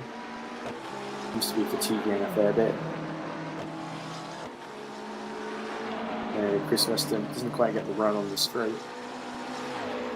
Now, would you opt for a nice, simple, clean 3 and 3 on a 6-hour race, or do you think it would be better to do like a 2-2 and like 1 and 1, or? I think 3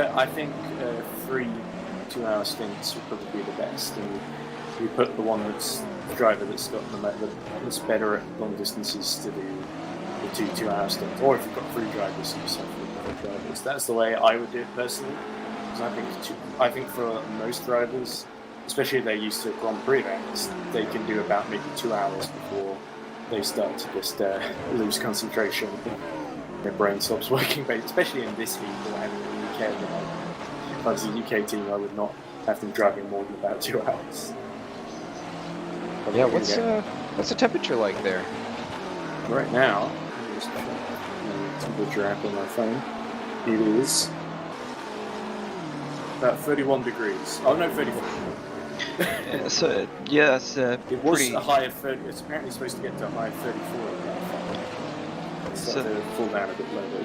There's been a fair bit of cloud cover where I am. I think it's just the humidity that sort of stays in the air a bit. It makes it feel a bit muggy. You see Chris Weston still closing in on Lopez Jr., looking for the right moment to strike. And then like a viper, he'll be through. Ryan McKibben is just put another personal best in on his last lap. He's trying to close in Jacob Reed. There we go, Chris Weston going through. Sorry, that's Lopez Jr. running really wide there, and very easy move for Chris Weston in the end as the LMP2 car comes through. But Lopez Jr. might fancy another run to the inside 11. Oh, there we go, Weston going very wide. And actually that's Lopez Jr. through, so Lucas Ditchon will be a bit annoyed because he passed Lopez Jr. fairly easily, and Chris Weston seems to be making slightly heavier weather of it. Here we go, run down the straight. Is Weston going to have another go into 12? Nah, not close enough there. Settles that for another lap then. Anyway, sorry, what were you saying? I was just saying that the gap is starting to close slightly between 4th and 5th. It's only 4.5 seconds at the moment, with McKibben putting his personal best, as we see Maida, yes. Maida once again. So I think that is interesting though. McKibben closing on Reed, who again has only just got into the car a lap or two ago. There's only about 10 seconds between them, so Ryan McKibben may fancy gaining a place before he has to change over to his teammate. But and they are teammates, of course, at Midas, both of those two guys. Reed, I think it's fair to say, not quite as confident a driver as K-Hatch, his teammate sharing the same car. There may be an opportunity for riding McKibben here. But anyway. Never turn the wear wrap off there and get back to the timing screen. So we're on lap 73 now, with 3 hours and 40 minutes to go. And go on. As I was trying to egg that up, in the last lap he's managed to lose best part of 4 to 4.5 seconds in that last lap, so it must have been a mistake there somewhere. Yeah, perhaps McKibben is finally starting to fatigue a little bit, and he's got Peter behind more to worry about now.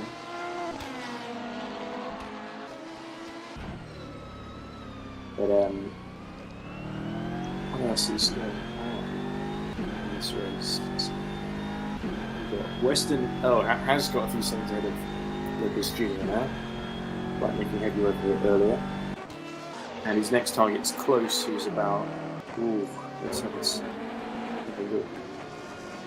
30 seconds up the road, just under 30 seconds up the road, close. I think Weston could catch him before the end of this thing. Of course, Jeff Close hasn't hit yet to change driver, so that could be a factor. So quick note on the points, real quick, for the for Chris Weston. If that team can get it up to 5th, that'll put him in roughly 8 or 10 points within the gap going into the last round, if they can finish it up there. It really depends on where Barclay and the DDoS car finishes.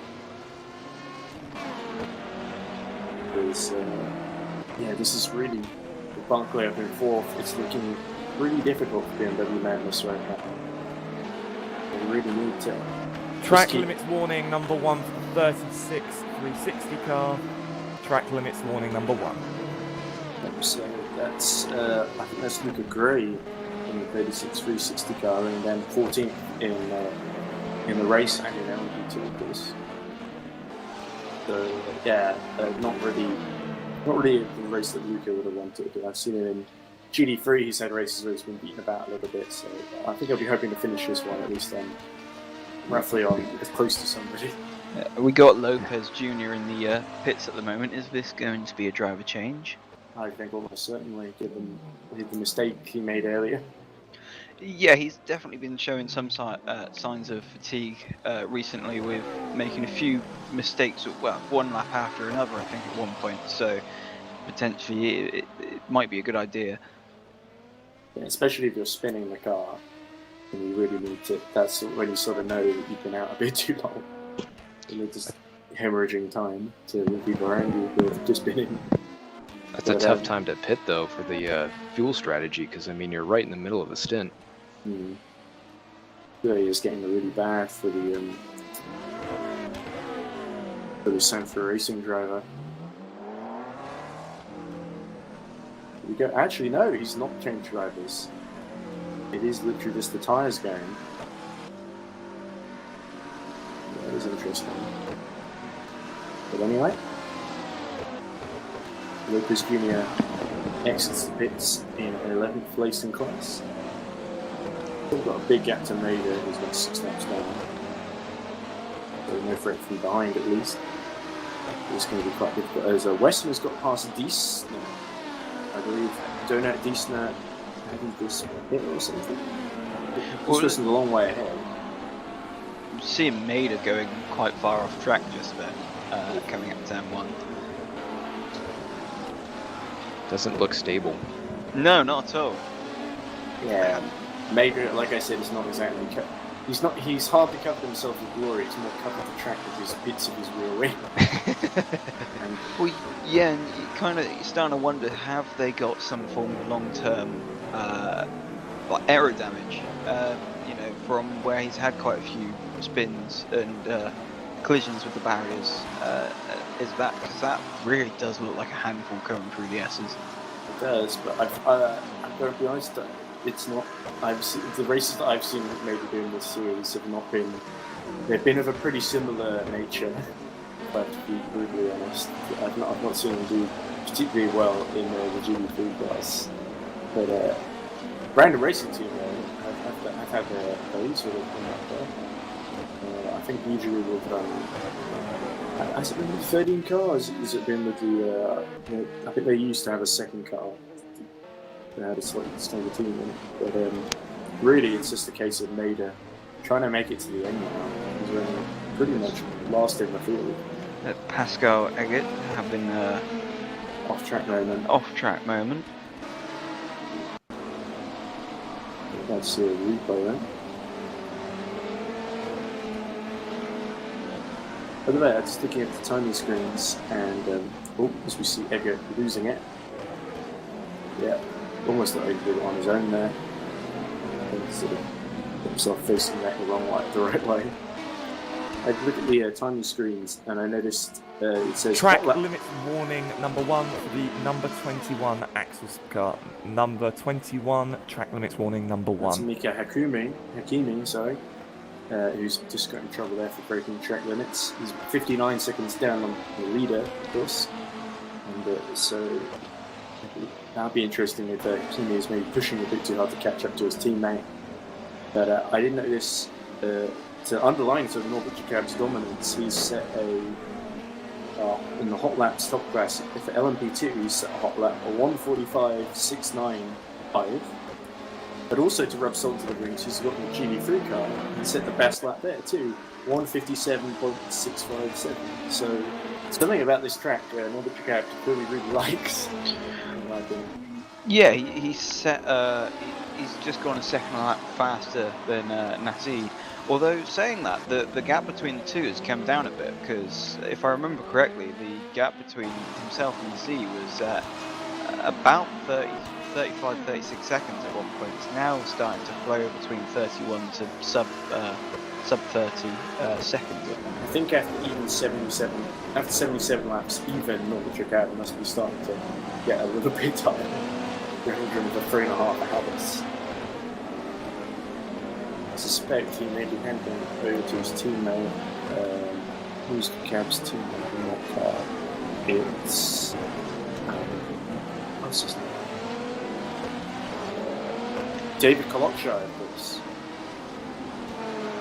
He's been his teammate for pretty much the whole season. In fact, he has been his teammate the whole season. So Kolokshire should be able to keep him in the lead for the next stint, but I think Jacob he's done a brilliant job, has to be said, taking advantage when Aslan messed up or kid trouble.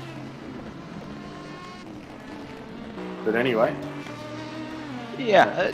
One thing I have found quite interesting is we see one of the it looks like one of the LMP2 guys are going into pit lane.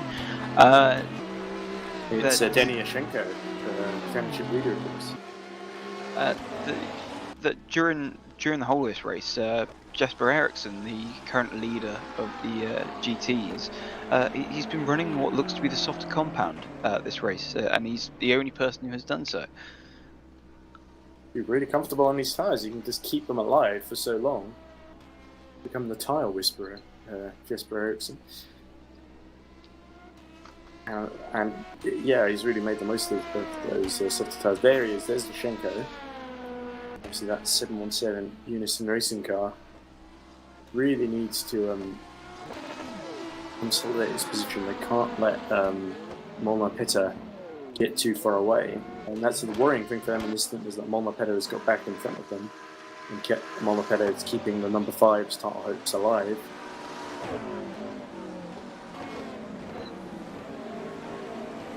And we'll go.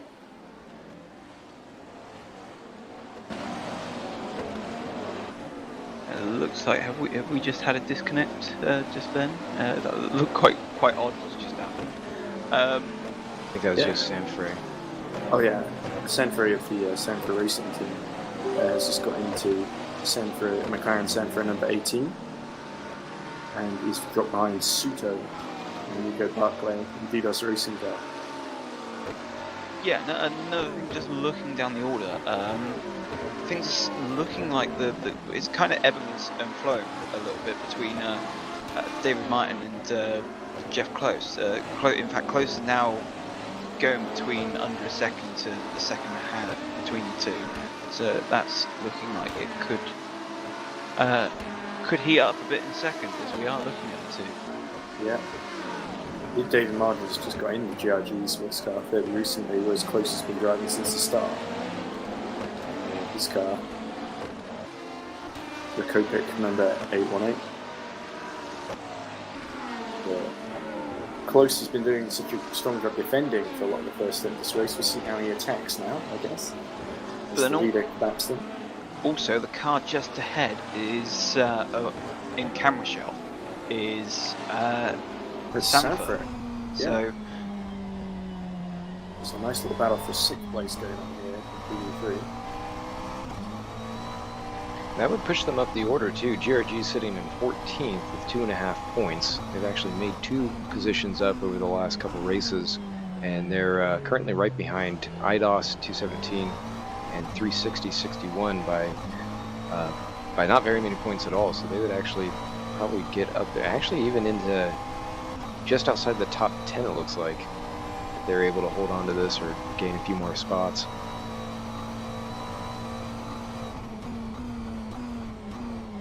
Ooh, Martin going a little bit deep, having to get very tight on the steering wheel there. No real harm done. Oh, because there's one of the LMP2 guys going through. A lot of dust kicked up in the background from somebody over there coming off of that corner. Yeah, I wonder if that might be the leader, Morgan Ducat. But he's pulled another 2 seconds on Nico Messi. yeah, in fact that gap that has gone up quite a lot. It's gone now up to 40 seconds. So that is 41. Is Nazi having a problem here? Because that gap's just going up and up and up. Well, there's still a fairly there's an 18-second gap to Mika Hakimi, his teammate. Maybe Nassi's just coming into some traffic of some sort. Yeah, but it's interesting how Axis Sports have been able to lock out the podium, the other 2 spots in the podium here, because that really puts them in a strong position going forward in terms of strategically. So say if Nassi really starts to drop off the pace, they've got Hakimi who can sort of mount a challenge, possibly. Yeah, as we see Martin... There's no real threat from Reed and McKibben behind. But there we go. Yeah, Martin takes 6th position ahead of Sanford, although Sanford seems to be kind of clipping in and out of things, but then he's now got Close to deal with soon, as they're kind of trying to bunch up. Did Sanford used to drive for what was called the Brazilian racing team? Are they in any way related? Do you know, Ross? I believe you're right, which obviously they're not here, but I'm just trying to figure out if Sanford is driving from Brazil, which might explain some of Esquivel Sanford's connection problems. Maybe. As we see Close go up the inside, and seems straightforward move there. Bit of a straightforward move. Now he's got to go back after Martin, who he had been doing a really good job of closing. I don't think he's quite got the move done yet. He's still just switching down the straight. Here we go. Am I behind you guys or something? Sorry. No, it looks like he's just finishing off the move. There we go. Kopic in a place to 7th. And now we're going to chase. Close is going to chase after Martin. We're getting another spot and a couple more points. Close taking quite a lot of curb coming off the second to last corner as they come out of the last corner into the start finish straight. The gap is between the 2 of them. It's about 1.5 seconds between the 2 of them as they go up into turn 1. Wow, that's a lot of input going into turn 1. Yeah, he's really pushing it a bit. Jeff Close. And we'll have to see. You see Slavazzi and Galstitis swapping positions. He's in LMP2 for 8th. On with Galstitis. As we cut to that battle now. Look! Whoa, that's exciting. Patrick Slavazzi just going up the inside at turn 16 there. It is sort of caught off guard. Right in that arena section of the track where it can throw the cars around. Slovazzi is someone who has been driving since the very beginning, whereas Gaustis has been, he's only just got in the car fairly recently, like about half an hour ago. So, and it seems like the fatiguing hasn't really been as big a factor for some drivers as you might expect it to be after 3.5 hours. Yeah, and just having a quick look back, that gap, it seems for the lead seems to be ebbing and flowing. Obviously earlier it had gone over 40 seconds between Jacob and Nazi. It's now down to 34 seconds. So I think Jacob coming into some sort of traffic, I think. That would explain it. He may have had the better of the traffic fairly recently, but yeah, Jacob doesn't look like as much traffic ahead or behind him actually at the moment. Nasty though has got a GT3 car ahead of him. The slalom that is Mr. Mater. Yeah. The Luke will abide and let him through though. There we go. Yeah, it's so far there haven't been too many issues class to class, as we've seen previously. Getting real off there. Yeah, Mater seems to whenever you say, "Wow, this seems such a clean race," Mater seems very determined to prove you wrong. Whenever you bring that up, but I'm sure it's not intentional. He's just pushing a bit hard. He's probably going now. Which corner haven't I left a rear wing at? It's like a little gift. Is it for the marshals or is it just for us? As you see Jeff Close really closing on David Martin now. He's feeling really confident at this stage of the race, it seems. Yeah, for someone who's been in the whole race so far. He's very aggressive over the curves compared to Martin. Very confidence. He may even dive at the inside of turn 11. Here it goes. Yeah, but then what that would do? Ooh, going for a bit of a block pass. That get a piece of paper between them. Oh, yeah, it barely fits a cigarette box between them. But yeah, Jeff Close not quite doing it at turn 11. Is he going to have another try at not turn quite. 12? I think he backed out and they've got one of the LMP2 cars coming and another one just coming up behind. Oh, this is a bit. He's got the He's got the inside, yeah. Ooh, he's going to show up the curb. Oh, that. Oh, and the colour makes contact with the LMP2 car, which allows Martin back up the inside. I wonder if he felt a bit dirty for pushing him out. He's having another go. Oh no, clearly not. But the thing is, he's being blocked off almost by the LMP2 car. Yeah, the LMP2's all over the apex, so you can't take the ideal line. They're still side by side. This is great racing. They've nearly done the whole third sector just side by side. This is great stuff. Close, still not able quite to get through. Martin holds position. Oh no! GRG. Oh, and they've touched it. Close has gone round. Oh dear. That's really clumsy for Jeff Close, I think it has to be said. And it spins back around again, but just hit the back of it for the GRG sports car, and now he might even have to go to the pits. Yeah, I think he's flat spotted those tyres potentially, so time to put some fresh rubber on. Maybe he might be thinking time for a driver change. But to be honest, the pace he's been putting in has been pretty decent. Yeah, it's just a shame it all sort of came to grief there.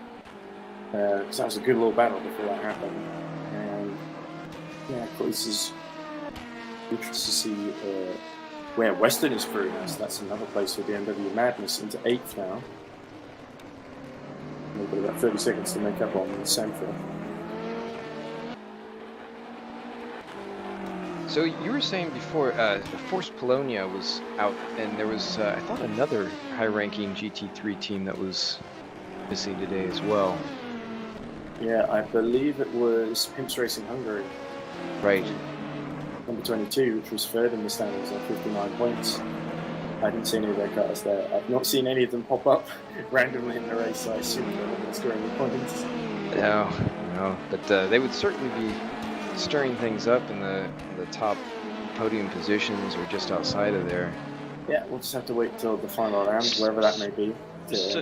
So Close has handed over to Tompkins in the pit stop. That's probably a smart move. by Jeff Close to let Chris Tompkins have a go.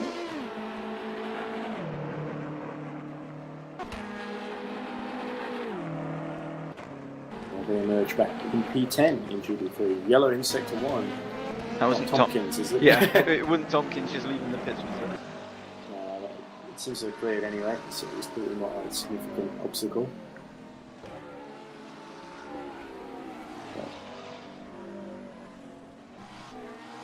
Probably worth it, this ball gone. I was just going to say, at this point, it's impressive that there's still so much of the GT3 field on the lead lap. I think it's impressive that the GT3 field's still running most of it, because often at this point in the race I see a lot of GT3s have dropped out. I've only seen one, which was Godoy near the beginning, the other Sanford car. Did we quite catch what that was? What the reasoning was behind that? I'm not sure. I think Godoy just. I wasn't even sure if they made the start, if I'm perfectly honest, because I didn't see them do anything in the races. Oh, God.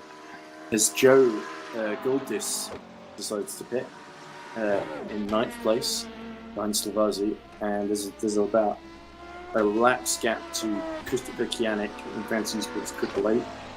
So Reed and Game are going to maintain 9th place here. It's probably a good idea to pit at this point. And Joe Gaustitis going to get back up and again fairly shortly. He's got 300. I think he may be about to be lapped by the leader actually, as he sits in the pits waiting for his stop to finish. There's Zoltan, who is sort of in.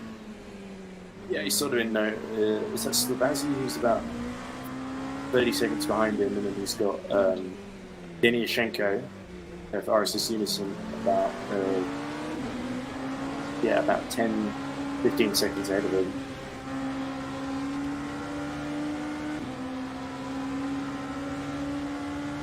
And yeah, it must be. It's Shenko who really needs to catch up with, and it must be slightly sinking feeling that you're second in the championship. You feel like your title hopes are about to mathematically end.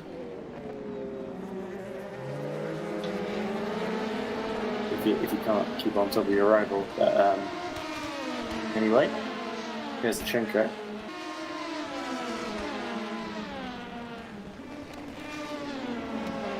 Oof.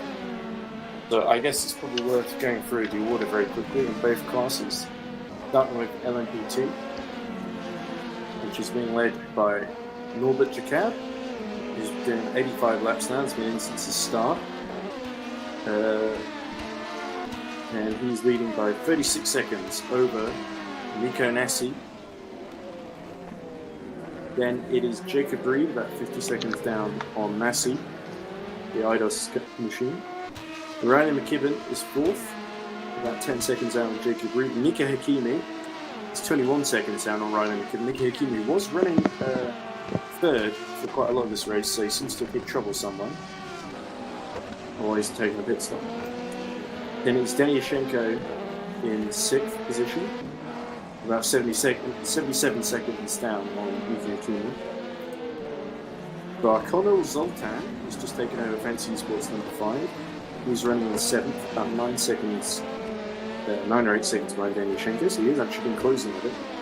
Patrick Slavazzi is about 27 seconds down behind Zoltan in 8th position. In 9th, it's Joe Gaustitis, the Reading Game Studios, number 86. And he is about 110 seconds behind Slavazzi. Christopher Kianik rounds out the top 10, 136 seconds behind Joe Gastis. Mario Valencia has taken over Fringa Bond Racing at 138 in 11th place. Hala Leistola is being put into Fringa Bond Racing at 137, about 56 seconds down on Mario Valencia's teammate. Abigail Winters has taken over IDOS number 5, 117. So I think it's the first time I've seen a female driver in the pit, so we'll see what Abigail Winters can do. Luca Gray is still in 14th, and Jesper Eriksson is still in 15th. Dom Tranquil is 15th in class, but he is a long way down to 26th position. I think still going. but a lap down on the next GT3 car. In GT3, it's Jesper Eriksson, still leading on the soft tyres, as you pointed out, Brian. And he is about 30 seconds ahead of Alexei Spirichev. The gap has fluctuated a little bit, but Jesper Eriksson's generally just had the measure of Spirichev. 10 Lua is about 13 seconds behind Spirichev. Nico Barkley is 27 seconds behind Ken Lua in the DDoS racing car. He's the man looking to gain the lead of the GT3 title race. Joseph Frederick Sute is in 5th position in the number 29 Fancy Sports GT3, about 39 seconds down on Nico Barkley, so he's really dropped off the back since Barkley got through. David Martin recently got up into 6th position for GRG. He is 55 seconds behind Sute. Sanford is about 14 seconds behind Martin. Then it is Chris Weston who's got back behind Sanford. He's about 15 seconds behind Sanford. Then there's Donat Deisner in 9th, 55 seconds behind Weston. And Chris Tompkins in 10th, 21 seconds behind Deisner. And then I think it's Lopez Jr. I think Maida may have even stopped running. He's in the pit lane at the moment. But Lopez Jr. I think is the last one running in GT3, 53 seconds behind Chris Tompkins. There you go, that's your order, that's your current standings. As we go, we are very close to the end of hour 3 actually, half distance. And doing a little bit of math for the LMP2s, if they were to finish as they are right now, Ashenko is ahead of Zoltan, and they would, they'd mathematically be untouchable going into the final round, because for a 24... They would be untouchable from Zoltan and Fancy Sports number 5, but number 88 is leading the race. They were 45 points behind going in. If Jakab wins with Ashenko 5th or 6th, then Jakab will go from being they'll go from being about 45 points behind to 30, possibly 28 points behind if Ashenko only finishes 6th. Pardon me, sorry. That means mathematically with 38 points on offer for the final round, but presumably at Nordschleife or Road America or wherever it ends up being, with 38 points on offer for 24-hour race, then technically Norbert Jakab will still be in title contention, and you're right. RSS Unison won't have been able to dot the I's and cross the T's just yet, but with a gap that big, you'd think they'd have to be doing pretty badly to lose it. They could score no points basically in that final round if they finish as they are, in order for them to lose out on the title. But as long as they were, say, around 9th place or so, then that should be enough to keep them ahead, not considering bonus points or anything at this point. Yeah. So I don't think we can officially crown them champions, especially if Jakab ends up winning this one, which looks increasingly like the most likely outcome, given the gap he's got on Messi and the actual esports drivers. But could go the other way as we see Ristola gaining a place as Valencia makes a pit stop.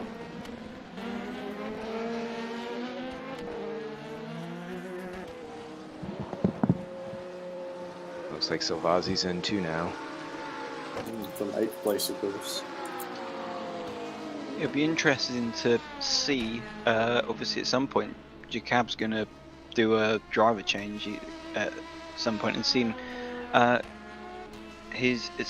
if potentially we could see, much like Nazi, whether or not they're going to be switched on straight away once they get in the car, or if they're going to take some time to sort of get a feel for things. Yeah, we have seen that. The newer drivers sometimes take a while to get up to speed to the laps that the previous drivers were setting, and that is often the window. It's not necessarily the cold tyres, it's actually just the driver getting into gear with the signals out and driven it in a couple of hours. At least, unless they've been... I think it's unlikely you've got drivers practicing away before they do their stint, because they don't want to be tired before they even get in the car. Right. I mean, obviously they would have practiced in the week beforehand. But... tossing some numbers around, looking further back in the LMP2 field to see if anyone's able to gather up the back of the podium. Obviously, if the 88 stays on pace and rounds this one out for a win, the black number 66 won't be able to catch them, but they might be able to gap closer up to their stablemate number 5. I think they'll almost certainly overtake number 5 if it finishes as is, with Fantasy Sports number 5 running in 7th at the moment, and them in the lead. They were, I think, about 7 points difference between the two. So yes, between those two, the 5 and the 88, 66 might have a chance at the 5 going into the final round. Again, if they stay as they are, it would be about a 24-point gap, around 20 points. Here. Ben's coming out of the pits and found Esports 66, as you mentioned, just having a little bit of a moment through the Essex. He just gets used to the car and just got in, but yeah, that was a little bit of a hairy moment. As you see, the leader pits, Jacob pits and Marie pits from 4th, which lets Sakimi through. It's starting to happen now. Another pit stop phase. Are we going to see a driver change here? It's Yeah. I think I think a driver change costs. Surely, is this the point where they put David Kolopshai in? Does that mean that Jacob has done almost half the race, and then I guess Kolopshai through to the end unless he starts fatiguing?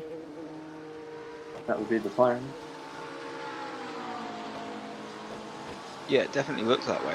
Or could they?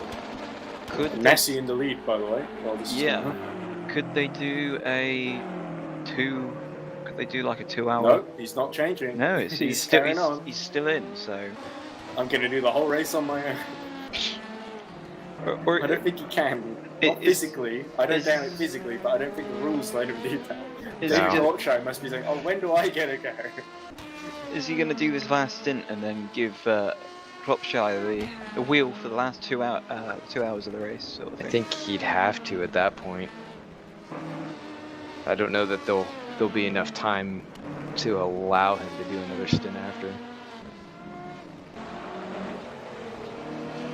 I think there's a rule about. Is there a rule about percentages of the race? You can't have one driver doing 75% of the race and the other guy doing 25%. Yeah, that's it.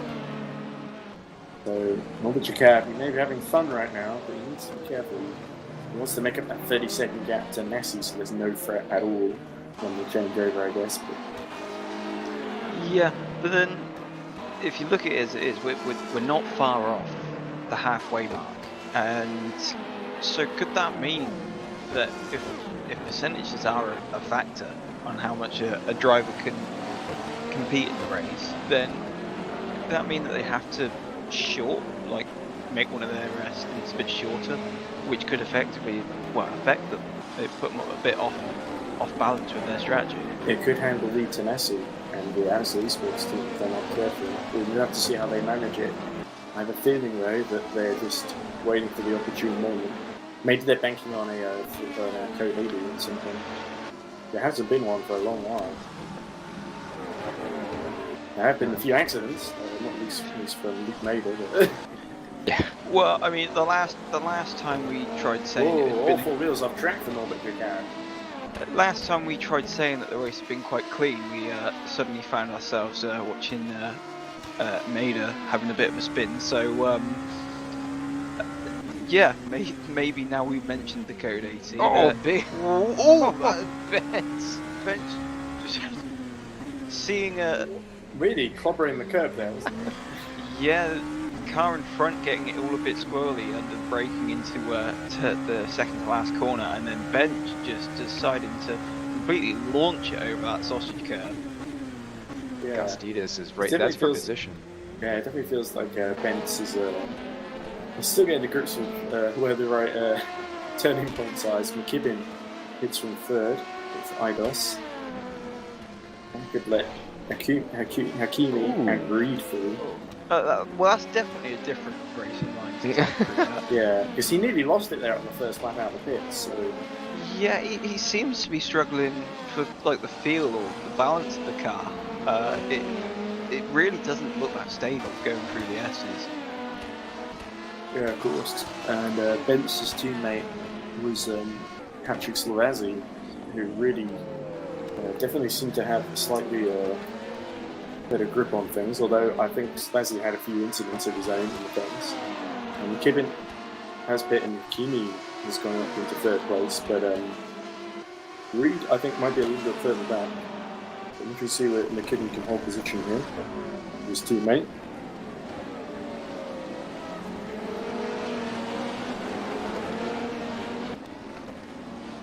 Seven cars until still in the lead lap. You guys are watching at the moment. Hinkertie, Bentz, and as we see the leader pit, Massey. So this is going to put Jacan back in, isn't it? Oh, as we see Bentz going up the inside because Gaustis just completely misses the corner at turn 16. Flashes his lights and there's some frustration. He's like, oh, why did I do that? Yeah, but Ben's...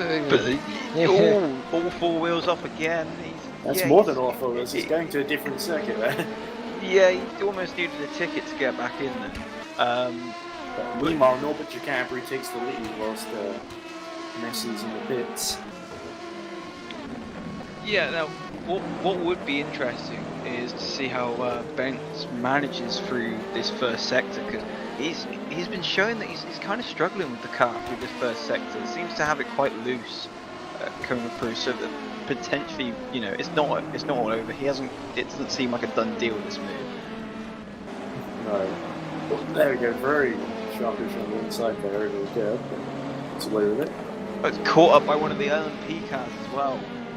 Good measure.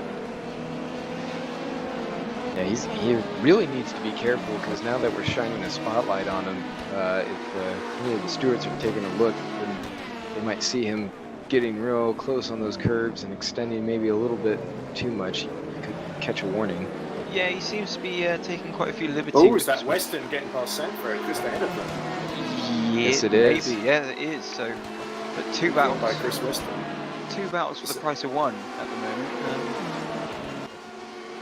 This is if they don't all run into each other. It's happened before to that BMW lab. It's number 3, isn't it?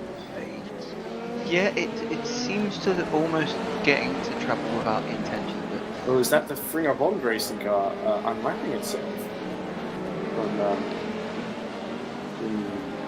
Gaustis? Seems that way. Weston. Got the other Fringer Bond all over him.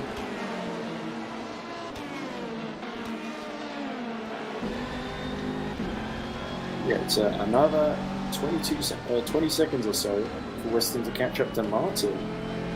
But Weston has been making excellent progress in his stint, to be honest. Like a couple of moments with Lopez Jr. earlier. It seems that BMW has got quite the pace around this COTA circuit. Obviously, you know, like we've mentioned, it seems to make up some very good progress and then find some trouble somewhere else along the way. It's interesting you say that, because most of the field in GT3 favours the McLaren.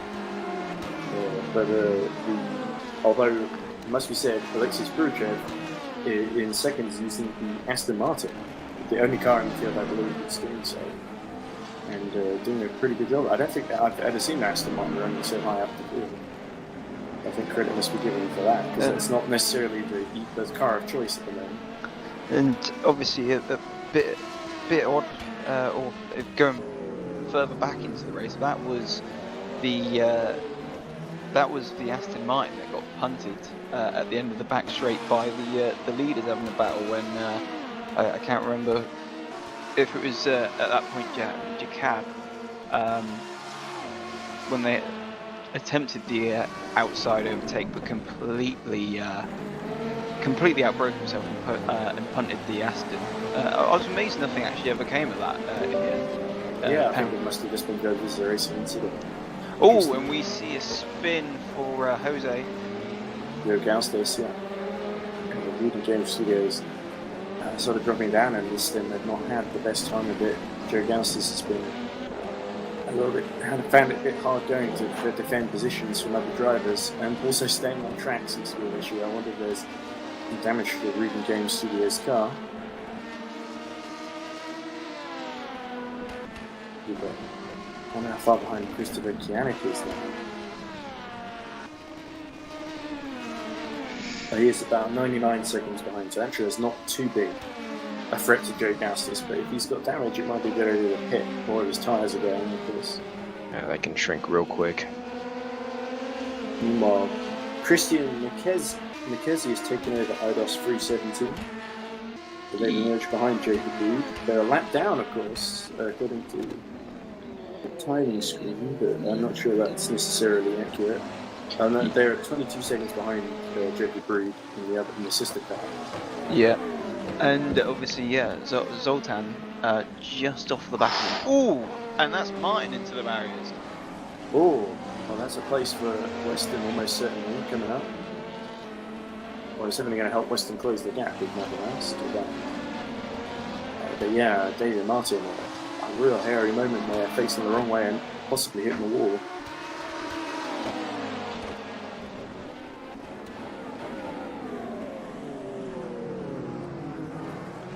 So, a little that's sandwich there. A bit hairy there. Oh, Jimmy Freakosh should really hit the inside of the helmet too. Is that Lauer there? Who's Yeah, I think Lauer, who obviously spun the map in the Lucas Lichtenstein earlier in the race, and got away with it somehow. Winning third at the moment. Oh, speaking of spinning. Oh dear, it's happened again. Lauer. Yeah, Tim Lauer, I think it might be. Stewards might investigate that one. That's a little bit needless when you're lapping a car that's a lap behind.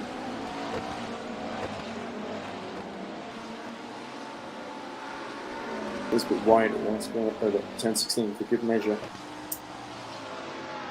So, Also, there we go. We're into the third hour, ladies and gentlemen. Yep, so just over halfway. With half the race done, there is half the race left to go. As Murray Walker would say. And his famous aphorisms. But in endurance racing, it always feels the race is long, and you do sometimes feel that, especially when, as we see, Aidan Williams, having just got into the 360 Motorsports LMP2, is stationary on the track. He seems to be like jerking backwards and forwards in the car. Could there be some kind of connection issue? Was the wheel died? There we go. He's got going again. Are we going to see a Code 80? I would not be surprised. And this is Barclays has pitted in June 3. This is good news for him. As is Sanford. If there is a. Okay, drivers, we come to Code 80 in 10 seconds. Okay, here we we go. Very quick decision from the race director there. 5, 4, 3, 2, 1. Code 80 enforced. Now, one of the interesting things that I was looking at further on down the order in the LMP2 is that a little bit of a battle for 11th was starting to appear. Valencia on Listola. Probably butchered that name.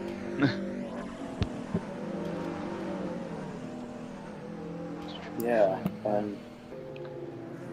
I was trying to look up Abigail Winters because I've not heard of that driver before and see if I could find anything, but I've only found like actresses and writers called Abigail Winters, so I assume it's not that specific Abigail Winters. But yeah, she's been doing okay. Where is she in the order? Kala, what are you doing? Listola in F1 Racing number 137 really causing a bit of a hold up, not just for himself but for his teammate too. The lead is now in P2 pit. Yeah, and it's a driver change, so I did say they were waiting for a Code 80 and it happened at just the right point, just as we got to half distance in the race. So yeah, everything seems to be working perfectly for Fancy Sports number 88. Zoltan Ichenko and McKizzy are also taking the opportunity to stop, as is Christopher Kianik. If you're a GT3 right now, you've got to pit. I mean, it's the perfect time. It's going to line up. There's really no reason not to take advantage of it. Oh, Krasnoi is just pit behind Barclay.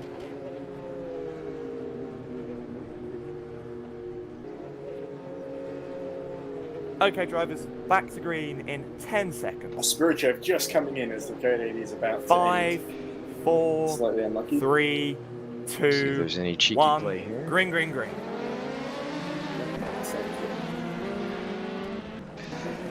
Mario Valencia senses a chance here, up the inside with his teammate. The leader comes through as one of the Axel Sports cars, is it? In the white car? Or is that somebody else? Definitely, it looks to be one of the Axel Sports cars. Yeah, I was expecting to see the Malaysian flag on the tail fin, but it is Axel. It's Miko and Axel.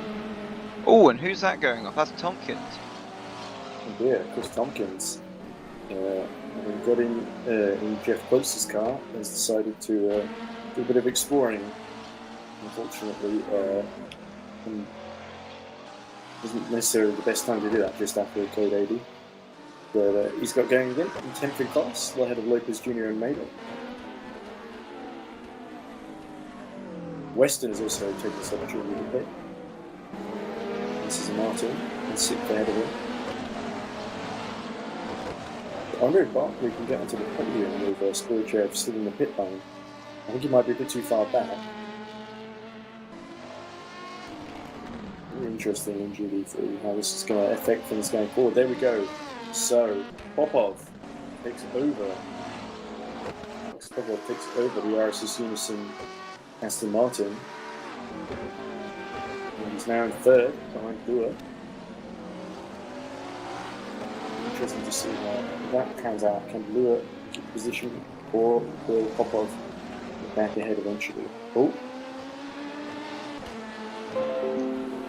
So I think we may have just lost Ross Smith out, but no worries. As Weston and Martin emerge from the pits, we've got to Dom Tranquilli in last in LMP2. Who's had a bit of a nightmare of a race, if I'm honest. The best lap time about 3 seconds slower than the LMP2 leaders. Last lap times are 3. Okay, drivers, we come to Code 80 in 10 seconds. Oh, there's been another incident on circuit. Another Code 80. 5, 4, 3, 2, 1. Yes, Code 80 right in there. full. That was Is that another one of the GT cars without a rear wing? Yes, it definitely looks like it is. It's Ericsson, our leader. it's a leader in GD3, oh dear. So he's been either hit up the backside or spun off somewhere. Bad news for Ericsson, because there's a long way to go back to the pits as well. He may well hit and lose the lead to Lua. Lua, who was 3rd not long ago, has now found himself unexpectedly getting a shot at the lead here. A real jeopardy here for... Yeah, and Popov's it only is less than a minute off, so depending on how long it takes, obviously it's Code 80, so, you know, kind of lucky that they won't lose as much time, but still, that is potentially going to lose out to Popov as well. Yeah, because Popov was, of course, running second as they've made their sort of earlier stop, so Lura is kind of out of sequence.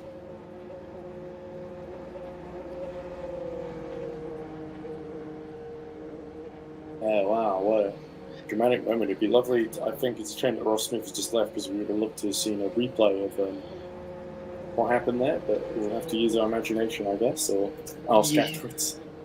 And that shows what endurance racing is like. You think everything has been going all fine and dandy for Ericsson all race, and yeah, it can just go fall apart like that. Yeah, it happened to Abstinio False Polonia at Le Mans with their GD3 car. They were leading by miles with Mantis Rikus and James Juba, and they got a penalty out of nowhere, and it dropped them. I think the timing of it was really bad, because it dropped them right behind DDoS Racing, who had just hit under a Code 80. Of course, we see Zoltan spinning the rear wheels there at Fancy Sports number 5. Not really what he needed to do. So Ericsson, he's been in all races at the moment, hasn't he? That's McKinsey right ahead of Zoltan, so once Code 80 ends, it'll be very interesting. Yeah, I think Ericsson could very well lose the lead here, especially if Code 80 gets going before he gets back to the pits. maybe that they're extending the code 80 out so we can do that and not be a hazard on track. But Ericsson's done the whole race so far, hasn't he? I believe so. So potentially you may be looking at a driver change as well. I'm not sure. Yeah. I don't think many are taking this opportunity to pit under this code because they did it last time. They weren't expecting 2 in a row. So Ericsson has now made it back to the pits. Okay. I guess we could get the call imminently. We're back racing again.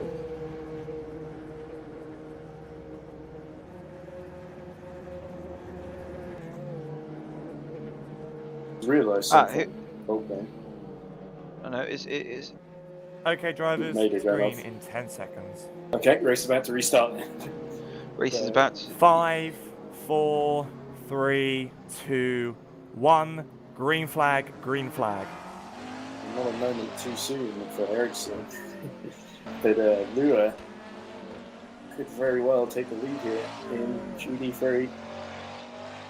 I still think, you know, potentially you could see Popoff go past as well.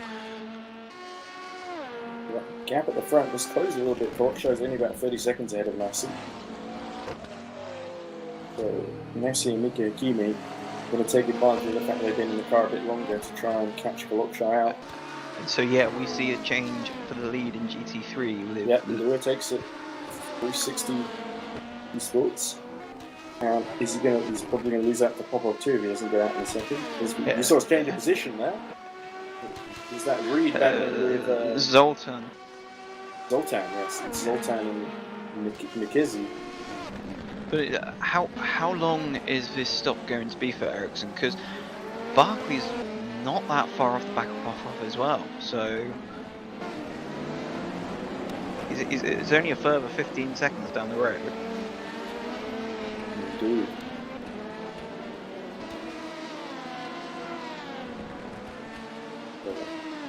Yeah, Chris Bergson loses second to Popov.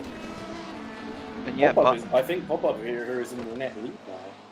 If once the pit stops sort of shake out. Someone's off. That is that Mader is again. Mader again off.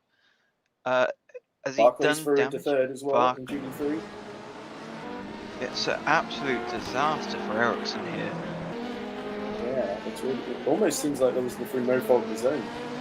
It looked to me like he may have just been hit in the back by another car perhaps, but we haven't heard any investigations, so that would suggest he rather went off on his own.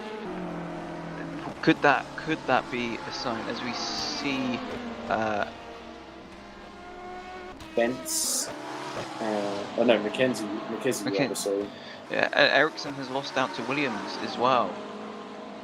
Yeah. That mind you, that is one of the Oricas, so that is LMP2. Yeah, 316 Motorsports. Okay.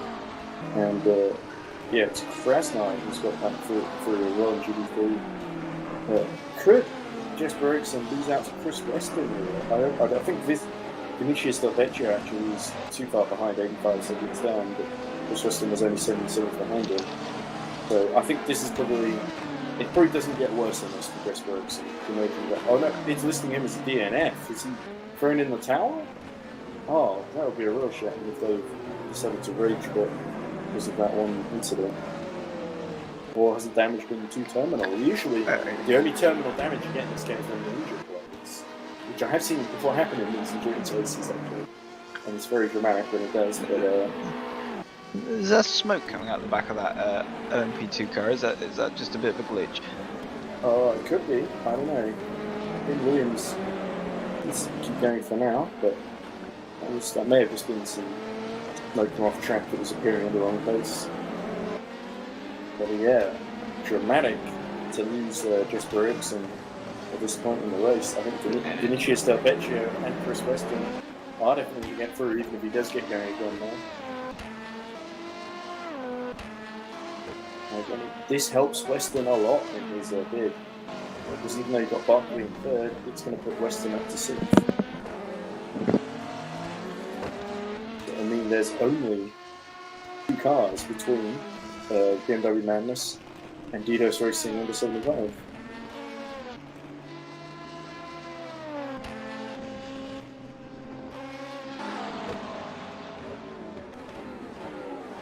There we go. Weston's gone through, so... And as is Deisner, he wasn't far behind, actually. Only 3 seconds ago.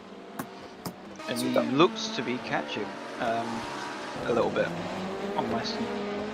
Yeah, that's a real shame for Just Bergson. He shows how quickly a race can sort of fall apart, and I guess, yeah, he's not going to restart. He has just thrown in the towel. I think he will be our second retirement, although Luke Mader is so far down that he almost looks like he'd retired for a second there to me, but he's 4 laps down on the next driver. Dom Tranquil takes another stop. But meanwhile, Nassi has really started to gradually cut the gap to Kolokshai. It's 27 seconds. And the lead in LMP2, it's not bad.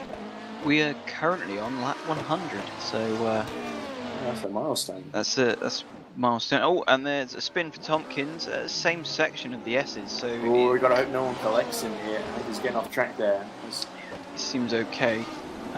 Tompkins has risen to 8th through. I think largely through. He's made a couple of mistakes, but through Jeff Close's good work, he's been able to run in. He's lost the position actually there to Tompkins. No, he's Tompkins. Sorry. But yeah, now Tompkins seems to be struggling through that S's section. That's about the second or third off he's had during the S's. Is that that's Martin he's been battling with there. He just got around the outside of Martin. It's a good recovery to instantly do that. I wonder if Martin fancies another go into turn 12. Let's see if he counter-attacks here.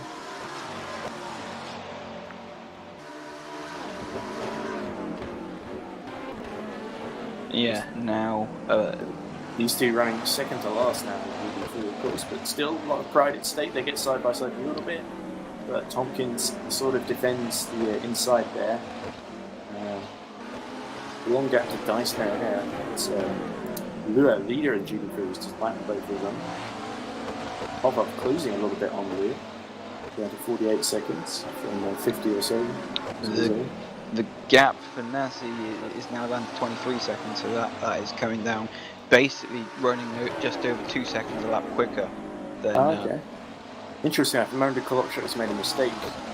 I'm looking at the graphic on the stream, and that this has been about 27-28 seconds. But it could just be that that's being slowed to update, and here's the gap is maybe about just over 20 seconds. The Tompkins continuing to battle with Martin there side by side, and we switch to Mikhail Raza. For some reason, who's got going. Has he taken over? He's taken over that car, hasn't he? From yeah, he has. From his teammate, who was let's look at the spotters guide, random racing. Who's in the other random racing car? It was Luke Mader, wasn't it? How can we forget? Yeah, of course. So maybe with Razzie behind the wheel, they will start to gain a few positions. Who knows? Well, I mean, I would hope they're going to gain at least one position because they're 4 laps away from a car that's DNF'd. It's going to take them 4 laps, though. Yeah. As we see David Martin continuing to battle against Chris Tompkins. This is a good little scrap, isn't it?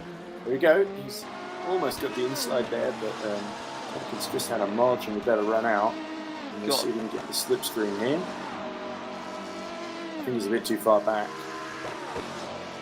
And it's starting to get noticeably darker now. Obviously the sun's starting to set, the sun down that back straight. It's possibly got the chance of getting in some of the drivers' eyes, sort of distract them from their braking marker that they're going to pick out before turning into the corner. As we see, that is the leader just coming through to lap them. There we go. Kolokshai goes down the inside. Yeah, I think the gap is 24 seconds. Yeah, so it's sort of stabilised a little bit. Kolokshai sort of found his rhythm again, even though he's lapping some cars. Tame Lua and Popov. Popov has got the gap now to 46 seconds. He's taken another couple of seconds out of Lua. So could we see an Aston Martin victory here? That would be quite... As Lua pits. 10 Lua pits, so... Just as I say that. Well, Popov will be quite happy to hear that. So, there's Lua going to come out. Could even come out behind Barkley. I think he will because it was about 30 seconds that now. And hasn't Lua been in since the start as well? So Lua, driver yeah, challenge, potentially. So we're that's just over halfway through. if it is a driver change, that is going to be a long stop. So I think that Could come out around Crash Night territory. maybe. I think. Oh, Mika Nazi almost losing it into the first corner, but just collects it up. Didn't lose too much time there, I don't think. I think maybe. Well, both Barkley and Well, they're pushing. It's only 21 seconds now to get, but it was the last split. Could be slightly more now. As we see, Leistola has lost it in Avalon Racing Car. It's a weird place to lose it on the inside of that really 90-degree left-hander at the end of that's 10-12. But yeah, Leistola gets going again, and Lua has dropped behind Barkley and Popov. Barkley only 12 seconds behind Popov now, so it's really heating up in GP3. We did say all the action was LMP2 some hours ago, and now it seems to have switched over, hasn't it? yeah. So there does appear to be there has been a change. It's Kunnerup in. Oh, they're all slowing down there. What was going on there? As we got a car stopped on the side of the track now. I think is that Martin was getting past Tompkins as well. I think maybe does Tompkins run into difficulty? Yeah, a little bit hard to tell what's going on there. Let's see where he is. So you got Martin, Tompkins. Yeah, Tompkins has dropped. He's dropping. We come to massively. code 80 in 10 code 80. seconds. Yeah. So it must be for Tompkins' 5, wounded car. 4, 3, It's a big 2, shame for him. He was doing 1. such a good job Code to put up a good fight against David Martin, but Chris Tompkins looks like that might be a long trip to the pit lane in store for him. Yeah. Can't get a good view because it's so far away. But maybe the suspension damage there. Nasty pits. For a second, a good decision by Axel Esports, I think. Well, me. And another thing possibly to look out for is the battle for 5th and 6th. Because the gap... Zoltan is right behind Ashenko. Yeah. So, yeah, that's also the battle for Zoltan to stay in title contention. Ashenko only stayed out while his tyres must be a bit older than Zoltan's. We're saying that Ashenko on the last lap before we went to the Code 80s, we see Williams once again stuck. Is that Williams beached on the curb? Perhaps. Wait, dangerous position. It was because of him earlier. We had the other Code 80 where he was stuck in the middle of the circuit. And yeah, Hakimi has also came into the pits from 3rd. Yeah, so yeah, Axel Esports putting both cars on the same strategy. Oh.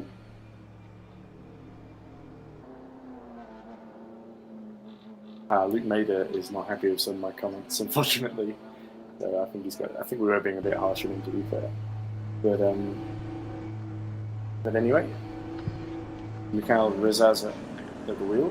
I think they've got a good chance to catch up and at least get up to 11th, possibly getting past Tompkins if Tompkins has a very long stop. So it could be a top 10 for Random Racing.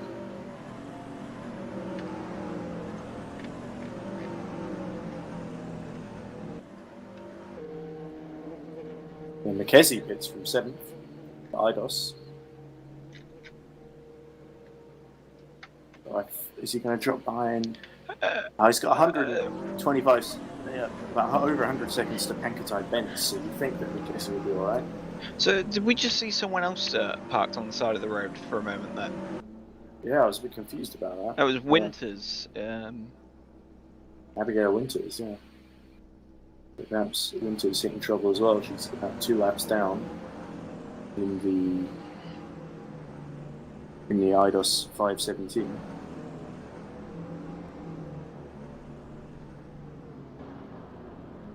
Yeah, pretty much running. Of all the ones that haven't hit trouble in LMP2, she's the last in the order, about 2 laps, I think, behind Kalle Listola in Racing. There's Magnus Kunnerup pitting, as is Crash Nye. Kunnerup, who hit not long ago for the driver change. So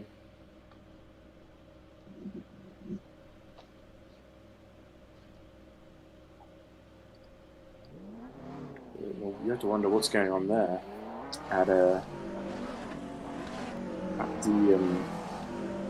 what team just kind of drive from? He's potentially, you know, it does 360, isn't it? Yeah, 360. So, you know, although we're almost halfway through the hour now, so, you know, potentially they could be just having a bit more of a top up on fuel. I can't remember. Would they go for? I guess they'd do a tire change, but then that would really upset the strategy. Could just be they're taking advantage of the code 80. Really. Yeah.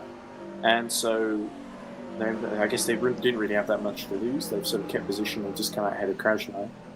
The thing is, the good news for DDoS Racing is they were at least only a couple of seconds, just under 10 seconds behind Popov. It's saying 12 seconds now, so I guess it's going to fluctuate as they go down the straights and into the technical sections during the code 80.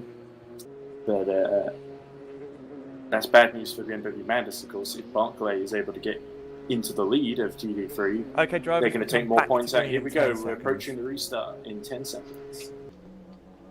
5, 4, 3, 2, 1. Green flag. Here we go. So we're back under green flag conditions. Let's see how this all pans out. Yeah, so. And we're already straight into a bit of a battle here for third position in GT3. Yeah, Crash Knight looking to take advantage of Cunnerup taking that sort of extra stop. And Fancy Esports GD3 fancies a run at the podium here. So GD3 is really opened up now that Ericsson is out of the picture, unfortunately.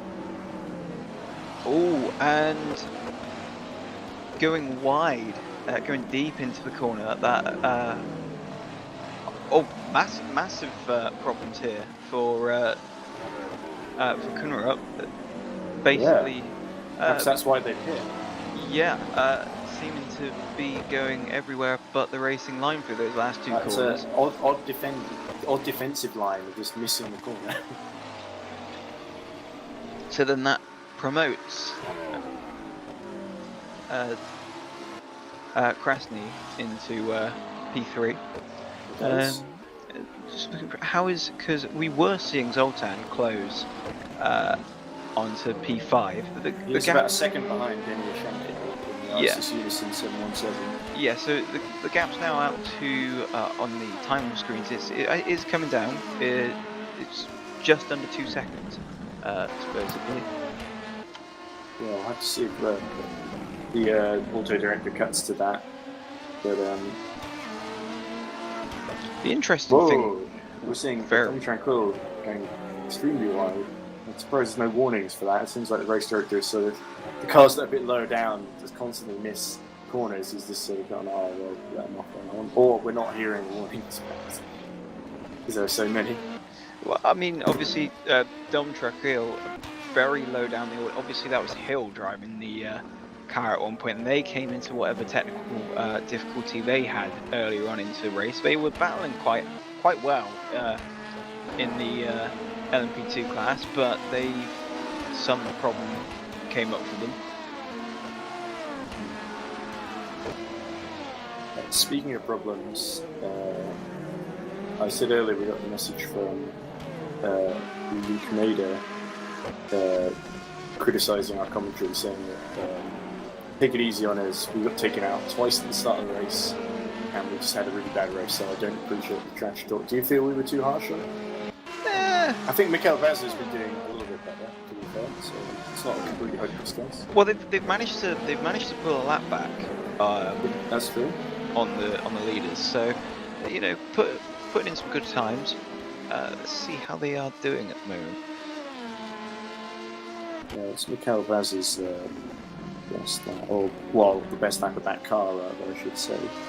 It is a 206. Yeah, the last one, obviously we just had code 80, so the times are a bit slow. And he's put in a personal best middle sector at the moment. So yeah, things are looking up for random racing. Just need to get past Jesper Eriksson, hopefully maybe closing on that top 10, if at all possible.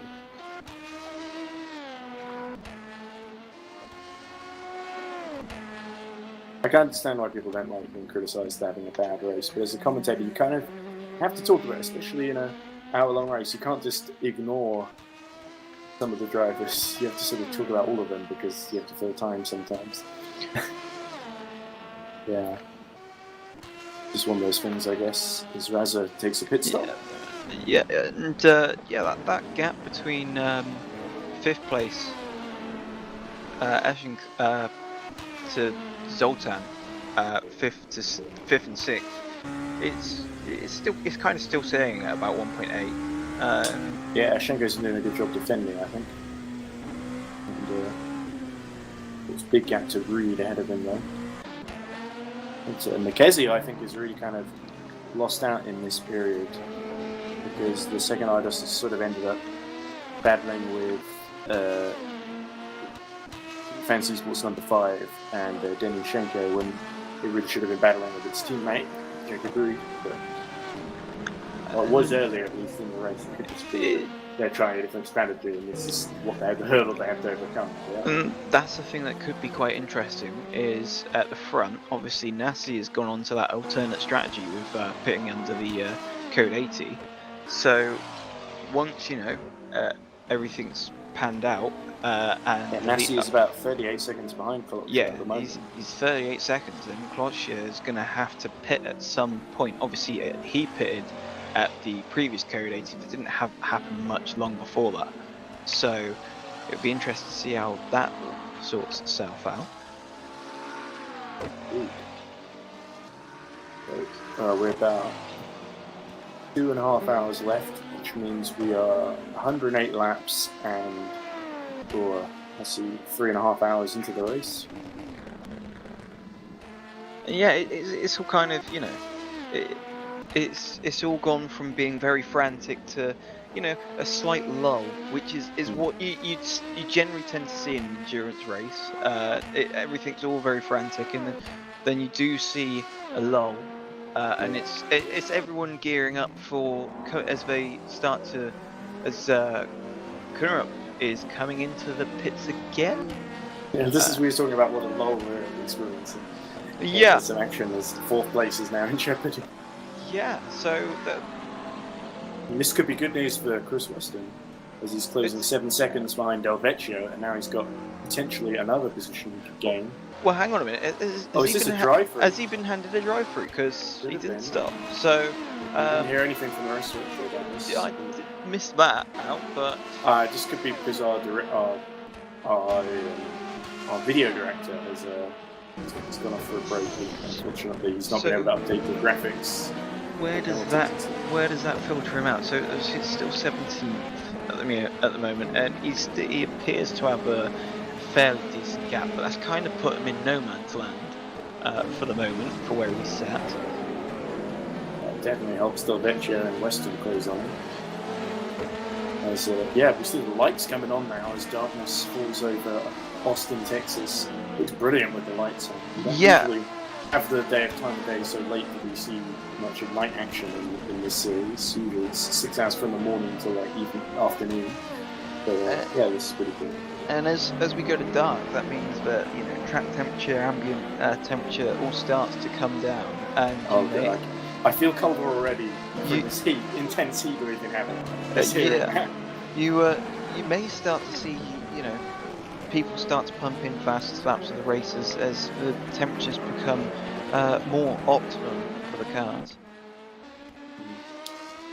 I was just thinking, to be honest, that with all this going on today, I've not watched any of the motorsport that I sort of planned on watching.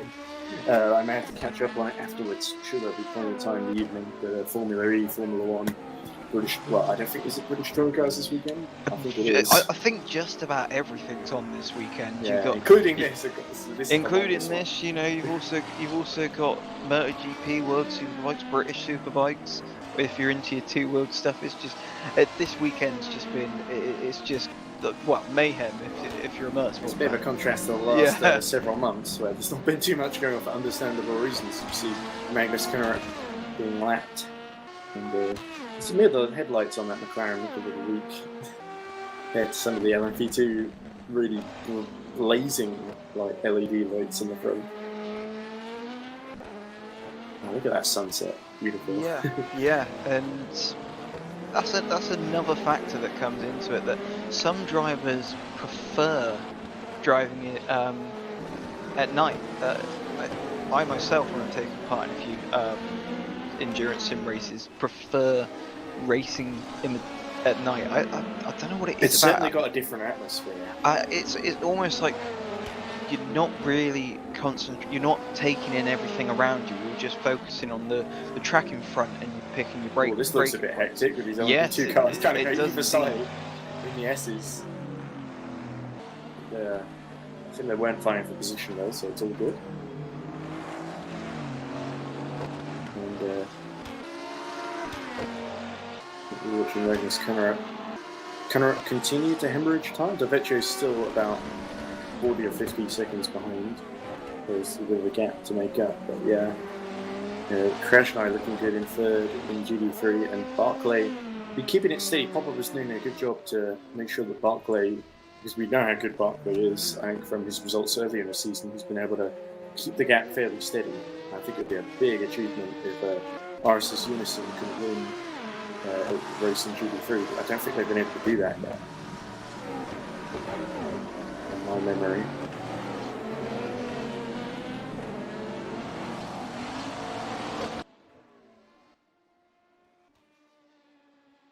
And of course, as we remember, Alex Tunbridge got a penalty earlier in the race for using his horn. So if he had known that and not talked to anyone, do you think the DDoS Racing might be leading this race then in GD3?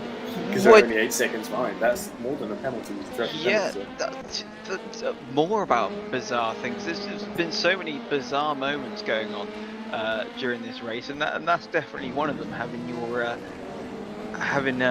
the button binding for TeamSpeak the same as your horn, and we're seeing a DNF here in LMP2. Abigail Winters has decided to call it a night.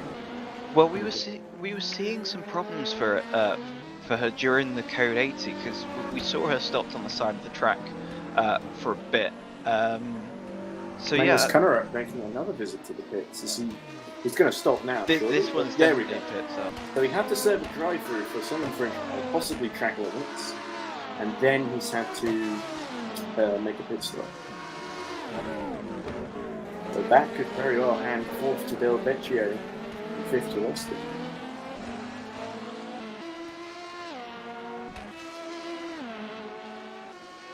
It's been a difficult stint for Magnus, hasn't it? Yeah, it has. He's been in and out of the pits more than he's been on track at the side. Mario Valencia did well to say that. Yeah, very big swapper going on coming out of turn 1. Even Dysner has now gone up to 6th now, so Connor going to emerge in 7th at best. There we go. As we look at Aidan Williams, who doesn't seem to be on track anymore. He's in 24th place in the race. So interestingly, going back to the fight for 5th place, Ashenko is only just 0.8 of a second ahead of Zoltan, according to the timing screens. Yeah, indeed. As we see, is that Kunrop having another slight off?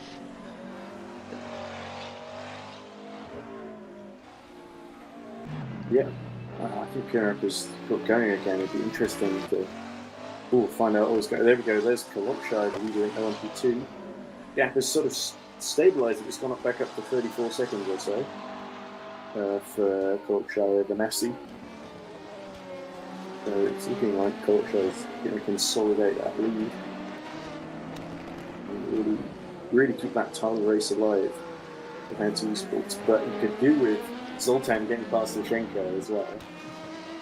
Zoltan doesn't seem to really be doing that. Teammate's not really holding up his end of the bargain, is he? He's not helping himself, and he's not helping his teammate either.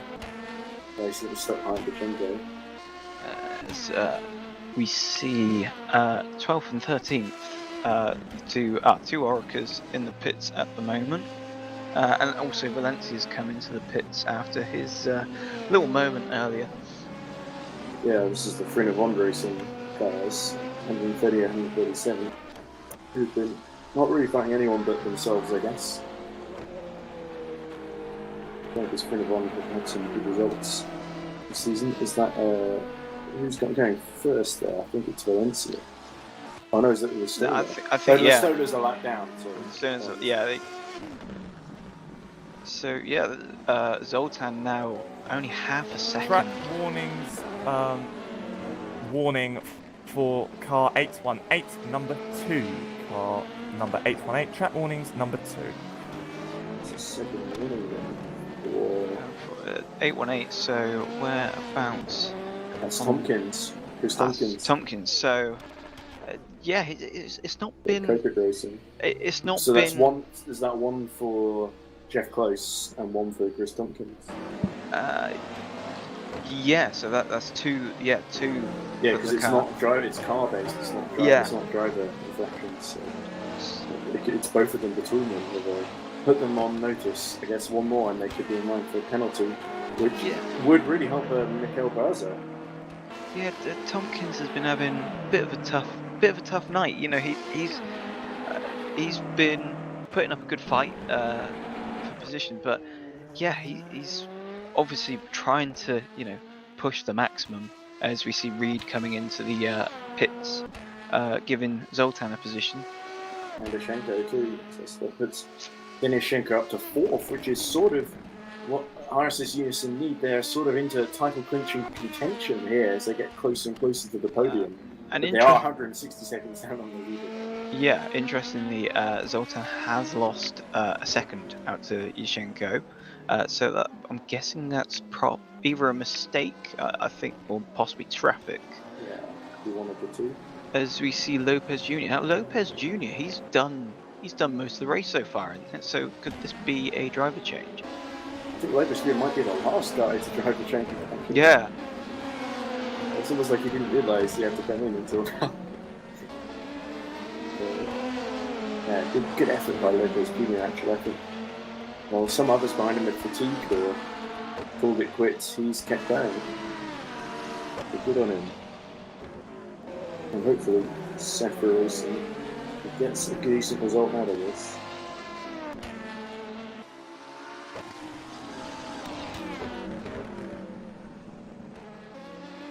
Magnus kind of down in 7th position.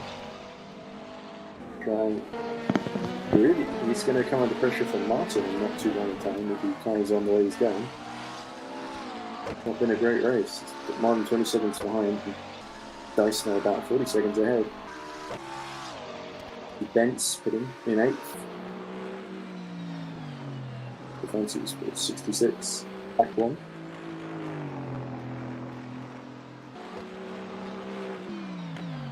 And he's got a pretty big gap to Kianik. There's no threat from down.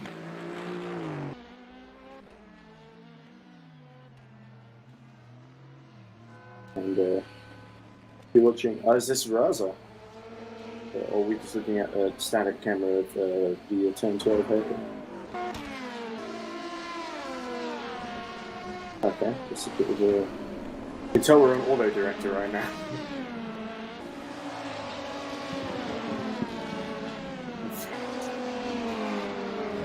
So, too much to really speak about as a. That one the GD3 runners who just come to the pits because Barkley's ahead of Popov by about 5 seconds now. I've not noticed that before. So we've had a lead change in GD3. Yes, it looks that way, yeah.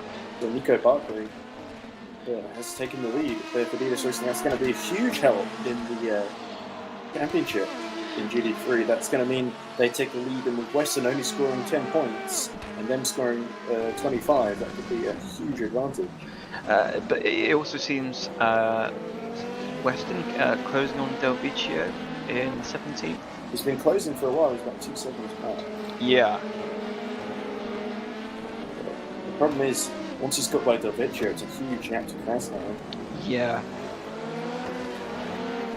But then the lead is going to be able to do maximum damage. This has really worked out perfectly for DDoS Racing. It's a shame Popov either had to make a stop there, or which might mean there's some hope if he's able to close back in on Barclay. But more likely, I think Barclay was just able to get through. Let's see. Oh, a bit of dark black smoke coming out. A bit darker than it should be, maybe, because of the night time. But as they go around the exit of each curve. There we go, that could be... I think we're in a bit of a holding pattern now. I think the most interesting closest battle was QB3 lead, and that seems to have resolved itself in favour of Nico Barclay.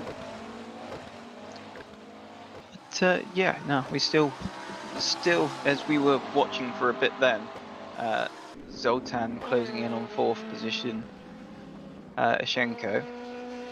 So, you know, there's still more to come. Indeed. Still only 2 more hours to come. Well, yeah. I think Ross will be back for the last final half hour. So, see. I think, because usually the thing about these races is, as we see, is that Lopez Jr. retiring from GD3. So GD3 are really, especially, have really been dropping like flies lately. To an extent, we've had 3 retirements quite close to each other.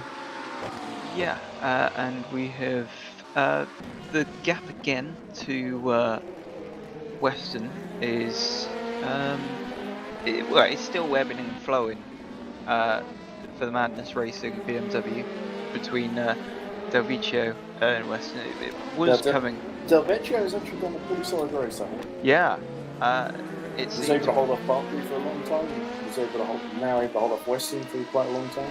Yeah, it seems whenever Western tries to make a bit of a close the gap a bit, the gap ends up being pulled back out again, because Western was, I think at one point, down to 1.5 seconds, and now it's gone back up to 2.2.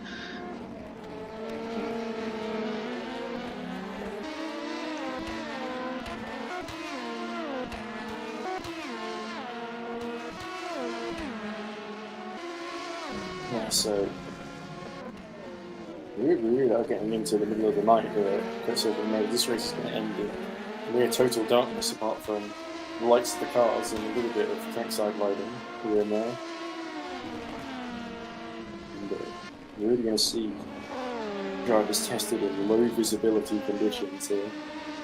Although I'm sure they've been practicing in a little bit in the night, so they won't be completely put off guard by this. As we see yellow in the final sector. It's very, very quickly cleared. Someone clearly going off track there a little bit. Oh.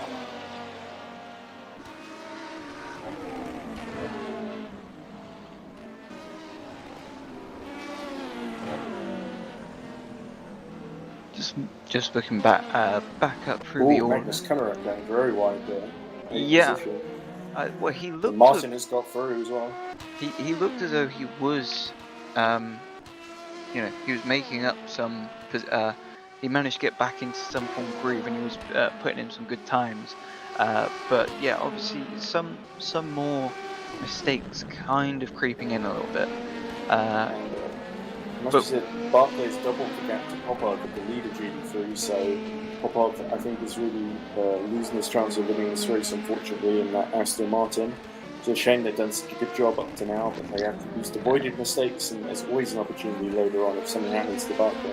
And Wilson he's taken a second out of Del Vecchio this lap, and now things are starting to look quite interesting. It's now fluctuating between lower seconds. Oh, that's annoying. The auto director very briefly went to Chris Weston before deciding it'd be more interesting to watch Christian McKizzy driving on his own in 7th in LMP2.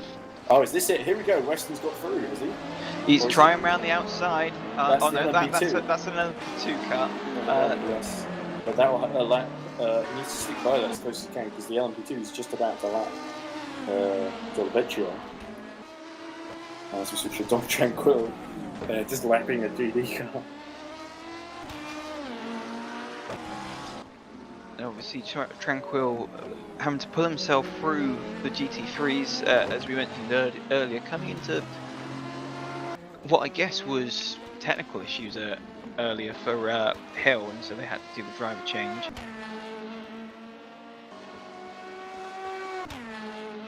Yeah, I'm just trying to figure out. So, Demetrius Del Vecchio, previous lap 207, and Chris Weston, previous lap 206. So there's a clear delta in favour of Chris Weston at the moment, but he's still about 2 seconds down. As long as they keep taking also down, as long as they keep getting LMP2 cars lapping them, it's going to be difficult to really make a move, and you're going to have to pick your braking point very well in these low visibility nighttime conditions. And yeah, Ashenko, the gap between Ashenko and Zoltan still, although it's just gone up to 2.2 seconds there, it was hovering around a second. So I don't know what's happened just then, but they managed to. Was that? Angus Conrad going wide at turn one. Yeah, very so well. Off track in fact. Still struggling with that McLaren. With the speed of the brakes starting to go. It definitely feels like he's not been able to actually slow down for corners when he's like. Could possibly be an issue with the brake bias setting. It's wrong and he doesn't know how to fix it. Or he's struggling to fix it.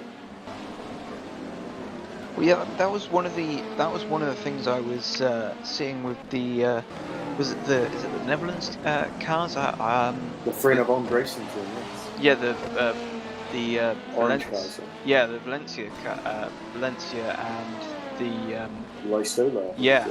Well, we saw him a few times coming to the end of that back straight and just almost locking the rears and losing the back end. They've done that a couple of times this race, so possibly they don't have the brake bias weighted in favour of the way quite balanced as they need to.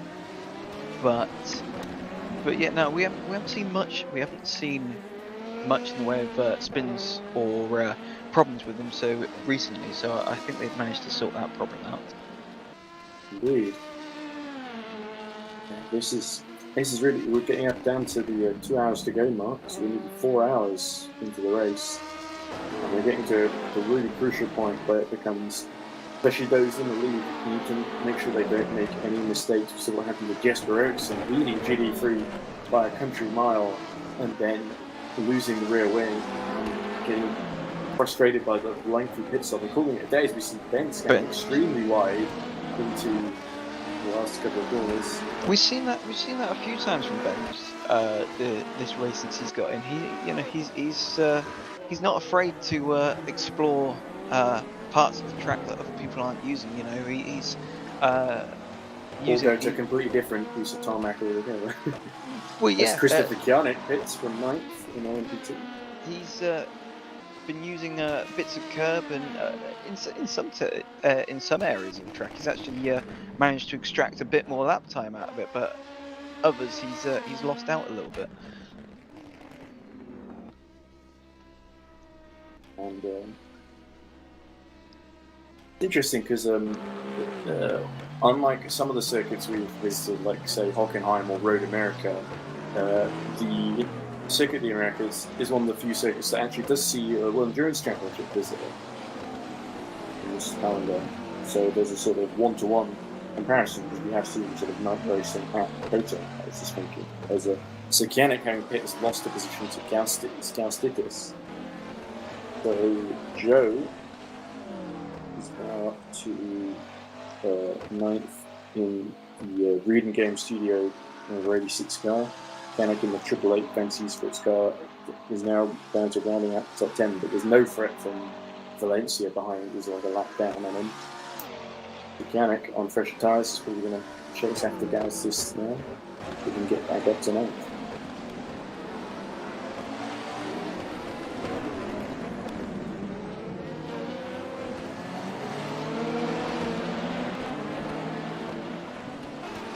That's Chris Weston. Still trying to get past Del Vecchio, actually.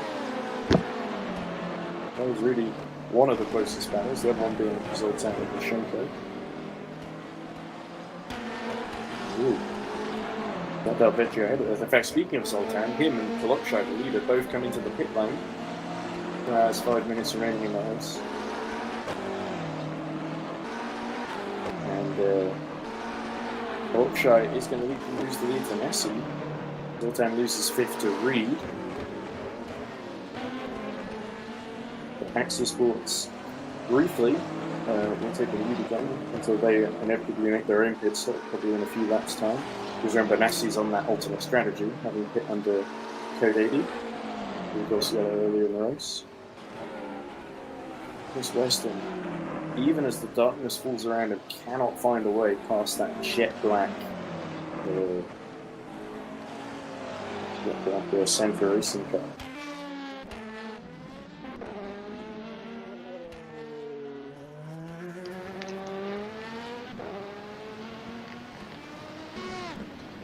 You see yellow flags come out in Sector 2. There's Tranquil going quite slowly, yes. Although he's got going again, that was just the first corner, I think. Yeah.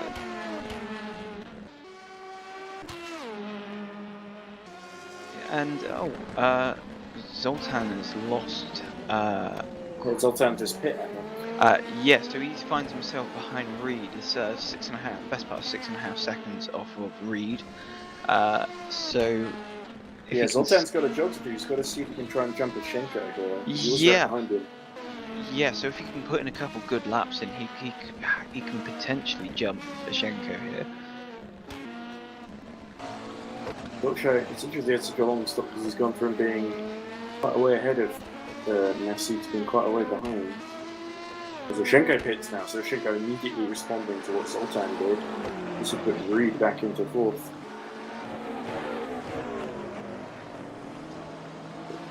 Interesting strategic battle here going on for the 4th through to 6th in LMP2. There's Weston Del Vecchio finally having a bit of a battle here. Looks like Chris Weston is going to try and aim up a move. It'll take him an hour or two to figure out this one. Here it goes. That McLaren just got out of the final corner quite nicely, and so the thing is, if it's steady enough on the brakes and feels good, quite balanced and stable on the brakes, then there's no way of making an overtake into turn 1. Although the turn 1 corner seems like an easy corner to make an overtake on, it's quite a risky move because of how tight it is going into that turn 1. Yeah, we saw this actually at Hockenheim earlier in the season, where there's a battle in GT3. So Shenko comes out still ahead of Zoltan in 5th in LMP2. Zoltan just got him. Well, it's a shame we can't see that battle, of course. It's just Weston having a go down the inside, and then we switch to this battle. But yeah, so I'm not sure exactly what happened there, but Zoltan, I think, got a better run coming out the pits into the first corner. And Weston stalls behind Del Vecchio, so the move, it looked like he was going to try something, but it didn't quite work out. Oh, but he's having another go up the inside. That's into turn 12, there we go. What a block pass, but then Dalvicchi's trying to have a go, but Weston blocks off the possible inside move. That was good driving by Weston, he sort of anticipated how Del Vecchio would come back. Although Weston's going heavily defensive here, so that means Del Vecchio is going to stay on the back of him. I was about to say it looks like a done deal by the way that Weston was pulling away, and he's pulled out a few car lengths here. It's really good news for BMW Mandus in there. In case to limit the damage in the title race with Barclay in the lead, they can just get onto the podium, but 200 seconds down on the lead, they've got 140 seconds to make up on crash now. I can't quite see it happening, even with 2 hours remaining.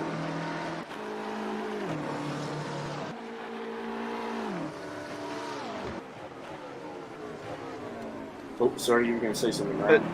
No, I was just looking at the timing screens, and I was getting two people mixed up on the timing screen. I was about to say Krasnar has put in a personal best, but in fact it's a 888 car of Christopher Cagnac.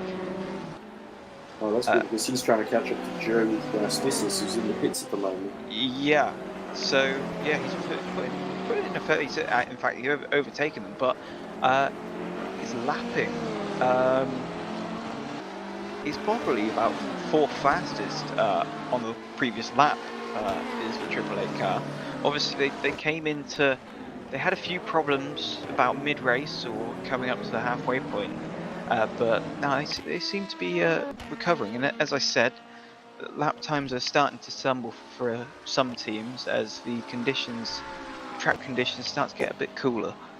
There we go. We've reached the 2 hour mark. The 2 hours to go mark. 4 hours in, and Nassi has actually started to pull away a little bit from Kolokjan. I just get stayed relatively stable, but it's really looking like it's really hard to say which way it's going to go. If it's going to be Fancy Esports number 88 or Axel Esports number 20 going to take this one. So it'd be interesting to see how that battle resolves itself in LMP2 with Nassi on the alternate strategy, being able to go sort of half a stint more than Kolokjan. It really depends what laps they're on when this race ends and how much fuel's left in the tank, I think. Because I think if Nassi runs out, then Kolokjan will take it. But if Nassi has just about enough, then they might be able to do it. Let's see a bit of lifting coasting from Axel Esports.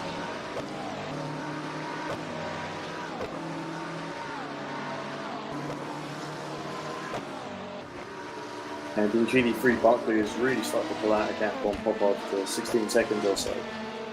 As we see yellow in sector 2, someone's come drop it. Another thing to point out is Schenker's just put in his personal best lap last time round, and he's now back on terms with Zoltan. Yeah, he's 0.4 off of Zoltan. Although Zoltan's responding, he's put in first 2 sectors of the last lap, or current lap actually, has been personal best, but Zoltan doesn't want to be knocked out of title contention, because if Schenker gets by and keeps that track position, it's over for the number 5 car.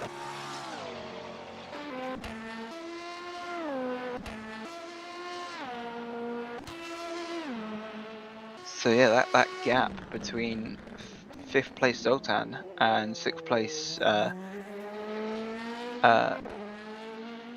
Schenko, although it was staying at 0.4, I think Schenko's made a slight mistake somewhere or ran into some traffic, because he's now gone down to he's just over a second now. But yeah, it's definitely still on between the two. Yeah, those two title protagonists, of course, is Popov. Alex Popov decides to take a quick visit to the pits. Probably a good decision as well. There's a big gap to Krasnar. With the fresh tyres, he might be able to get back on terms with Nico Barclay. We'll hope, yeah, that the Aston Martin Unison RSS Racing team can win the get class win in GD3. A class podium in second would be a great result nonetheless, but you can tell they really want that win as well. Barclay needs to win for his title ambitions, of course. And yeah, if I was David Kolokjan in the Fancy Esports 88 team, I'd be a little bit worried right now, seeing Nassi Blendwise crash. Now actually does jump pop up in the pits because of this stuff. I think they could, it's not encouraging to leave pit for fresh tyres, and yet the Nassi is pulling away from you at this point as the darkness falls around you.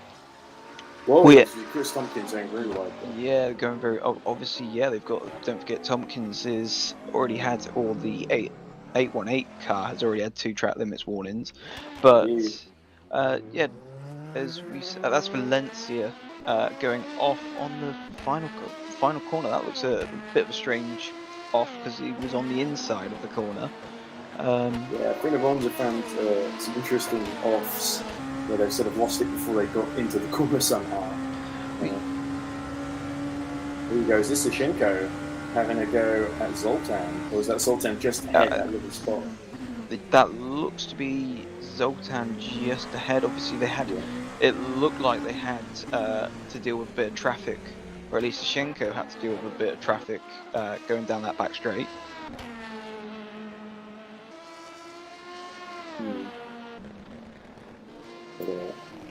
But yeah, obviously, as we were saying earlier, before, it's even more it's almost looking at. Oh, and there's a car off. Is that one of the McLarens off? That's a 360 sport home, isn't it? Yeah, is that?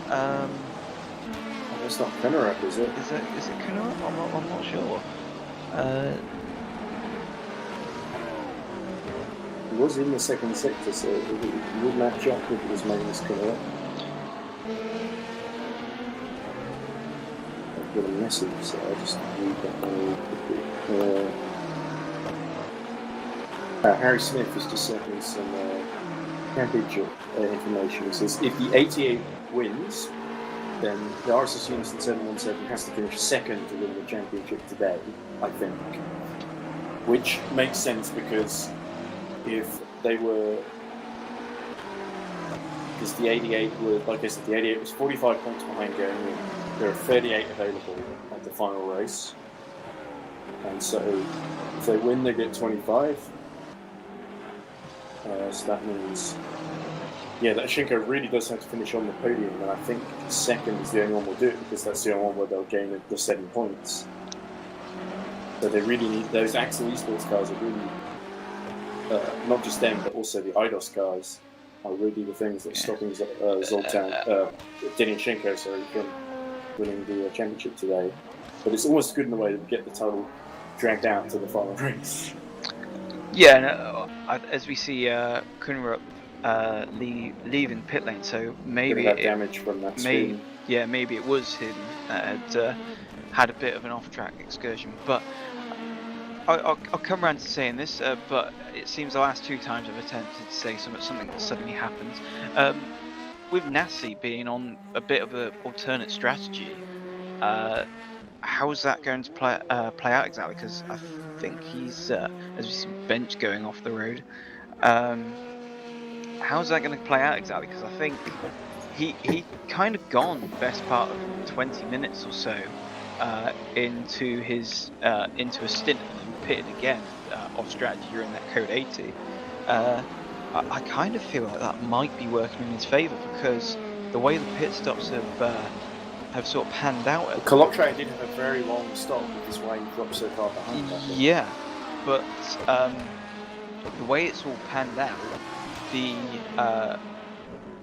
fancy esports car of Kalokshai is having to pit before the hour mark, where Nassi doesn't pit until after the hour mark. So that could mean that that's put him in a good position for Nassi to be ahead on fuel for the end of the race. Indeed. I think we're not going to know for sure until we get to the final bunch of pit stops, perhaps in the last 45 minutes, half an hour or so. It could be quite, as we see Nassi finally coming in. Here we go, 9 minutes past the hour. This will almost certainly hand the lead back to Kalokshai. But a good stint from Mikko Nassi. But it's 39 seconds the gap between the two. So I feel like he's getting closer each time in each stint. When Nassi comes out, he's not going to be far off anyway. And I'll have less fuel. Assume so. Here he goes. So David Kalokshai about to retake the lead.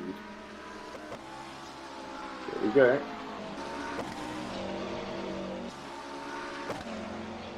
And then Nikezi is also on the same strategy as Nassi, it seems, because he's pitting at this point as well. This is Barclay from the lead in GD3. But actually, this could hand Krasnaya the lead for the first time. I think Pollard is a bit too far behind. There we go, that's... Hakimi's in as well. Aslan is back in the number 20, isn't he? That's the esports car. Is that Tsukimi? Yes, Elite Aslan is back in. So. Yeah. Yeah. Aslan could be going to the end now. Yeah, I'd assume so. Well, I'll probably have to make another stop or two, but he's definitely not going to change driver. I think the way it is at the moment, I think they only really need to do one more stop between now and the end, as we see. Crash and I taking the lead in GD3 as Kunarek explores the outer limits of the racetrack. Yeah, he seems to be struggling going into that. He has got a big gap to Tompkins though, so as we see Reed getting past Akumi. I wonder if Akumi is switching drivers.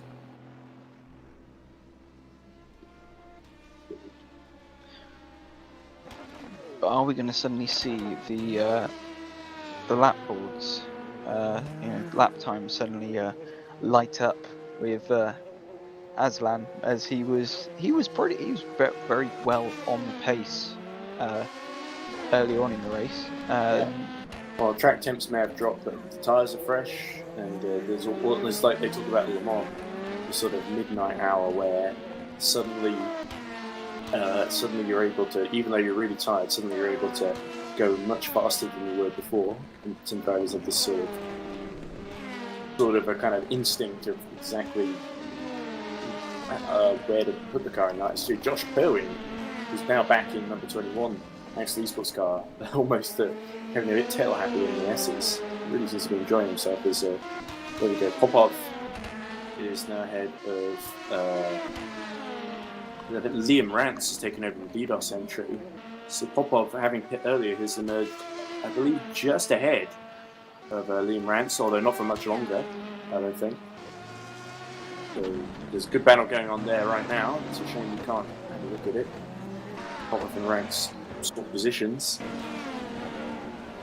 Who's going to come out on top here? Is it the Aston Martin or the McLaren DDoS racing car? We don't want to watch Mikhail Raza, we want to watch Rance and Popov. I think Rance has made it through.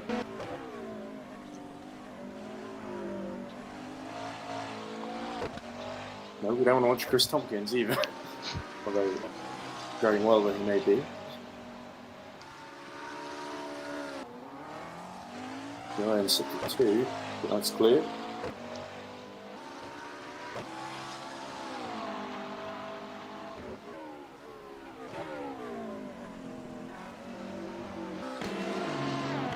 Now 47 minutes to go. I may have to leave relatively soon. I'm not sure exactly when.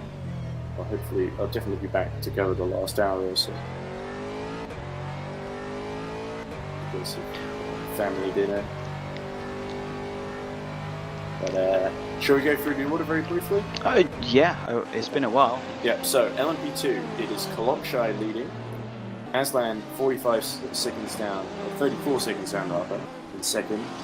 Jacob Reed in the IDOS 417 is third, 43 seconds down on Aslan. Josh Perwin is fourth and is set the fastest first sector of the race. In Axel Sports number 21. He's about 29 seconds down on Jacob Reed. Varkoni Zoltan is 25 seconds down on Josh Perwin. Then is Denishenko 2 seconds down on Zoltan. Still trying to find a way through. Christian Mikizi is about 2 laps down on Denishenko.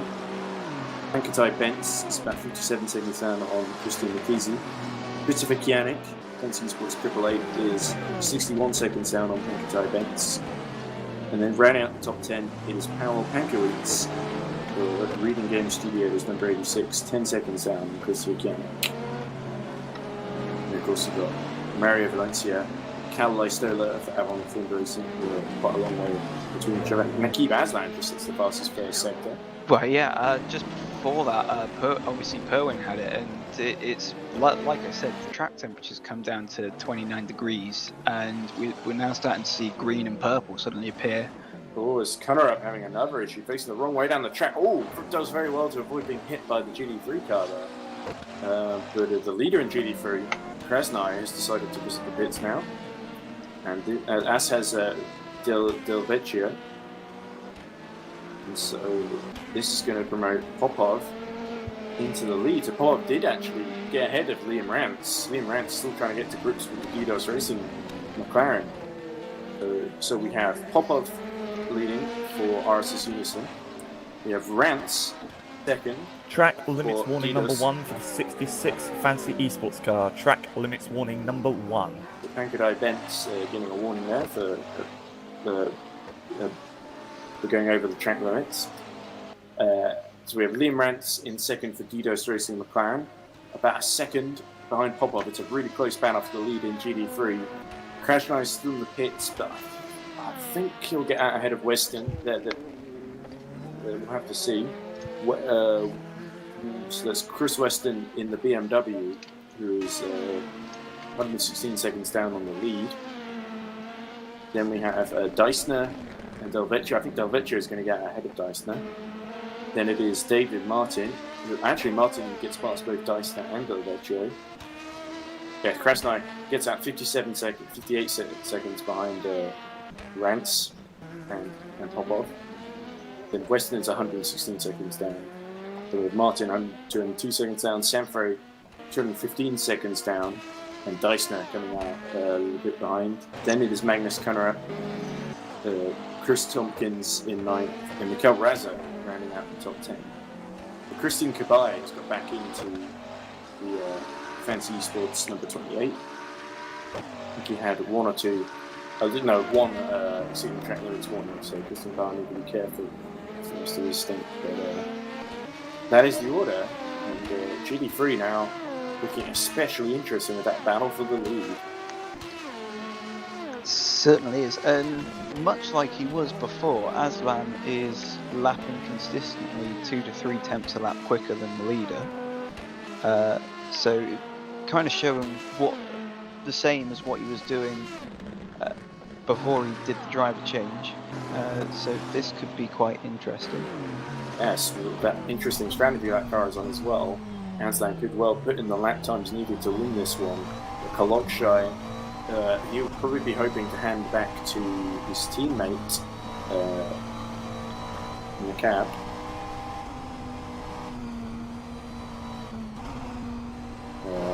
But when they'll do that, remains to be seen. Or if they'll do that at all, it could just be that they wanted Nakab to do, well, Norbert Jacab rather, so not Nakab. They wanted Norbert Jacab to do, always Liam, that's Christian Kabai going very wide there. They wanted him to do as much as he could in that 88 Fancy Esports car.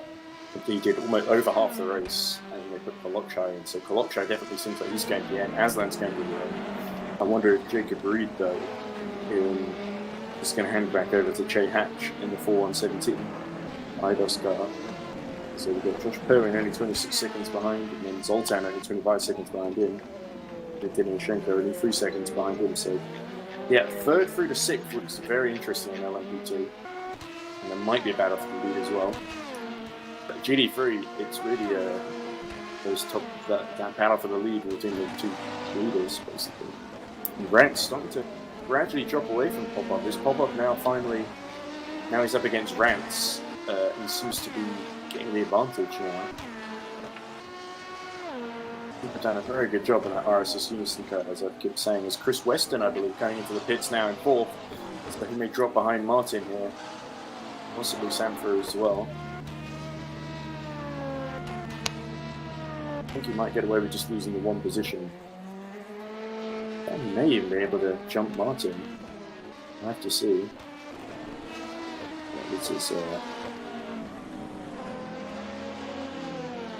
This is big pressure time.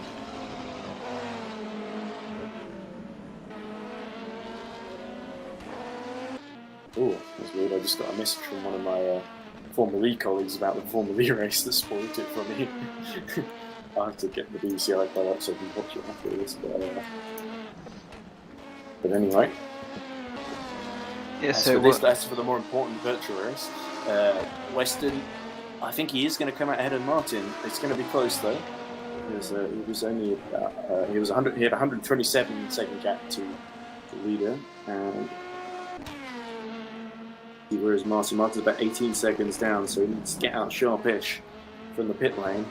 He wants to keep that 4th position. So if he gets stuck behind Martin again, it could be as Lucas Lichten's coming in. That's why the stop's taking so long. I think Martin may get through then.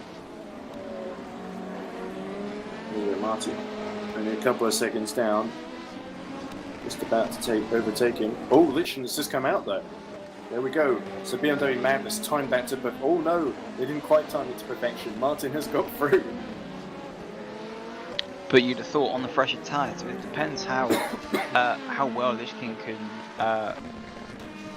can switch on in this situation. Obviously, he was.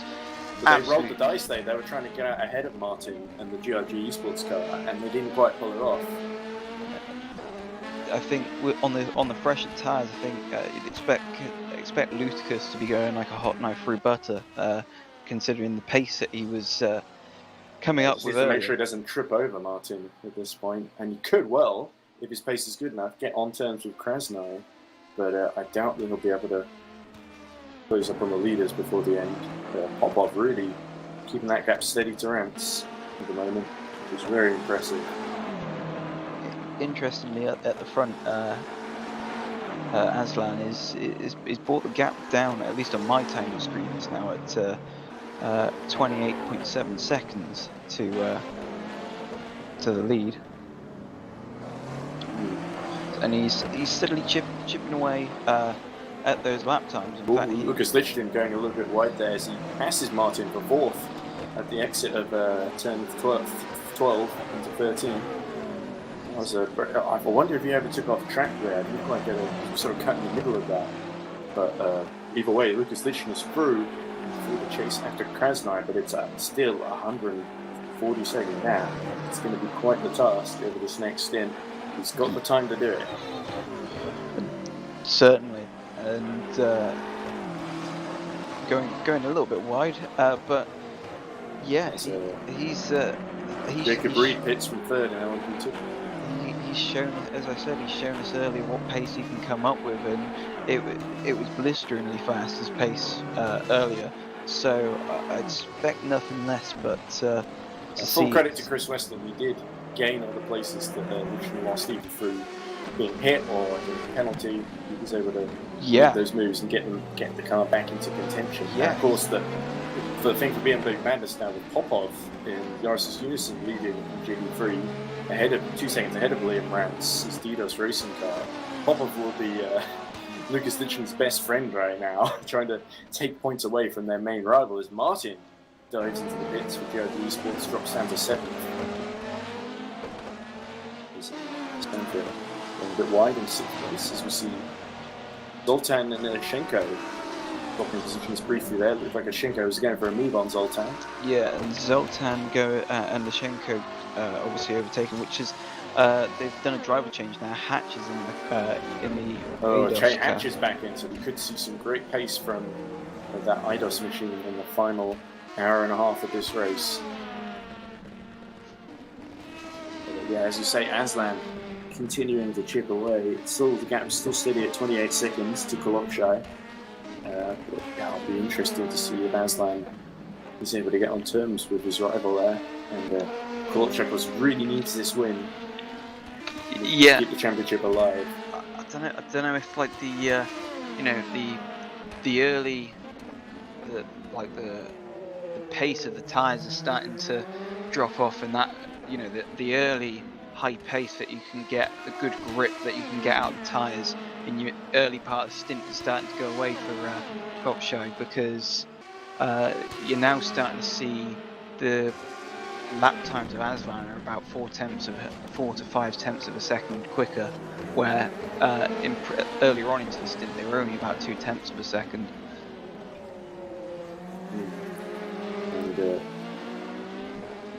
And it looks like Zoltan Lashenko getting very close here into turn 13, turn 16. Lashenko is trying to go around the outside. He's not really far enough alongside to try and do anything. He's kind of lining himself up for a good run. And possibly the next lap, maybe even the end of this lap. Oh, we cut to Christine Kabai right as the battle was getting interesting. Christine Kabai trundling around in 5th place, trying to in vain to capture Lichten. But, Well, you say trundling around. When he got back in the car, he put in some personal best laps oh, that's when he true. got You're back right. in. So I take that back. I have to take that back to Frenek, Christian goodbye. As Zoltan Ashenko, it looked like they were swapping disciplines again on the timing screen, but unfortunately the auto director doesn't deem that particularly interesting. It was Chris Tompkins trying to do a crazy move. It doesn't quite work out on. It's not Kunerup, is it? that He's does trying to look to be unlap himself. Kunerup. He's So trying to unlap himself from the struggling Kunerup. There's Lucas Lichtenstein. Close that gap to Krasnoi, turning 7 seconds. What are Lichtenstein's lap times looking like at the moment? His personal best first sector. His best lap was 2:04.9. His last lap was 2:05.7. Krasnoi set 2:05.3s though. Rance 2:05.9. Alex Paul with 2:05.8. Actually, Krasnoi, you're right. Krasnoi is one of the fastest guys on the circuit. No, Christian Kabay. So Krasnoi also quite quick.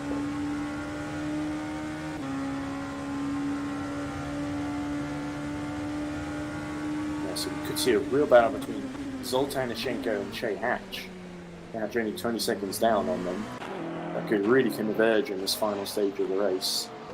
Fourth place. And of course, Denny Ashenko, who's been stuck behind Zoltan, his title rival. But what he really doesn't want is Che Hatch coasting up to the back of him. We know how quick Che Hatch is. So Denny Ashenko could be in real trouble here. and well, it looks of things, Lichtenstein has just put in the fastest lap of the GT3 field Wow. with 2:04.7. 2:04. So Lichtenstein really burning the midnight oil here. Although it's not midnight, obviously, but in real life it's actually just in the evening in the European time. But it might be midnight sunlight. Certainly, it looks pretty dark. And that's Krasnoi out on the side of the road. Stop. So is this going to be a code 80? Oh, that's the third place runner in GD3, of course. That is bad news. Okay, drivers, we come to code 80 in 10 seconds. Yep, so code 80 been called. Now, does that 5, mean 4, 3, 2, 1. Code 80. does that mean that first place car, could take a cheap pit stop here, and come out fresher tyres, the top up of fuel, and potentially not lose too much out on his position?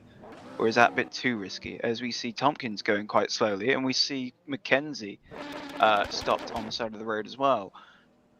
Yeah, over there. So Christian McKenzie in 7th in class in LP2. Stuck in the barrier, it looks like. Almost like he got caught out by he's spun. A bit hard to tell because it's dark. Can't tell exactly where they are on the track sometimes, and the lights are just stuck in the barrier. So Tompkins Krasnoi gone, that really helps Lichtenstein as well to get on the podium. Yep. Closes that gap to Liam Rance, and they've really had this last half of the race. The BMW Bandits has really gone beautifully for them. While all around have lost their heads, BMW Badness, despite their name, have kept theirs.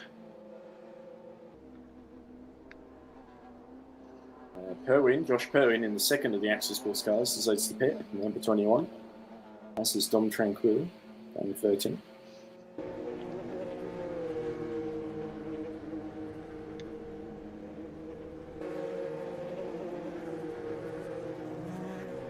obviously we still got it fairly close between Zoltan and Ashenko, yes. Ashenko, yeah. So Here they are on track. We're looking at them on screen at the moment. And it looks like Mackenzie's made it back to the pits. They're showing up as a DNF now. So that's 2 cars during this code 80 period out. Oh, it says that Krasnoi's got going again. He's made it to the pit lane. Lichtenstein also, interestingly, pitting under code 80 as well. So he won't almost look like he caught right up to. Look at the timing screens. Because literally, it was a second behind, so he caught all the way up to Krasnoi because of that spin. So they're going to have a good fight for the rest of this race, I feel. And Polocco pits from the lead. This is really important. With an hour and a half to go, Polocco pits under code 80 with a 24-second gap to Niki Vazlan. I feel, you know, they possibly got this at the wrong time, because I wouldn't be surprised if soon we hear that we're back racing, because it seems both cars that were the obstruction on the track are back, sort of thing. Zoltan and Nishenko are pitting under this as well. It could be that they need to change driver. Aslan's pitting too, in second position in LMP2. And Lichten has got out of the pits ahead of Krasny. I think because Krasny had to do pit for repairs, or is Krasny DNF now, for real? It's hard to tell. This is Zoltan. Well, Krasny is now got DNF back next to his name again. But yeah, pit road. That's a shame. He made it all the way to the pits and then decided to call it a night. Yeah. Despite being right next to Lichten. That seems very odd to me. Perhaps the damage was irreparable. Yeah, and at the moment, pit lane very busy. We got. Yeah, the problem is that Aslan has backed out of his strategy now, so that means instead of risking it to get ahead of David Kolokshai, he's going to come out behind no matter what. And Josh Perwin is pit as well, which makes more sense to me.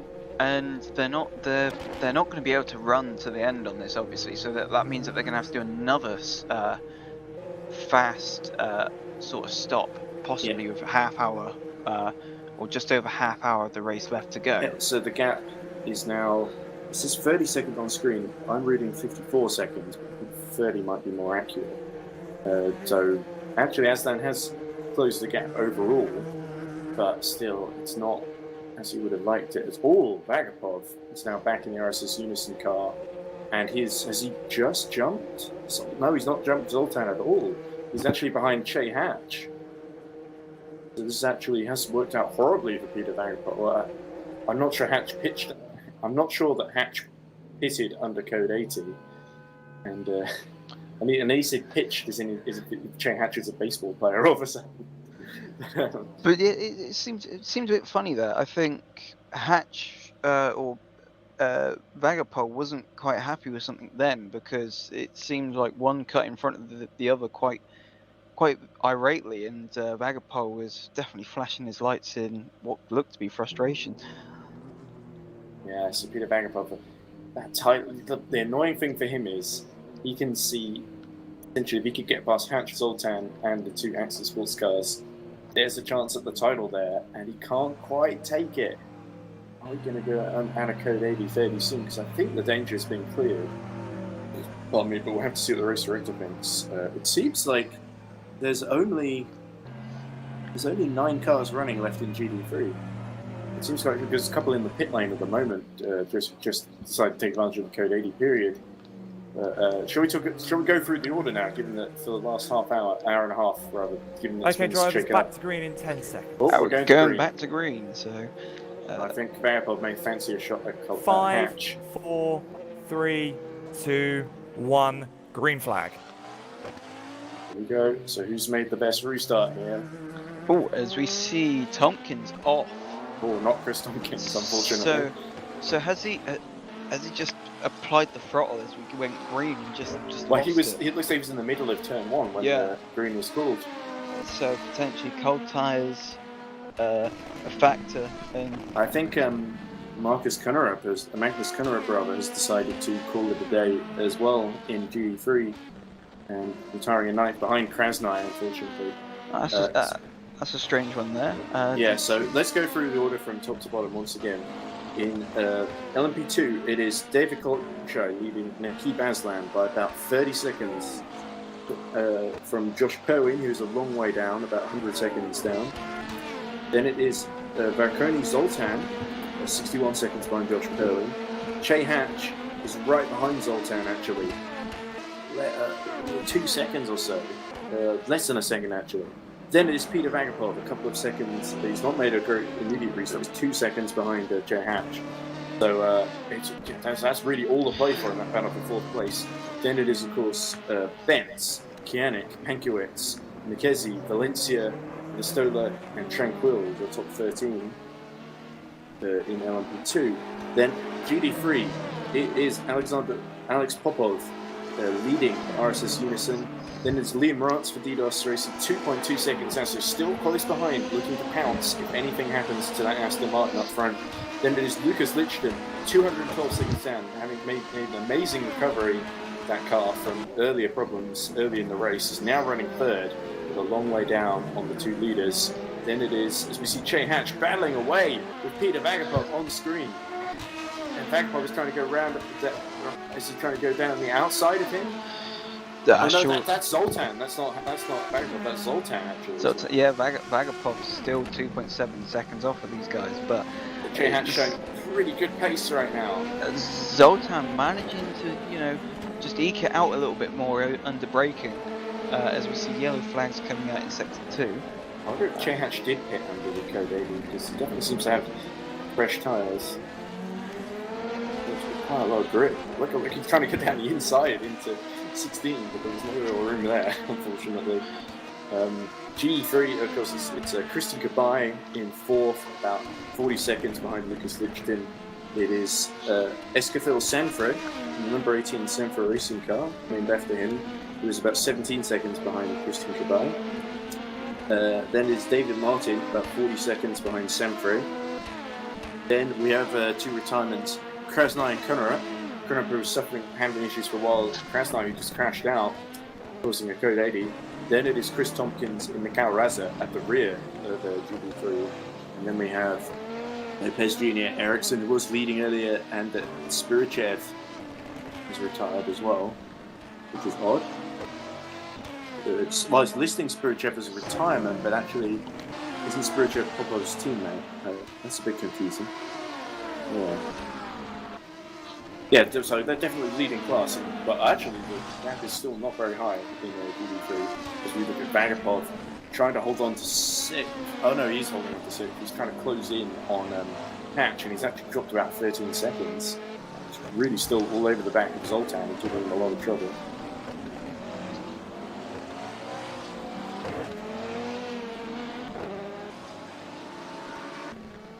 Anyway, I may have to head out pretty soon. I believe it's dinner at 7 or something like that, so hopefully I won't be gone for too long. But,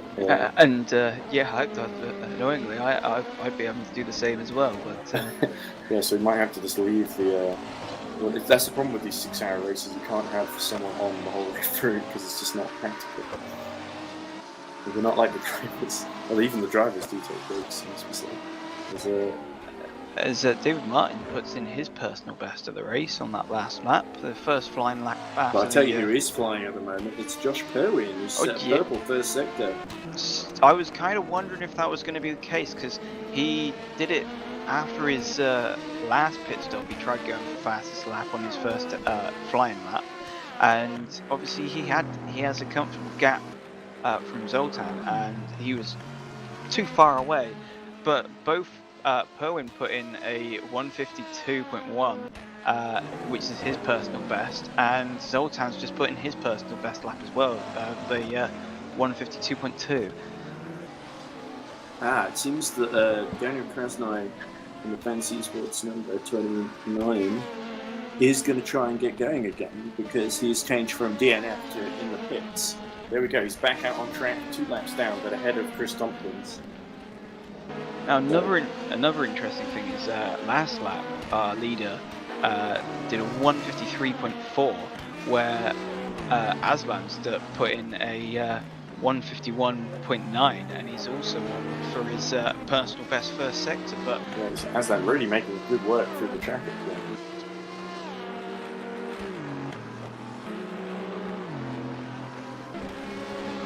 Is Nikki. So I believe Fantasy Sports 88 have won a race before in the season, but I don't think Active Esports have yet at all.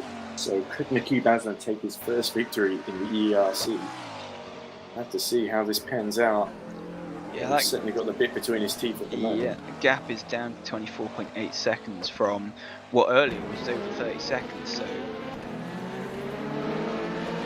putting in some stellar lap times.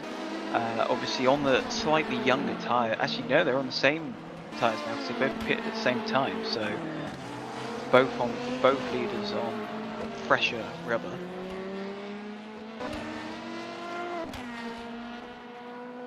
Who they are. That's sort of the slightly disappointing thing about the strategies converging. As Christian Kabay gets past Sanford, 4th in GD3. So Wow, that's pretty impressive. It's also just retired not that long ago. Or was that? No, that was Krasnodar who retired, sorry. But I think Kabai had hit and come out behind something, so that's why that happened. But Lichtenstein a lap down despite his best efforts. So Popov really got the bit between his teeth, put the gap out to nearly 4 seconds. Perwin colliding with another LMP2 Oh, he's collided car. with the SDR. Was that Duncan who's just got into it? It was Dom Tranquil. Oh, big crash for Josh Perwin. That's gonna. He was setting such a good pace and he just wristed down the inside. And I think the SRD didn't see him coming, and Bruce Duncan just gone around Track there. limits warning number 2 for the 66 Fancy Esports car. Limits warning number 2. 66 Fancy Esports car in trouble there. If it does it again. Yes, that's Pankadai Benz is running 7th at the moment. And it looks like Perwin might have some sort of damage. Yep, he's definitely got damage. We come to code 80 in 10 seconds. Code 80's been called again. Yep, I think he's 5, 4, 3, 2, 1. That of Code course 80 blows Esports. third place wide open. Yeah, As we see Che Hatch and Zoltan just passing each other as the Code 80 is called. There we go. It looks like Che Hatch might be marginally ahead, but it's really hard to tell when exactly it was called. Che Hatch definitely seems to think he is through. I think Zoltan might be a bit angry at that one. There might be some discussion there. Yeah, I think it looked like Perwin had lost his rear wing. Obviously, it wasn't too obvious because of how dark it is, and effectively these LMP2 cars just look like silhouettes in the darkness when the light's not on them. Yeah, the rear wing is not the most recognisable part of an LMP2 car. Yeah, and obviously it became even more evident as he lost the back end trying to make his way back to the pits. Yeah, but it is. You've got to wonder how. This is going to be a battle between Hatch, Zoltan, and Vagapov for the podium now, isn't it? Well, yeah, and because Perwin is out of it with all those repairs, unless they all hit 2, which doesn't seem to be the case. Well, they've managed to pull out quite a gap on Vagapov. Vagapov is best part of 10 seconds, best part of 10 seconds off of the Hatch and Zoltan battle. So, where he was looking to come on pace. Okay, drivers, we come back to green in 10 seconds. Here we go then. So Zoltan may be thinking about how counter-attacking Hatch. 3, 2, into turn 1, green flag. Ooh, Hatch anticipated that rather well, I think. Yeah, but then can't find a way through. They got 2 GT cars just in front of them that they've got to try and lap, and that's caused LMP2 as well. Or was that one of them? That is really affected. Zoltan has lost out big time. He's lost out big time there. We're going to see if that's that battle over then. The GT car going wide to avoid him. Yeah, but all it really takes is like we've been saying through that first section, just to catch a GT car at the wrong place at the wrong time. It's just just a slapped LMP2 cars because of Josh Perwin. There's Sanford running in 5th. He's just been overtaken by Christian Kabai before the code 80. Sanford, I think, that team, the number 18 Sanford Racing, doing a pretty excellent job. It was Sanford's teammate,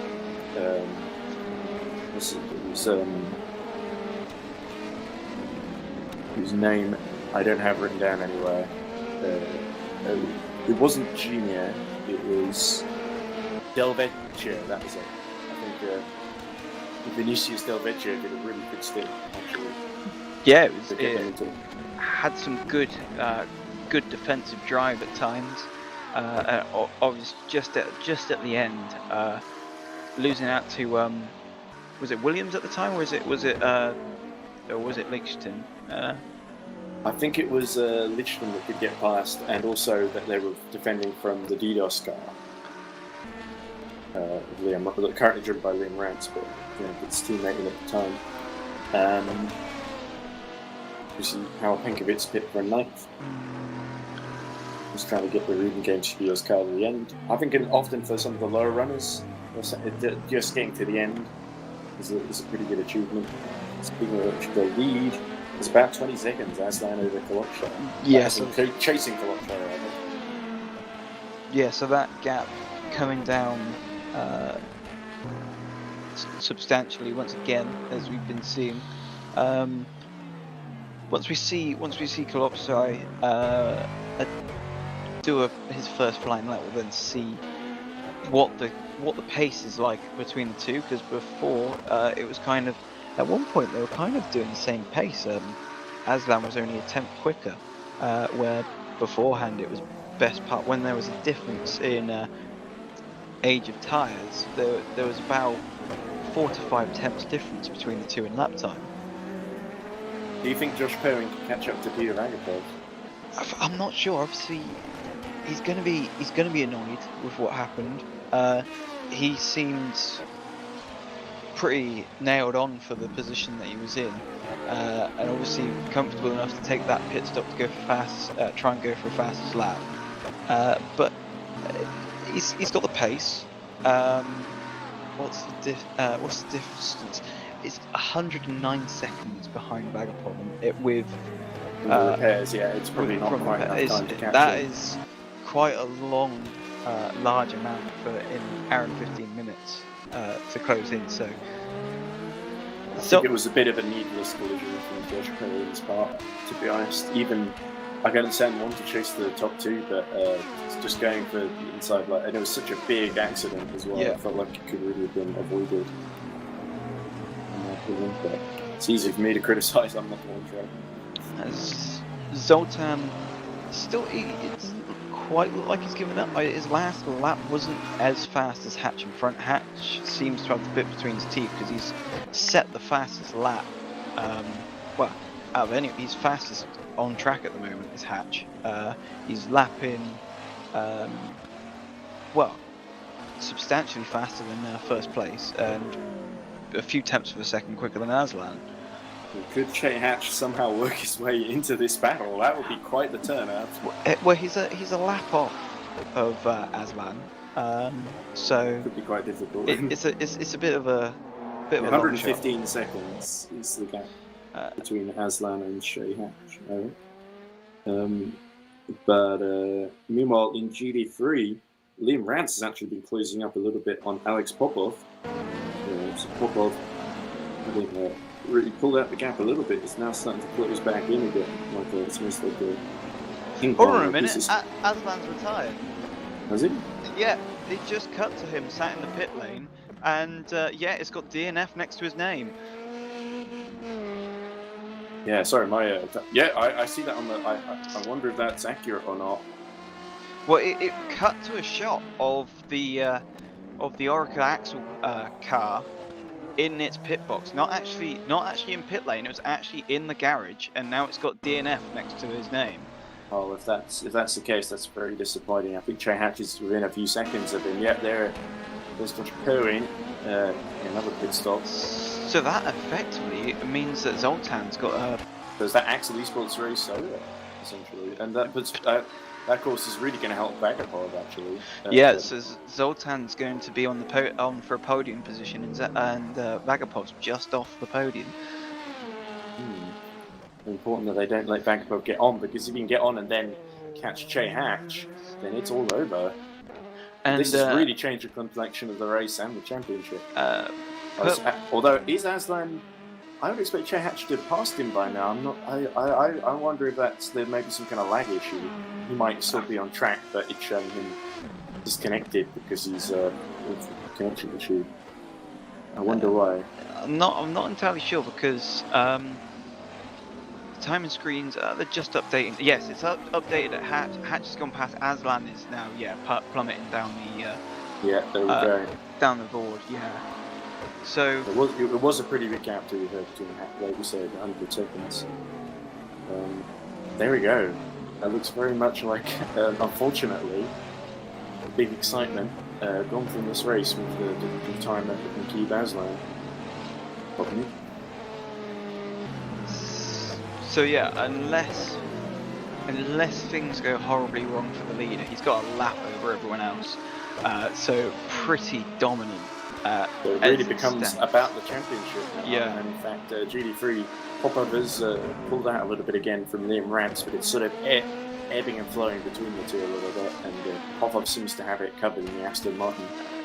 Interestingly, Perwin went for another pit stop. So obviously he was he expecting another Code 80? Maybe. Perhaps there was a more serious. He burnt out the tyres, or there was a more serious issue because it didn't seem like he was catching Vagabond that quickly. Well, obviously Perwin was the reason why the Code 80 came out.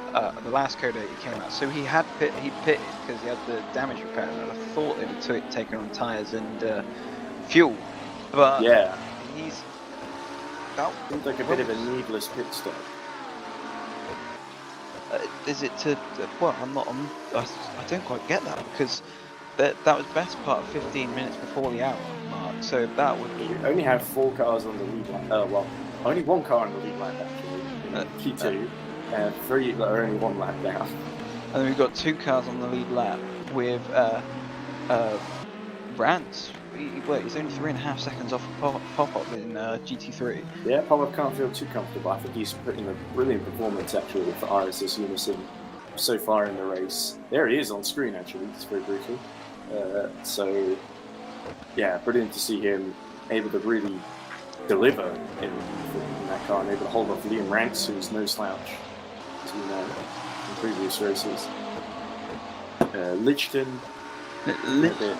He's a lap off, but he's lapping. Well, Popov his previous lap was the fastest out of anyone at the moment. Actually, no, saying that. Oh, look at this! David Martin really bumping into the side of another GT car there.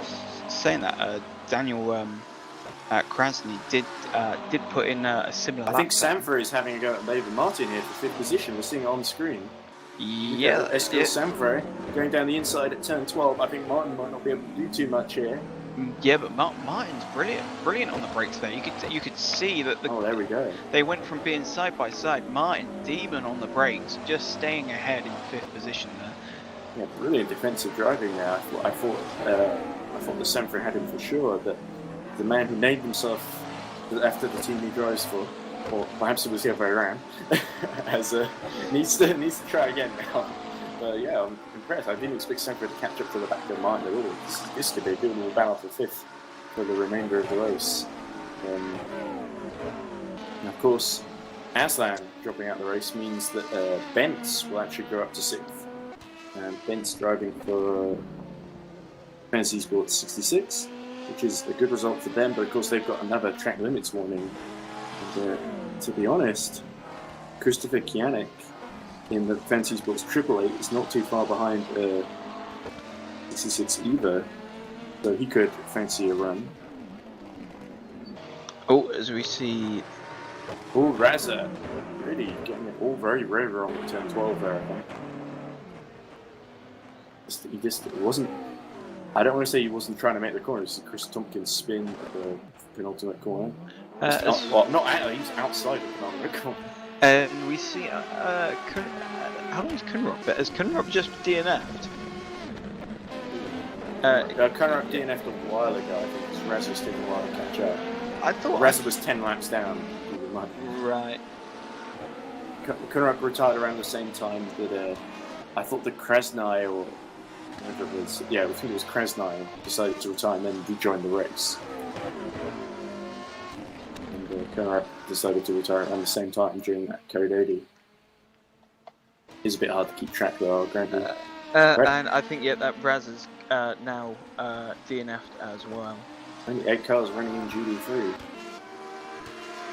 which is sort of as you'd expect already. Some of the less experienced teams and drivers get their start in GD3, and it's often where problems for that. The more experienced ones often move up to LMP2. Bruce Duncan almost hit the bollard there at turn 12 to the inside lane.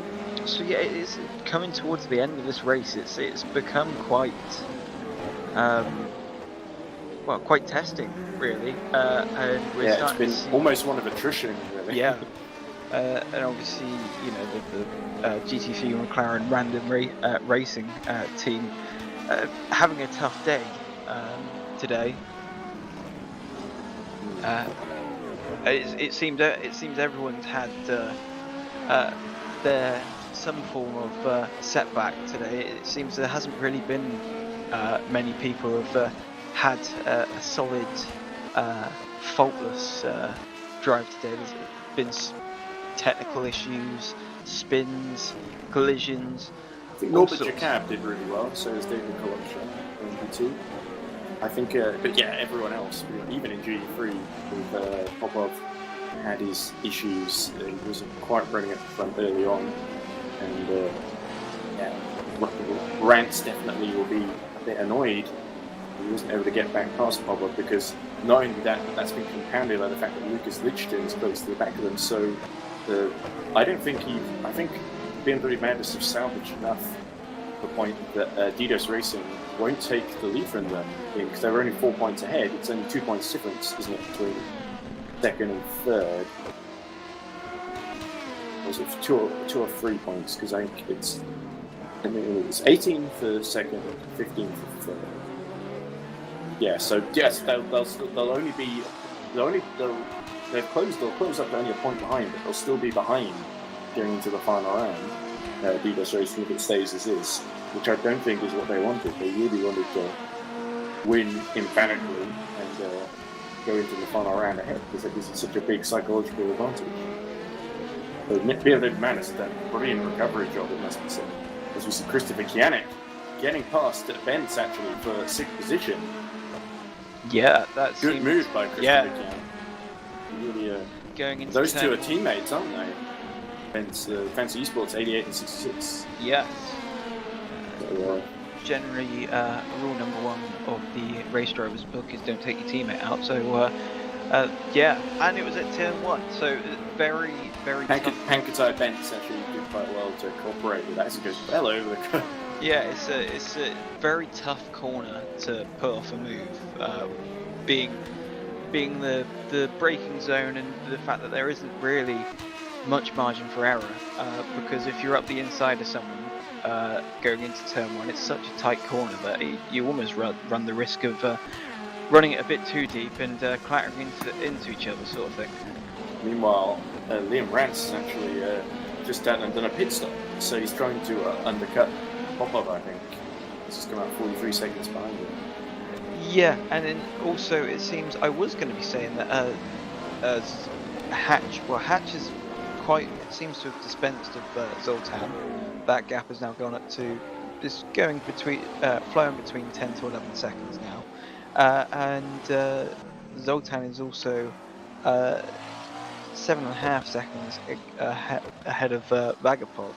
So although that's kind of ebbed and flowing slightly, that gap.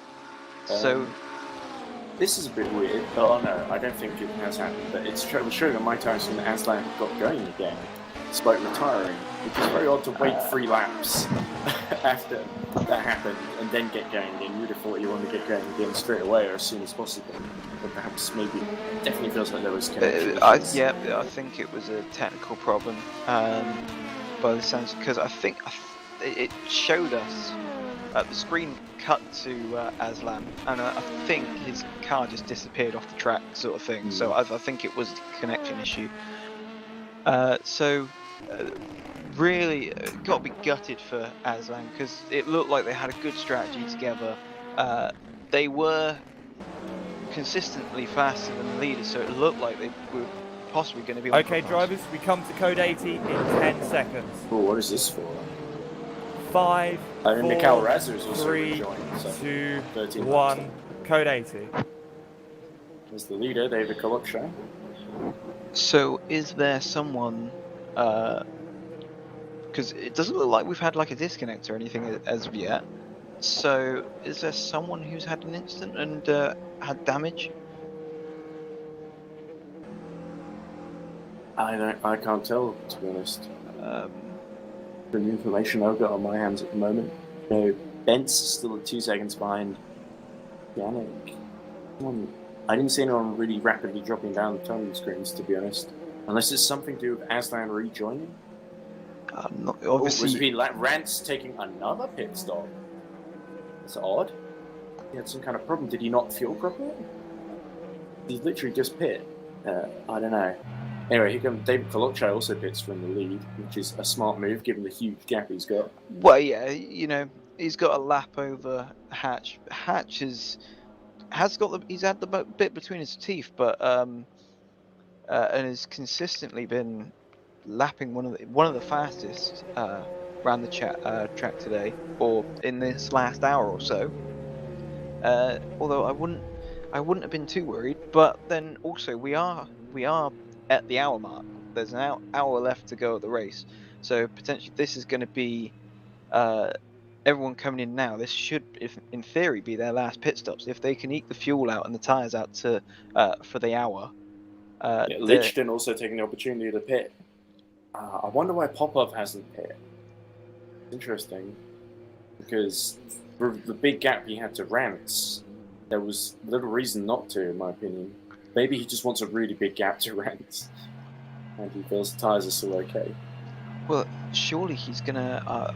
I'm not quite sure how well they are on fuel, but surely he'd be wanting to pit sometime soon, so he can get enough, so he can get new tyres and fuel him to the end at this point. Because generally, stints are about an hour or just We'll have to under see an how hour. long this Code 80 period is, but Popov could lose out potentially, but probably not that much, considering the huge lead he's got over Liam Rance. Now, Lucas Lichten also pitting makes a lot of sense, but it's certainly not going to bring him away from being a lap down. Kianik pits as well. Zoltan pits, which puts Vagapov on the podium, of course. Well, by the looks of things, because, you know, Popov has got 7.4 seconds, or nearly 7.5 seconds over Rance. So, regardless of what happens during this Code 80, I think they can just run their strategy as they want it to. They can go further into this last hour. Yeah, and while we're at Exton Code 80, I think I need to go. So I'll join hopefully as soon as I can. But if you can stay longer, Ryan, you're welcome to. I've got to go. So enjoy the race. Vagapov leading. Kolokchai leading LMP2. Popov leading 2D3.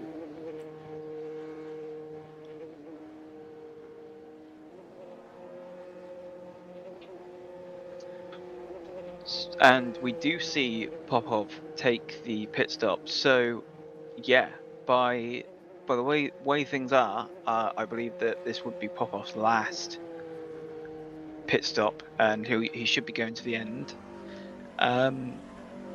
Because yeah, he's got he had 75 seconds over Rance. It takes roughly about 40 to 50 seconds to come in and out. However, still unsure on what the reasoning behind the Code 80 was.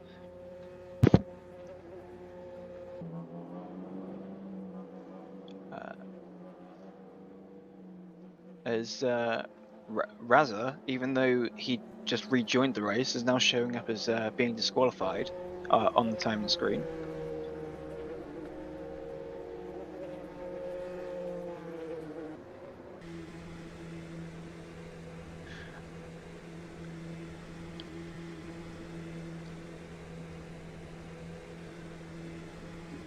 So Nazi is just put in the YouTube chat that they have had a mechanical stroke electrical problem, and they also have had the PC crash on them. So that would explain why they suddenly disappeared off our screens. And again, it obviously looked like they got themselves back going again, but now they've came back up again as DNF on the timing screens.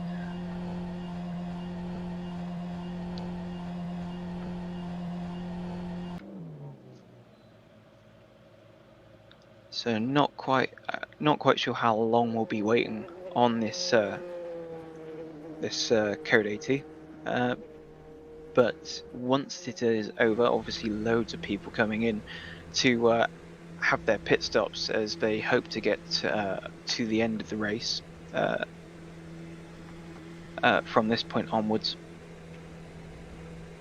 Just looking down the order to see if there are any obvious gaps to look out for.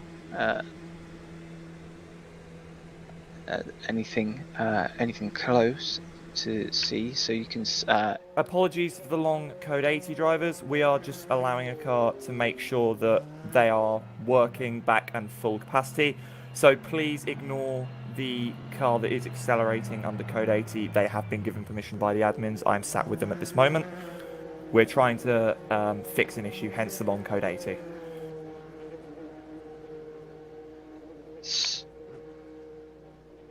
So, as race control just said, that they're having a few issues with one of the cars. It looked for a moment then that Popov, I don't know if he did, don't know what was going on, whether or not he wasn't paying attention, but it looked like he just veered off the circuit just then. But there is another car, one of the cars, looked to be one of the LMP1 cars. Just struggling slightly, obviously weaving, getting some heat into the tyres, but then stopping onto the track, so potentially that is the reasoning behind the code 80.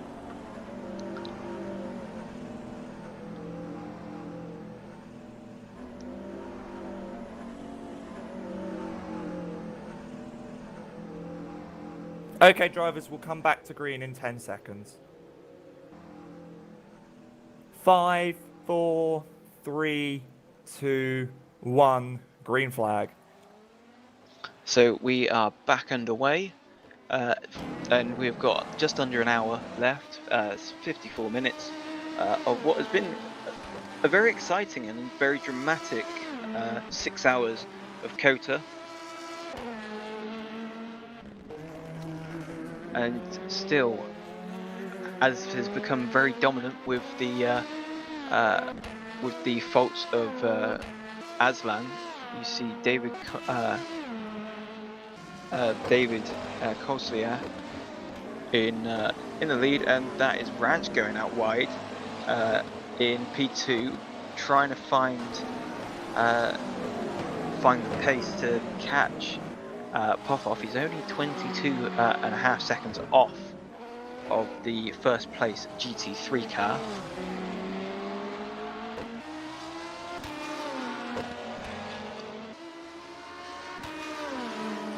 And it's showing us Popov has come into the pits again. So Popov pitted under the code 80 and has come back out, and he's back in the pits again. So that must surely mean that Rance is going to take the lead. Not entirely sure what's going on there, but yeah, Rance is now taking the lead as we see Lichtenstein lapping the 6th place car, Sanfrey, in the Sanfrey racing car. He's now going to unlap himself from Popov.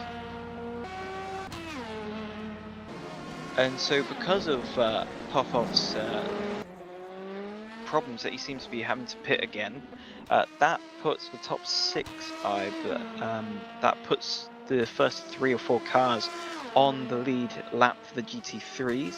I'll just double check that.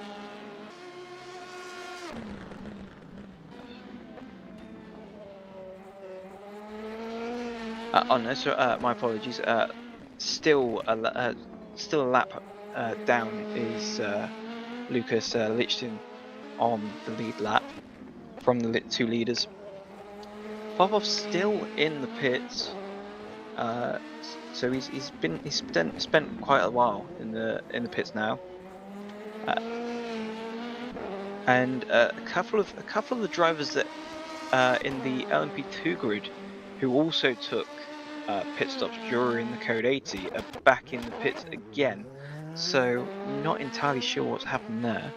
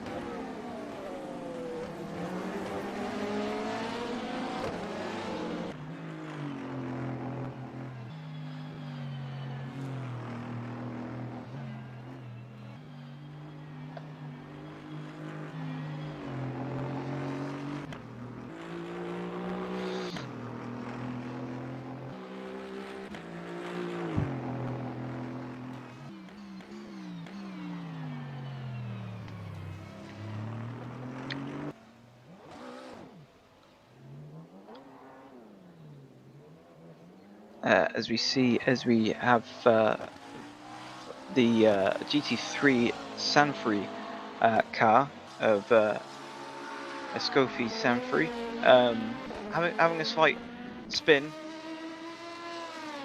and we go to Hatch in second position.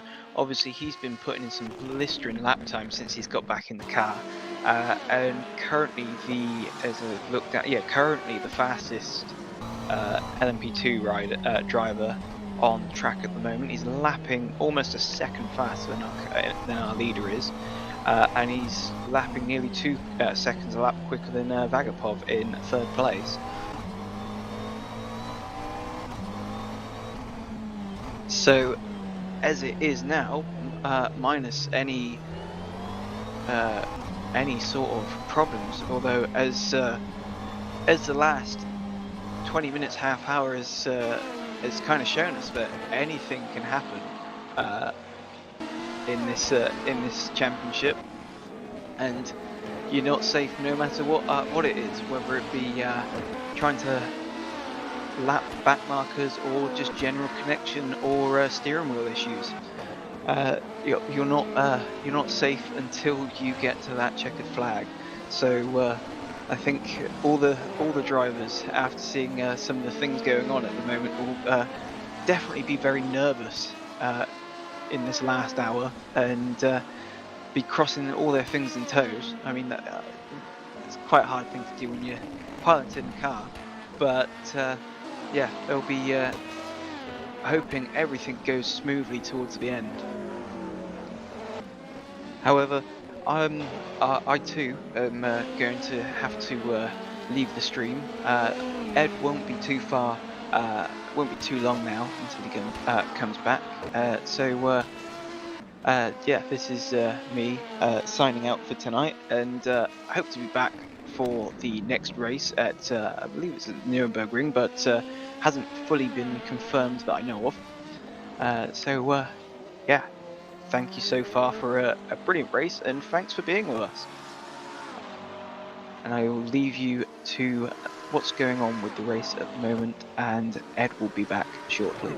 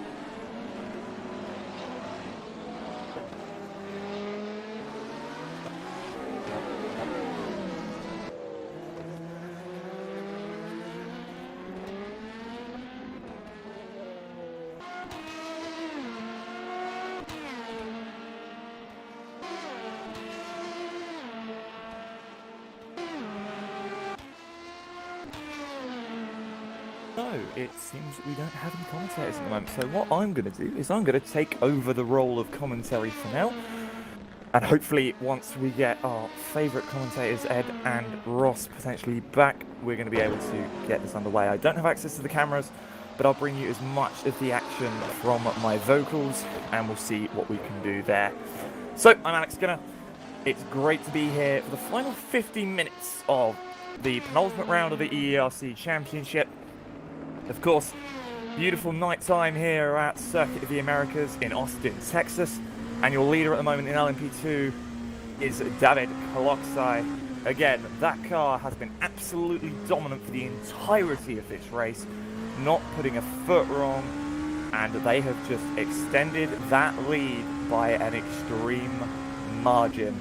That car is now currently a minute and 47 seconds ahead of Jay Hatch, the second place IDOS Motorsport car, and that car has been running very solidly indeed.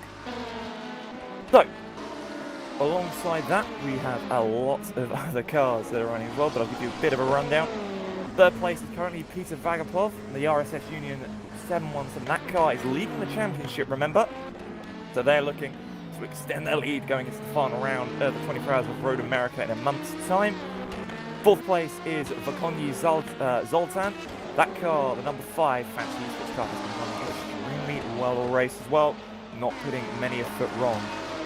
In 5th place is Josh Pavine, and he was running very well indeed as well until an accident with the DDoS Racing GT3 car meant he lost his rear wing. He then spun off into another car, got himself a 20-second penalty, and then has just dropped down the order and is now sat in 5th place. In 6th place, Christopher Kienek. That car has been running very solidly as well. Sort of been in the middle of no man's land, but again, has been running very solidly indeed. You go down to GT, and your leaders at the moment is the DDoS Racing McLaren. That is Liam Rance, currently at the wheel of that car. Followed by Alex Popov in the RSS number 17. That car has basically just sort of been on its own for the majority of this race, and excluding a single accident and a penalty they've got, has probably been the cleanest, the cleanest car of the GT field. And third place? Well, third place is currently the car that was pretty much stone dead last at the end of lap 1. Lucas Schlicht and the Madness Racing car. That is your GT3 title leader. And that car has been running about as solidly as you could hope for ever since the accident they had early on. But it's good to see that those guys are able to actually push themselves a bit and get themselves back up the order. And now onto the podium. And in 4th place, well, that is currently Ferenc Christian Kabay, and that fancy esports car has been very solid today. They've run as high as 4th place pretty much through the first stint. Had a bit of an issue through the first third of the race where they did come together with Kopich 818 of Jeff Close. And then, ever since then, he's just run solidly, no issues, no penalties, and has worked its way back up to 4th. And then in 5th, it is Julian Vrack, the GRG Esports McLaren. Those guys have literally been in a world of their own. Had a small incident earlier on with the back marker, but that has been the only real talking point of that car. But everyone else at the moment really is not in a major fight with anyone. The closest cars on track at the moment, I would say, probably Christopher Kienek and Pankatay Bent for the LMP2 fight. As Kienek actually goes wide over the top of the hill on the way down towards the hairpin before the back straight. But this race has been one of a bit of attrition. Again, most of the retirements coming towards sort of the end of this race. We only had 2 retirements for the majority of the race, and then engine issues, suspension issues, and disconnections all taking out a fair few cars. We've also had some big accidents coming as well. Saw the Eidos Motorsport 117 of Jesper Eriksson. That car out with suspension issues after actually being taken out by his own teammate, Christian McKeesey. Just misjudging it slightly, ran outside and just tapped, and then RF2 physics happened, and into the wall he goes. Che Hatch is in the pit lane as well for the Eidos Motorsport crew, coming in from 2nd place on track. Peter Vagapov is going to go and be promoted to that 2nd place, and potentially even Vakonyi Zoltan might even take that 3rd place away from the Persona 5 liveried car. Vagapov up to 2nd. Again, that car didn't qualify too well, only qualified down in 8th, and since then has just run its own pace and has managed to keep ahead of the rest of its competition in terms of pace and consistency. And well, it's showing now being 2nd place on the road with not really much time left, only about 14 minutes to go. Zoltan obviously in 3rd, just trying to get by the Fancy Esports GT and Ferenc. Of course, those guys have been working really well together actually today, the Fancy Esports crew. Che Hatch leaving the pit lane as Josh Provine goes through. Obviously a lap down to the top 4. But as we look, looking further down the order, the pace has been relatively similar for the LMP2s for the most part. Obviously, a few, few abnormalities here and there and in between, but definitely nothing too major at all. We've seen a lot of prototypes complaining as well about GTs currently not having that great spatial awareness here. But of course, that is pretty standard around the circuit of the Americas, you know, having issues getting past GT cars. Just everyone having a different opinion on the situation. Trying to see if there's anyone that's relatively close to each other on the circuit in terms of dueling cars. Seems everyone's sort of pretty spread out at the moment. All in their own little zones, in their little groups. Just keeping out of the way, and keeping the power down, keeping the pace consistent. We haven't seen any track limit penalties actually come through yet. That was a bit of a talking point before the race. Thankfully, nobody has gone over that 2 track limit braking threshold as of yet.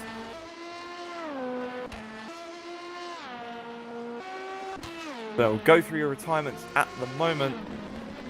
So the first of the retirements today was Aldo Godoy. That car never really did too well.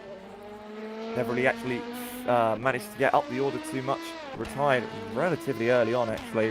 Retired at the end of lap 18. Jesper Eriksson in the Idas Motorsport 117. Of course, that car taken out towards the final third of this race. Aidan Williams had an engine issue. Blew the engine just as we got to a code 80. Diem van Nildo Lopez Jr. That car, I believe, was out with a disconnect issue, not too sure. Abigail Winters was out as well. She pulled off of her own accord, just due to the headlights not really helping too much, apparently. But again, different settings for different people, not necessarily that helpful. Michael Raza, they were out with an issue. That was the cause of the 1 lap code 80 earlier on. That car managing just to be able to, you know, just run around on its own and keep itself nice and clean. But then the issues arose, the issues came and took the car out only a few laps ago. And then Magnus Gunnar, the final car out of this race at the moment, pulled off by the stewards. Meanwhile, looking down as Bruce Duncan comes in for SRD Esports. That 53 car not had the best of races so far. Well, not really, you know, 2 disconnects early on. Then a handful of penalties through the race. Really dropping that car down. They're currently just behind 4th place in the GT field. But they are obviously in an LMP2. I believe they're just about to drop behind the Fancy Esports GT of Kabay, and they do indeed.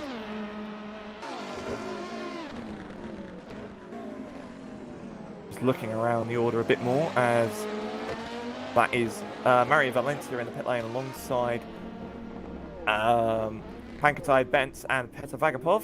Obviously all of these guys all pitting in pretty much for their final stops, as Josh Pavine spins it coming out of T1. But anyone that's pitting in now should be able to make it to the end of this race. Again, only 27 minutes left on the clock. Plenty of time. Sorry, I take that back. 37 minutes left on the clock. Would help if I could learn to count. Of course, that promotes Chehat up to 3rd. Vakonyi Zoltan is still yet to stop, I believe. But that is the question, actually. Can Chehat get to the end on the fuel he is on? Of course, he came in a fair few minutes ago. It'll be interesting to see what he can do. Josh Pavine sat obviously down in 5th place at the moment, sort of in no man's land, really. He's a lap ahead of Christopher Kienek, but a lap behind the RSS of Peter Vagapov, of whom is also actually about to lap him for a second time this race.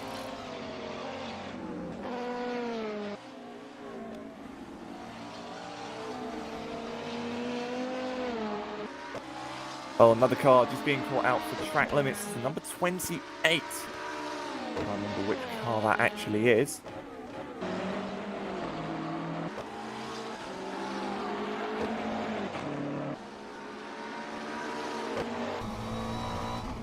That'd be the Fancy Sports GT3. So that is Frank Abai, actually at the moment with track limits.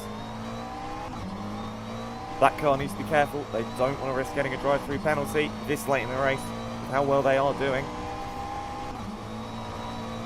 Most of the cars that have been getting these track limits have been getting them through the S's, which is pretty expected.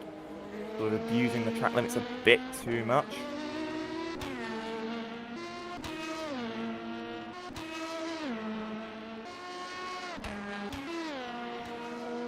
Calais La Stala comes into the pit lane, their final stop of this race. 35 minutes left on the clock until we finish this 6-hour race here at Circuit of the Americas.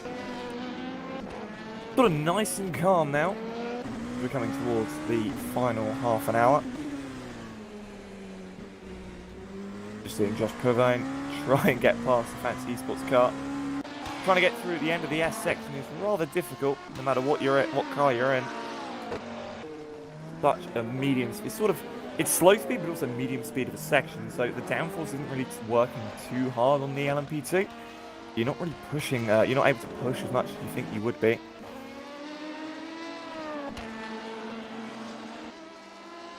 As Listola leaves the pit lane.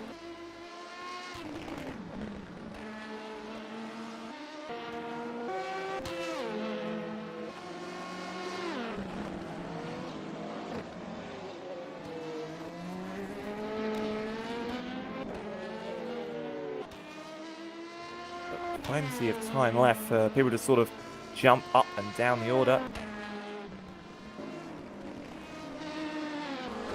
Now, of course, I'm still actually race directing as well. I've come in of my own accord just to help out and just keep some vocals on the broadcast.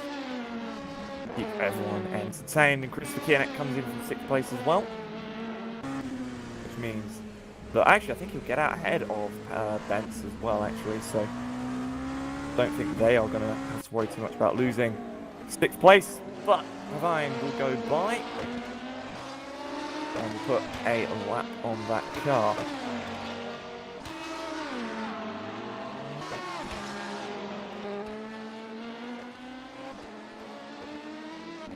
Must be nice to be sort of on your own in these sort of late stages, sort of focusing on your own race, focusing on the pace, focusing on the system, just focusing on getting by traffic as cleanly as possible.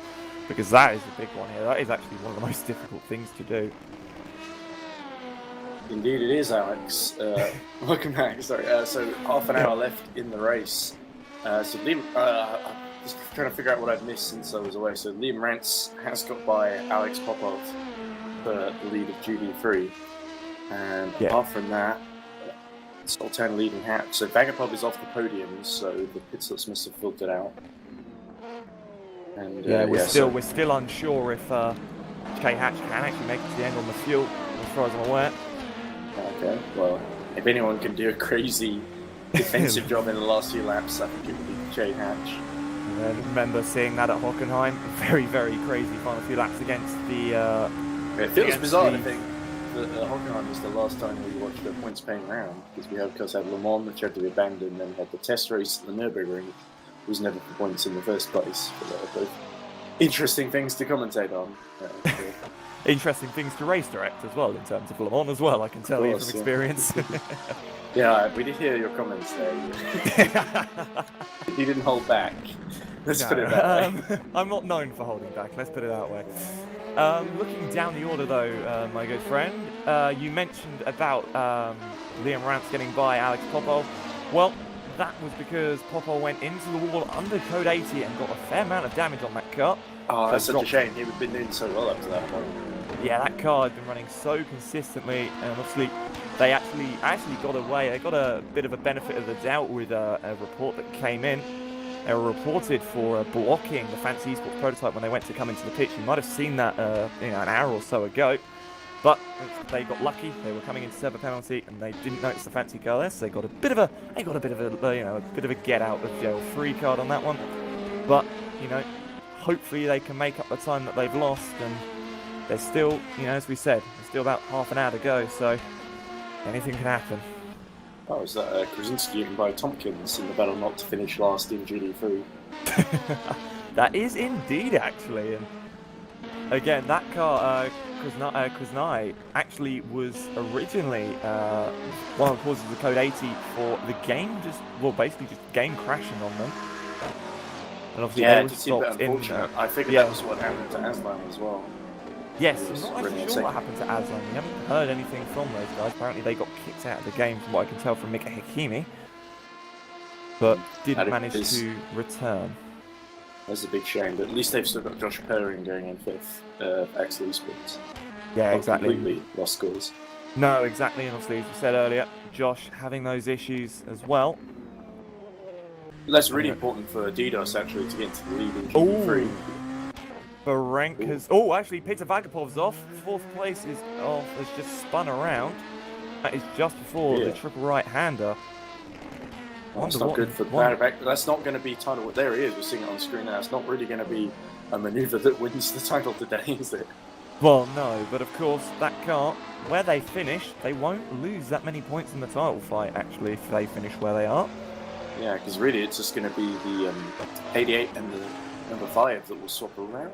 Now that is interesting as well, because looking at it just from the replay, it looks like he just locked up. Couldn't get the car stopped. They just went straight on, didn't actually even spin it. I take that back, I retract my statement. Oh, trying to get past. I want to say that is Chris Tompkins in the Kopich car coming through turn 2. Well, that's pretty close as well.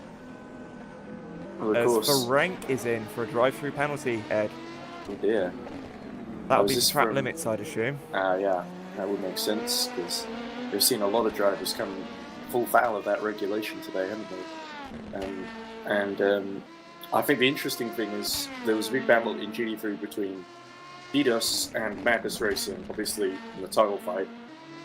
And what's happened is that with Rance getting into the lead, that's really a big blow for BMW Madness, because I've talked about this before, and I said it was a big blow for DDoS to have Pop-Up ahead of them, because it means that BMW Madness has crawled up to the back of them in terms of, even though they were time-wise, long way away, position-wise, they weren't actually going to gain that many points on BMW Madness. And now this means that when they go to the finale, wherever that will be, that means that they'll go in with a point advantage over the BMW Madness DDoS, which is huge for them psychologically. And of course, we know BMW Madness had a lot of issues they had to recover from, and they've done very well actually get back up to 3rd and avoid some of the chaos in the second half of the race that they fell foul of in the first half. But there isn't really much they can really. How far behind Popov are they? Is Lucas Lichtenstein? I think he is. Let's have a look. 39 seconds. Actually, so that's not a completely insurmountable gap in this last half hour. 27 minutes rather, but it's going to be quite difficult for BMW Madness to gain another spot on the podium and limit the damage here. Yeah, exactly. But Popov having done such a good job all race, to be honest, apart from that one off in the little face of that marginal incident with blocking the LMP2 car in the Code 80. Yeah, of course, but it was funny because at the start of this race, that actual lap 1, you sort of think, oh, are they going to recover from that? And, well, they've done a very good job, of course, running as consistent as possible. Yeah, and it was the 360 GD3 that hit them, wasn't it? Well, they turned across. Actually, they turned across the front, or they just ran out. Oh, they weren't quite clear, were they? No, they weren't indeed. That's why it wasn't investigated. That is why it was no further action. But no, again, Chris Weston has done an absolute stellar mid-stint in between him and Lucas's stints to get that car as solidly consistent.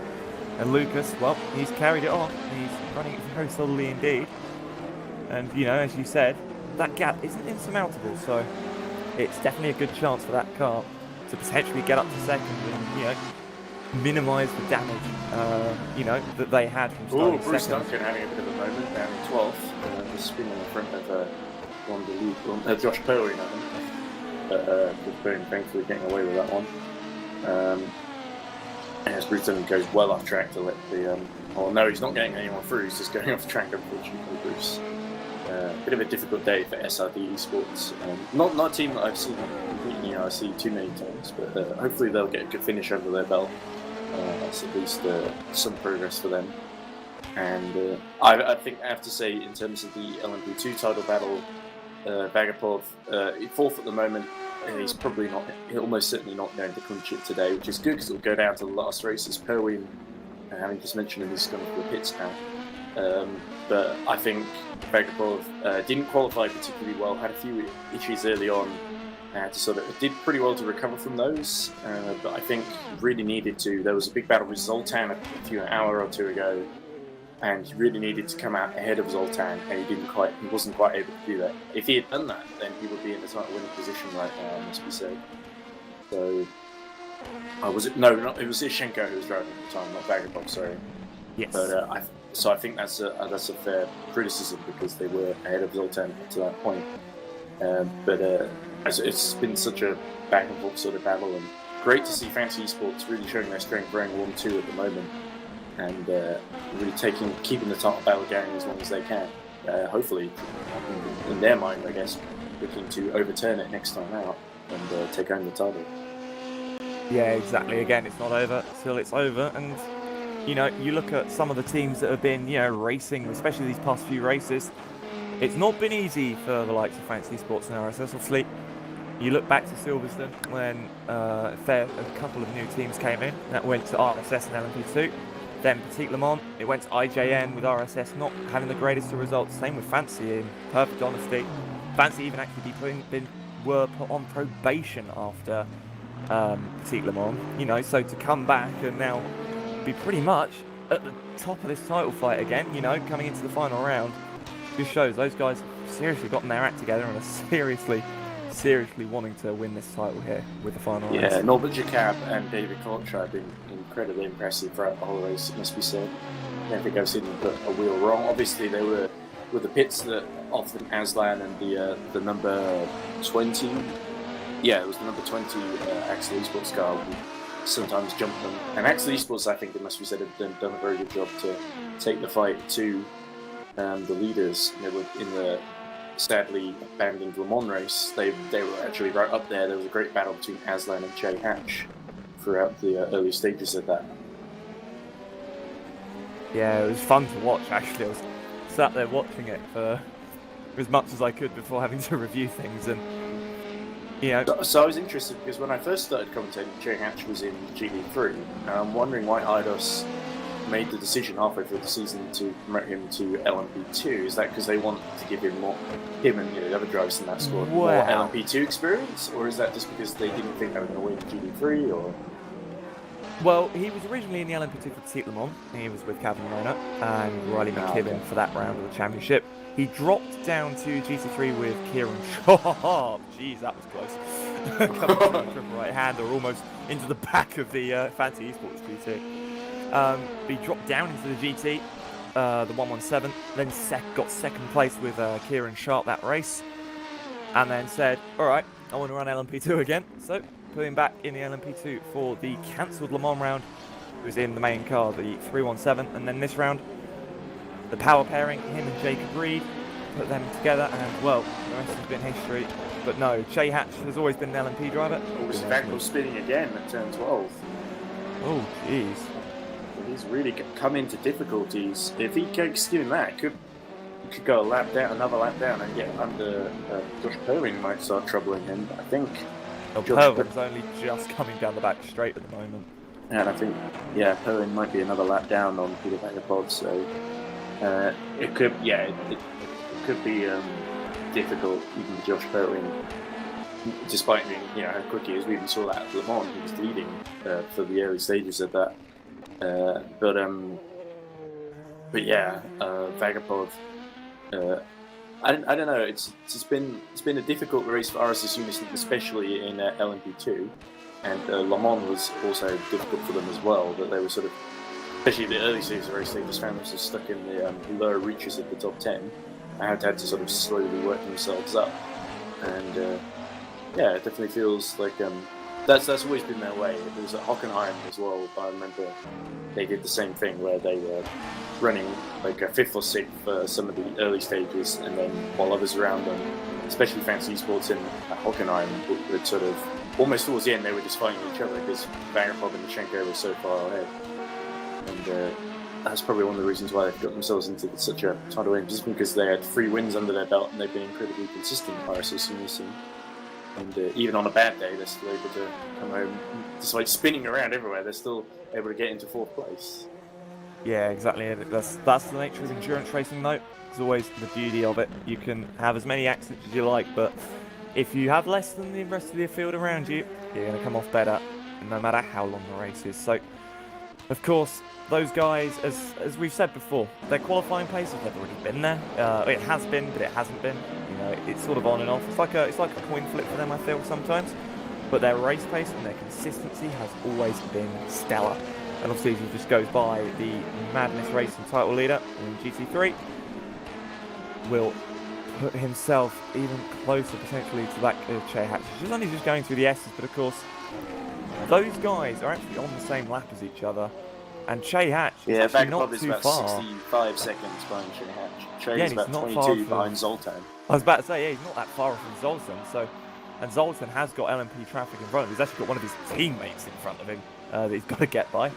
So that's be a really flash the of the battle. headlights It's and really Hatch versus Zoltan for second in LMP2, and also second in GT3. It's Lucas Lichten versus Alex Popov.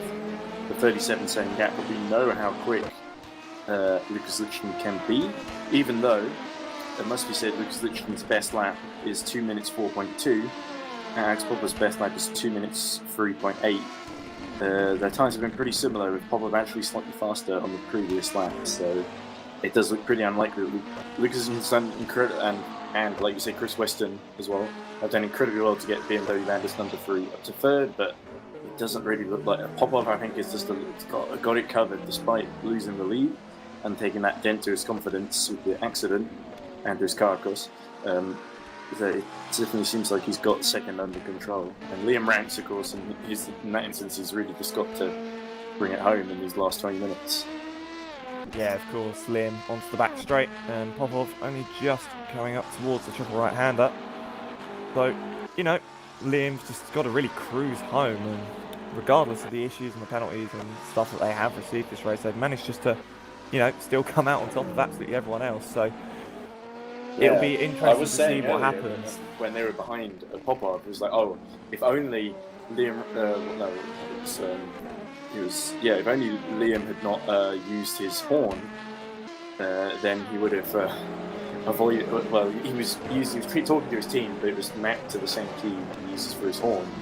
So he was using the horn too much and got a penalty for overuse of horn, which it seems a little harsh maybe from an outsider perspective, but it's in the rules, and you know you just got to be careful about when you map your keys and think that kind of thing through. And but it hasn't really mattered in the end anyway, because the DDoS team have been able to take advantage of Popov's mistake and get into the class lead.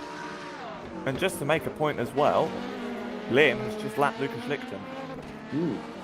Yeah, there we go. Lucas Lichten, there was a spin on the bubble between being lapped or not by the two leaders. And it seems like it just finally his luck sort of ran out there. And as we see Stanford in 6th in GT3, who I thought has been relatively impressive actually, with cutting the inside of turn 1 quite dramatically there. Not sure why he did that, but because there's no real other cars around him that was trying to avoid. So it seemed like a slightly odd line to cut inside the course there. But yeah, I thought Sanfrecce, given that they were, I think he was originally part of the Brazilian racing team, and for some reason the Brazilian racing team had decided to reform into the Sanfrecce racing team with Escofil Sanfrecce as the lead driver. But yeah, him and his teammate, what was his teammate's name? It was Del Vecchio, that was it. That's it. Vinicius Del Vecchio. I thought Del Vecchio especially did a really impressive job, defensive job earlier in the race to keep the DDoS car, the BMW Madness car behind at certain points. For long, it took the car that's leading class at the moment. The DDoS car took him ages to get past him. I remember. Or was it him? No? I think I might be getting mixed up with the other car that's since dropped out. Yes, the Jeff Close in the Copic Motorsports. That car is still running. It's just running at the back of the field at the moment. Oh, it is, yes. Chris Tompkins at the wheel. Chris Tompkins, of course, yeah. Doing well to keep in there, actually. I should be careful about criticising though, because I got a message from Rico Raz's teammate. Yeah, Luke Maida. Luke wasn't too happy with some of my critical comments. I wasn't trying to be too. I mean, maybe it's just my personality, but I'm just a bit matter of factly. But he's done it again. I didn't mean that car had a few moments of being taken off the circuit. Yeah. Meanwhile, your leader, David Koloksai, is in the pit lane for the final time. 15 minutes from the end. Again, not really got to worry too much. He's got a lap's lead over Zoltan, and Zoltan just goes through, actually just unlaps himself now. But again, it's that final 15 now. Everyone's just basically cruising their way home, I feel. Yeah, Norbert Jacquard, of course, did the first half of the race, but almost over half the race, and then handed over to Koloksai. So pretty impressive, actually, to just do one driver change. Someone said something funny in the chat. Yeah, oh no, Peter Vagapov's gone. He's lost it, coming down out of the hairpin. Oh, sorry, from the hairpin at the end of the back straight. No, sorry, I was laughing as the two RSS cars, the LMP2 lapping the GT, and all you could see were down the end of the straight was just headlights flashing from both cars. I just seeing Vagapov. And then headlights sort of aiming towards a barrier as Peter Vagapov spun the rear. Yeah, it's unfortunate a driver of Peter Vagapov's stature to see him making so many kind of careless errors. I guess maybe he's trying to keep those tyres alive to just stay roughly in touching distance of Jay Hatch, but doesn't seem like it's quite going to pay off here. No, it definitely doesn't seem like that. It would make more sense for Peter Vagapov to pit for fresh tyres at this point, much like Koloksai has done, in my opinion. But then again, Peter wants to stay out, he stays out. So. Yeah, you also have to remember though, does Shea have enough fuel to get to the end? No, that's true. Mentioned it earlier. Does he have enough? So this is he came in on the cusp, I think. So this is a British Grand Prix situation where Vagapov doesn't want to pit because, like Max Verstappen in the British Grand Prix, he pit to try and go for fastest lap, and then Lewis Hamilton had the tyre favour and was able to coast it home, and Max Verstappen just fell short, whereas he wouldn't have if he had stayed out on the old tyres. It's a sort of similar situation. He's hoping for Chehatch's fuel to basically run dry and be close enough to take advantage. Or roughly close enough. I mean, still 60 seconds. I think it might be worth hitting the compression tyres, but that's just me. Well, we will see indeed. And not long to go either, only 12 minutes. Any new teams of drivers who have impressed you today, Alex? I mean, I've been around here long enough to see after this lot drive, so. I know, I'm just trying to remember who's a new team, actually, in fairness. Everyone sort of blends into one for me at the moment. Oh, okay, fair enough. Watching Fringer Bond Racing and Kalle Sola on stream at the moment, and something happened there. But I was seeing Pankaj Bent nearly try and go down the middle of two cars into the hairpin for the back straight, and if he'd done that, that wouldn't have ended well, as both cars were sort of closing in towards each other. It was turning into a gap that wasn't existing very quickly.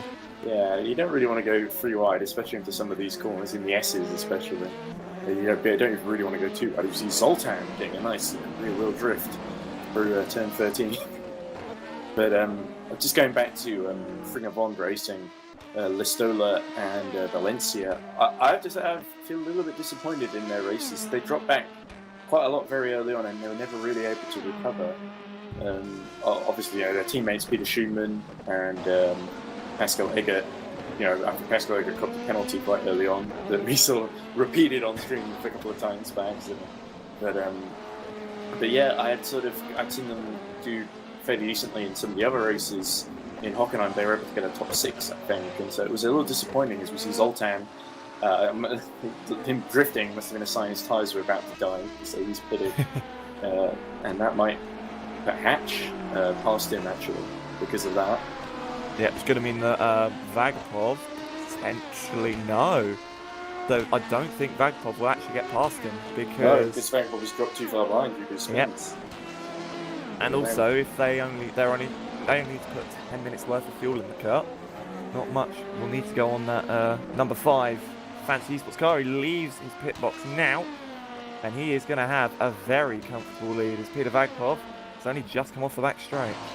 Yeah, it must be said that Vagpov, he really needed to beat Zoltan number 5 fancy esports car today, because that would have been one challenger off, ticked off, that wouldn't be able to mathematically beat him in at the final round, 24 hours. But now he's got 2 fancy esports cars he's potentially can mathematically beat him. Obviously, he will still have a roughly 30-point advantage if he finishes 4th, won't he?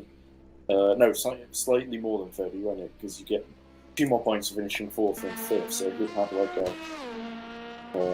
32-point advantage, I think, to be precise. Something like that. Yeah, over the number 88, Ooh. which will overtake. I've just seen someone off.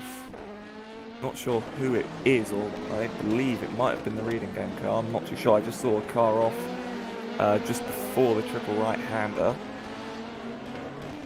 Trying to see who it was, because the joys of the darkness. Oh, well, there's less to see, there's less to worry about. That's actually fair, that is very true. Yeah, so the reading game series with Pavel Pankovits driving at the moment. They're about 2 laps, they've just gone 2 laps down on Pankotite Bents. So I think it could have been them, but we did see in trouble. Well, less than 10 minutes to go, Ed. Yeah, Not indeed. long at all. Yeah, so thinking of it's hard to get the driver of the race, to be honest. So many people have done have done absolutely stellar jobs. Indeed, and some of the drivers and the sort of less experienced drivers and teams doing well, really just to stay in the race to the end. And of course, we have Aslan, who's unlucky with the disconnection, was leading a few times early on, and then kept coming across, spun cars that spun, or kept getting held up by traffic that let Jacob back through in the number 88. I have to say, Jacob and Godshire have had a pretty much perfect race from start to finish. So it's hard to really look past them. I think I think LMP2, they're the pretty clear standouts. So there were some other good, strong performances. I think Che Hatch as well. Zoltan did well to hold off Vagapov, to be honest. And I think GD3, when it comes to GD3, I still think Popov, despite his mistake, has done probably one of his best drives. That team, the car collectively, both drivers put in one of their best drives. The Aston Martin is probably not the car of choice. Everyone's either the McLaren or, in some cases, like Madness Racing gone for the BMW M3, whereas they went for the RSS Unison went for the Aston, and Popov was able, and his teammate were able to make it work today. So you have to say good on them. I think the recovery from the other Madness was exceptional, with some of the moves from Chris Weston especially, but also Lucas Rich. Bence is gone. Oh, Bence no. has had a disconnect. Oh dear. Let's hope we can get back in before Pankovits comes along to overtake him. I was going to say, Pankovits has just gone through to put himself on the same lap, so I don't think he will get back in time. Even if he does get back in time, I think that you lose about 2 minutes on the redrawn or something similar really to bad that. luck for the number 66 fancy esports car. I feel like it's 88 and number 5 who have had all the rubber, well, not just the rubber green, but they've set all the luck. Whereas the number 66 and the 888 cars, as we see Mario Valencia having another spin at turn 12. I feel like we've seen that one a lot today from them. But yeah, as we see, Josh Powen having the same spin just after turn 12. Good place. Oh no, it's not the same place, sorry, but very similar incident. the timing, it was impeccable. Impeccable, I was going to say. Just as we finished talking about one, another one comes along. Yeah, it's constant wall. We can't say there isn't wall-to-wall entertainment throughout this exams. Even as the circuit is shrouded in near complete darkness, it's just a headlight spinning a little bit to the left. You can tell at this sort of time when people are making mistakes, because instead of seeing a car facing the wrong way, you just see headlights go like flashing the wrong way. Yeah, and again, full credit to David Kalokshai and Norbert Jacob in that they both had to do basically 3 hours stint. Kalokshai's had the slightly easier job because Jacob did a monster stint. They did over half the race, and until the Code 80 was called, not giving us a chance to get a driver. But they've both done a really good job in terms of, I think for most drivers, when they go more than about 2 hours, that's when they start to fatigue and lose concentration, or they get tired a bit. And, well, especially around a track like here, it is rather, it's rather physically intense. Even yes, Tim actually is rather agreed. Yeah, no, especially when you're focusing.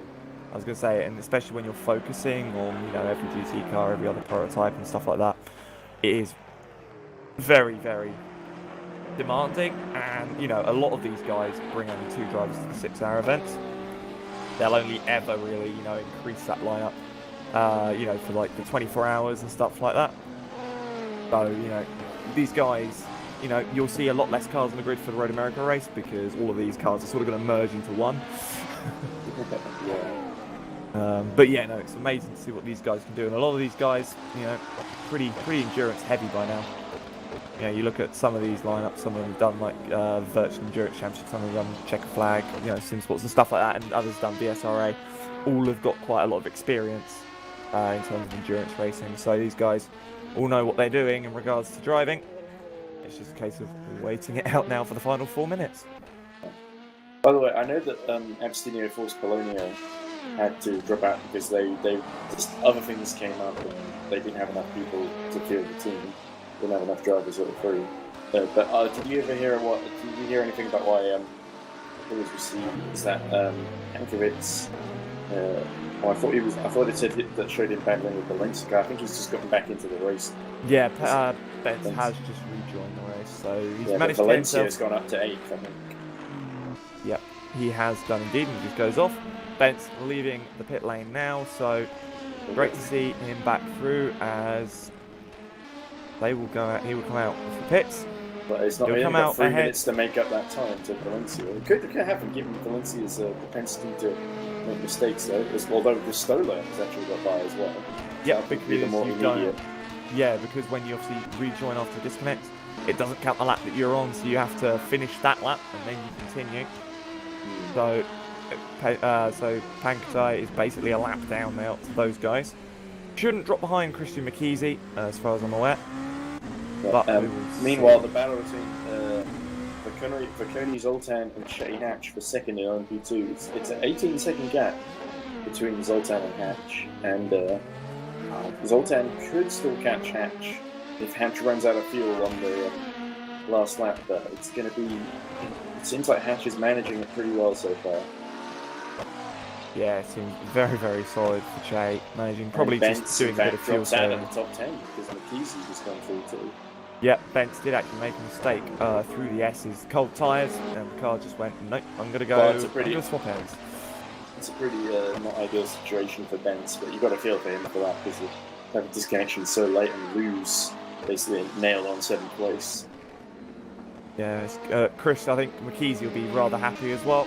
Obviously dropped out of the top 10 after the penalty, after colliding with their teammate, and then slowly but surely has kept that car in a straight line, and obviously and turning it occasionally, and has managed to get back into the top 10, so we'll score some points here. Yeah, before we're into the last minute of the race almost, so before we focus on the end, as we see Chris Tompkins spinning like a spinning top, but just about able to get it going in the right direction. Oh, good stuff. Oh, he's not got a rear wing, that's probably right. That will be a code 80. Yeah.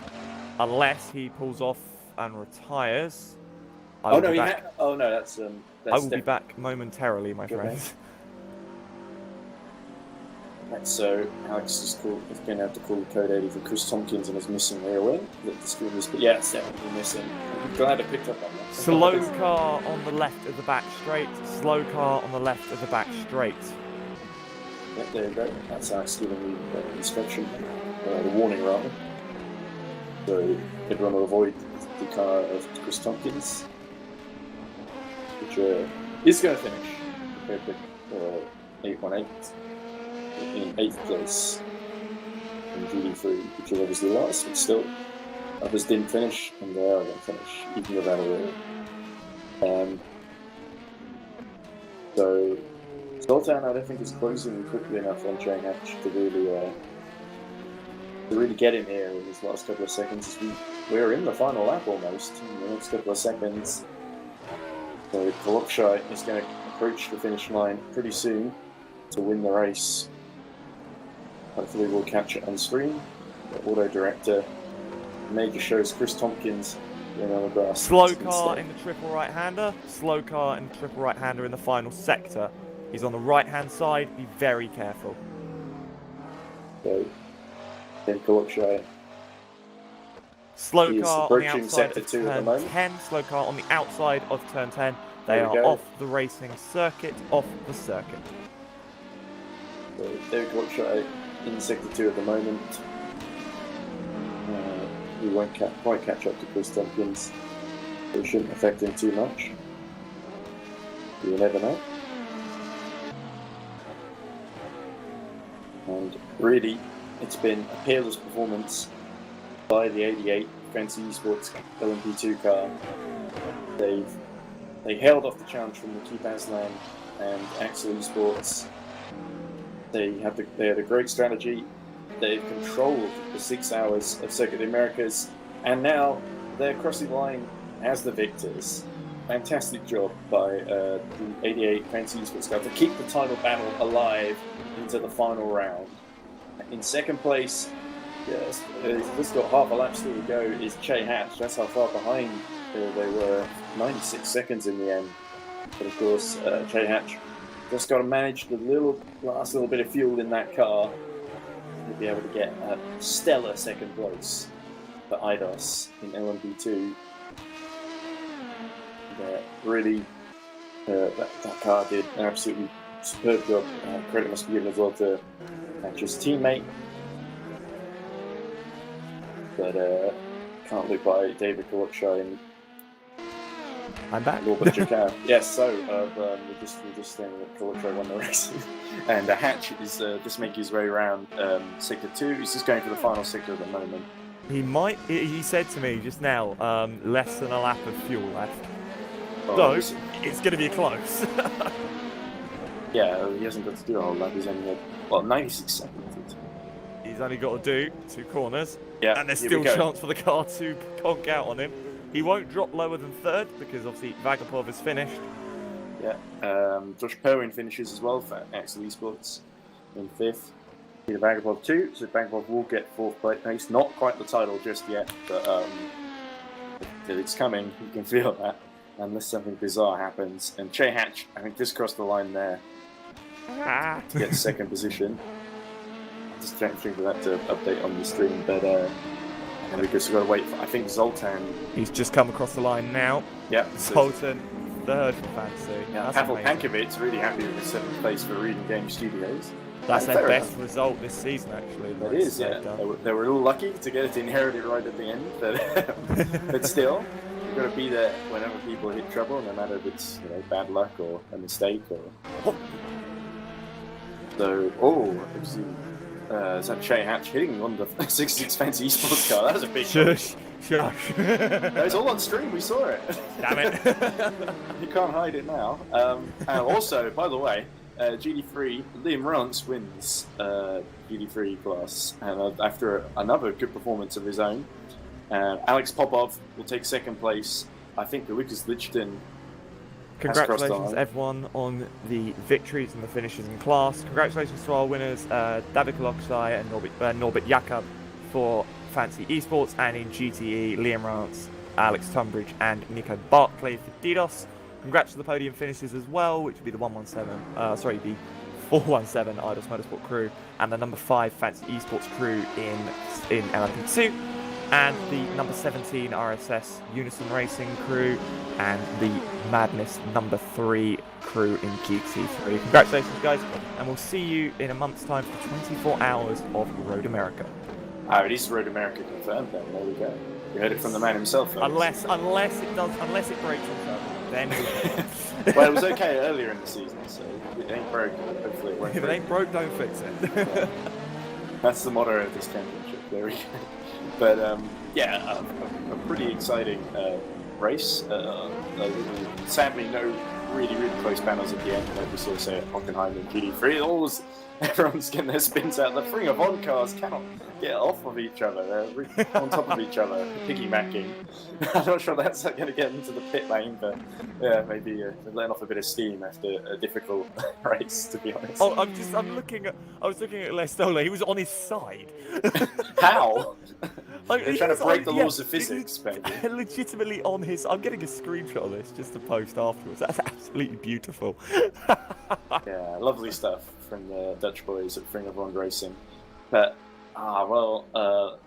there you have it. And Road America in September will be the last round of the season, 24 hours. And so, just to recap of the title contenders, it is Peter Vagapov leading by, I believe, 32 points over. The number, I should say, it's not just Vagapov, it's Steniashenko as well. The 717 RSS Unison car leading by about, I believe, 32 points over the 88 Fancy Esports car. And then it's the number 5 Fancy Esports car, which is a couple of points behind the 88, because the 88 overtook the number 5 in the standings this race. Then in GD3, it is DDoS who are leading by about 14 points over BMW Madness. So that is still all to play for. And so that's really, it's going to be a great finish in Road America to the season. I guess there isn't really much else to cover in the broadcast, unfortunately.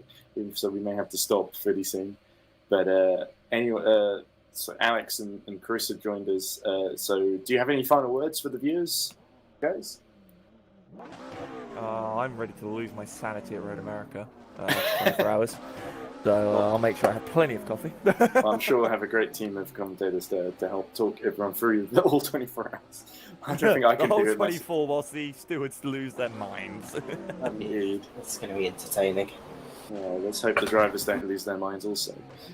That's a more important thing. Anyway, so thanks very much for watching. Unfortunately, Ross hasn't got back yet, so you can't end the stream, unfortunately. So I'm not sure if I'm just going to commentate forever or if I should just sign off and leave it. But that's pretty much your lot from the Circuit of the Americas. It's David Colotre and Norbert Jacob who win Fantasy Esports 88, and it's Liam Rance and his two teammates whose names have escaped me who win for DDoS number 75. Alex Tunbridge and Nico Barkley and Liam Rance for DDoS. There you go. So there you go. It's going to be a great title decider in Road America. Please join us then. Bye for now.